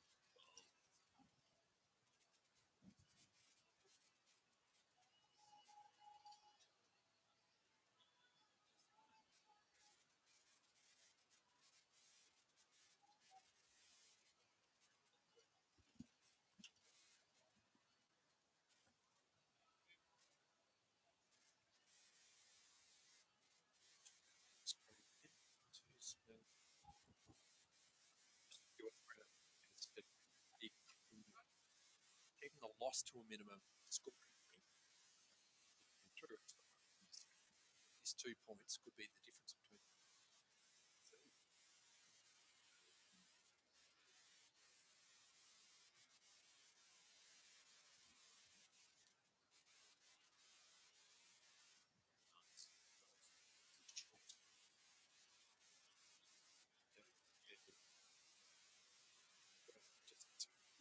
Through.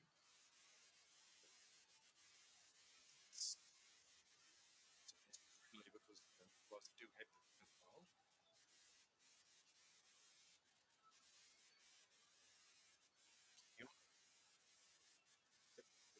All over the pitch.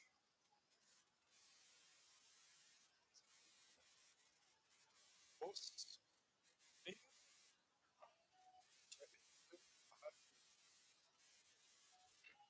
got first goal, so he can take as much time as he needs to get down there. So they'll take the shot there. And at this stage, Nick won't be really good. He's good. He plays a little bit. The goal down there, the feet are low. He can't quite do that. Rolls through. Sorrento players up on the bank. No one stops and goes home. They all want to hang around and see what the outcome is. Yeah, support your teammates. So, backhand. So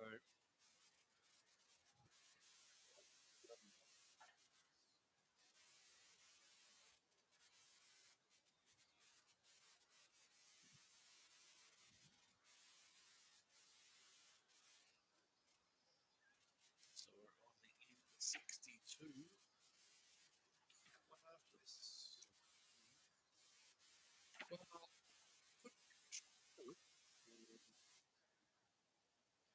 which is the right hand if you can quite the check goes play it again. This time that is the only hope for Sorrento is to kill it, replay it.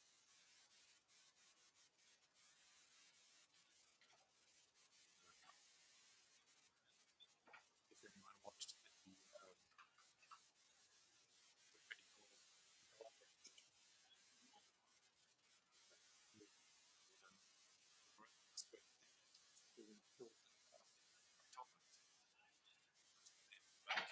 15.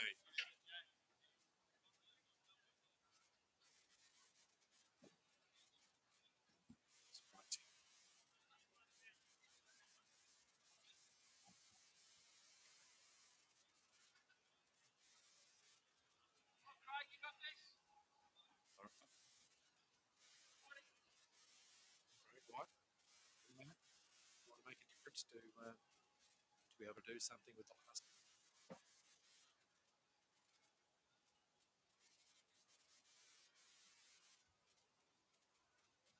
reaching weight.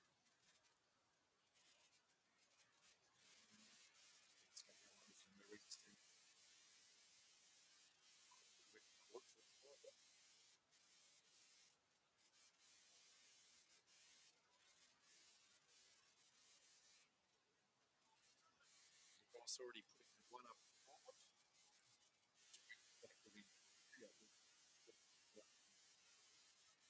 So score. Just seeing what's happening down at the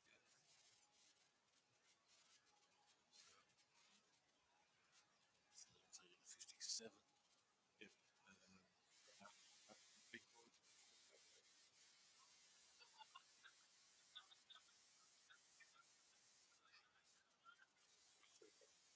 They rolled one out.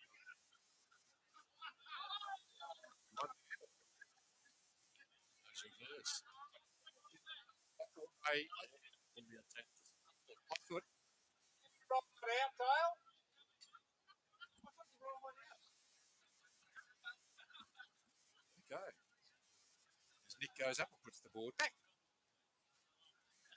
So that's up to 2.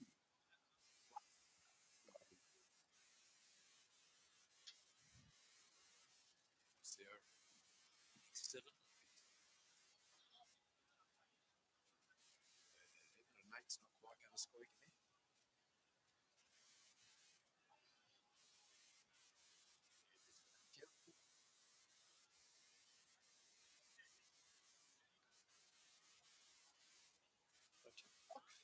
That's not bad. That's 4 hours.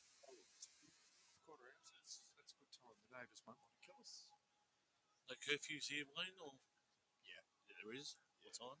11. It's okay. We're lucky. We're surrounded with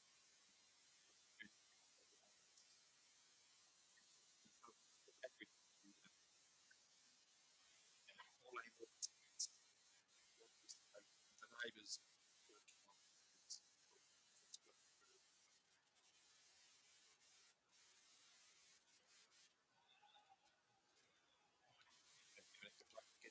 He's hitting the recycle bin.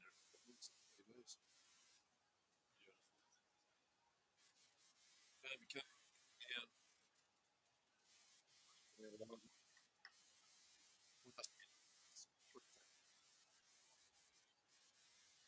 Lucky tonight to witness the leads on our Rink.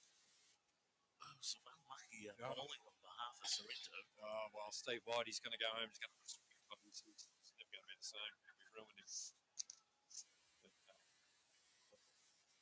But I thought that Paul Jack and Rod Lee would go.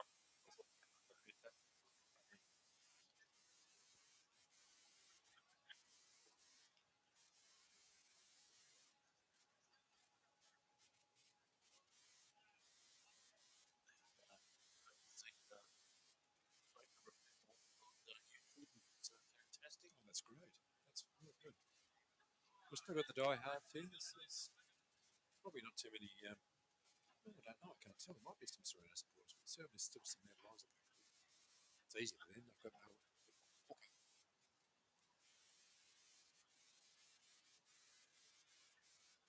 Wrapping up on 2 weeks. Yes, oh, you take bigger that far in. So net is 6. You're not going to get 6 with a ball like that. It's just. After 20. So Nick will be obviously trying to get his side to keep it down to 1.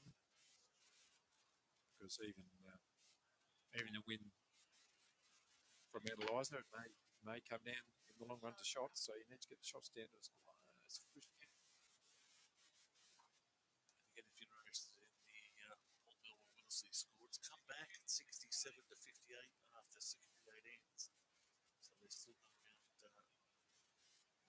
16 There's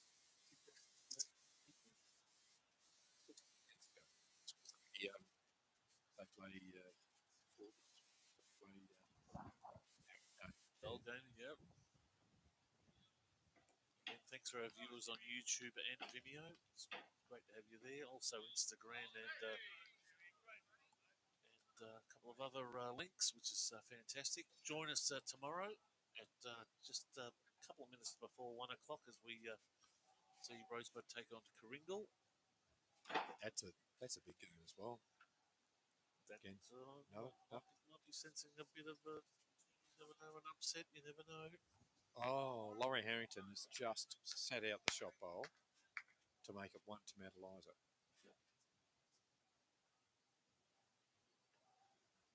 So now pressure back on Sorrento, but they've got 3 at the back. So a chance to make a number.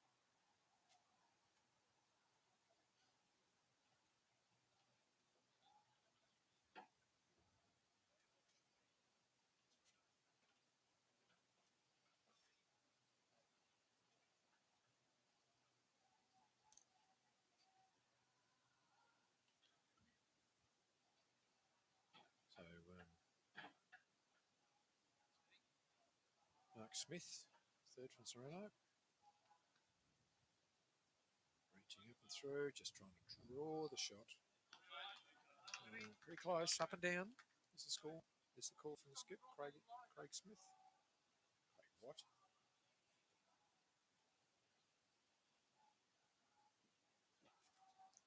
See the teams that they're behind, just gathering, just waiting for the last thing to conclude. Absolutely. Nobody's going to go. So Darva Hagen, as I said earlier, current Victorian Open triples champion. Yeah, try and get a little rub. Just rolled Laurie Harrington's bowling for sure. So they're 1 down to the moment Sorrento.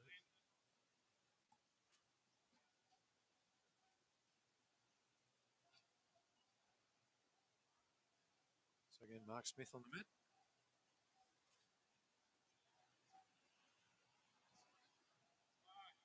Reaching up, looking for the bowls, or looking for the jack. Doesn't mind which, just one of them or the other one of them. And falls in for shot.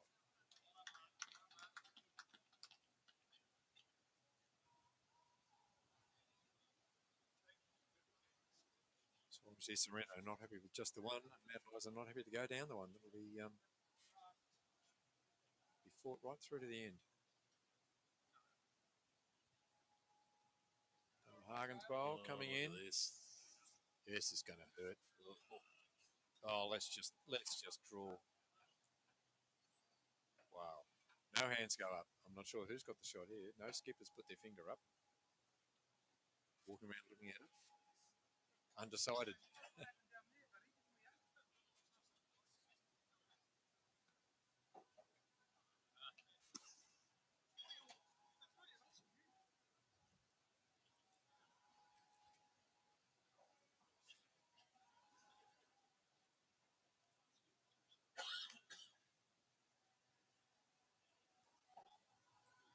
As we come in for the final bowls. Yeah, it'll be the last 4 for the night, Pete. And it's only 2 hours to pack you up and send you off. Oh, I'm going to make my way through McRae tomorrow. That's going to be fun. Yeah, there's no easy way. Yeah, I'm right tomorrow. I'm playing at home, so I don't have far to come. Tracking nicely. Just short. Falling short. So yeah, it's even the thirds they haven't called a shot either way. The skips are the thirds. So again, thanks for all the viewers tonight. Really appreciate it. We've had over 4,000 hits tonight, which has been fantastic. We've been crossing over the Mount Eliza Bowls, Mornington Peninsula Bowls region, the Rye Bowls Club. Brendan Elliott's even shared us, which is fantastic. Yep, that's right. Nick has just turned the opposition in, so that's definitely one to Sorrento at this stage. But it's all semantics. It's a win to Mount Eliza. Nothing here will change that. And it certainly has been the talk among the Division 1 players how important this game was for them to win, Pete. Your final 4 and you want to finish first or second if you can for a home game.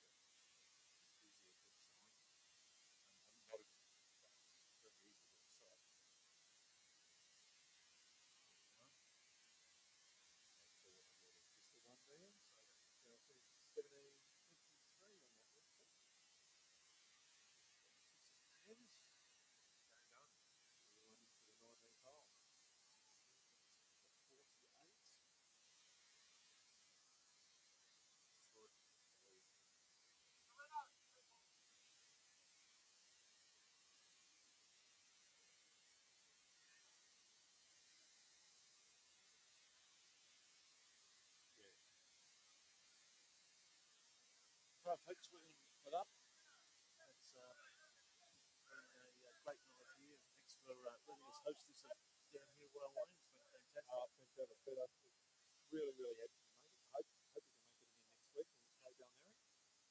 Yep. For those that aren't playing tomorrow, tune in 1 o'clock. Watch the Ringle game. It is. Ring's on the Ring's on all for that one too, so it's going to be great. So glad to have you heard it. Look up the time. No worries. Thanks a lot, folks.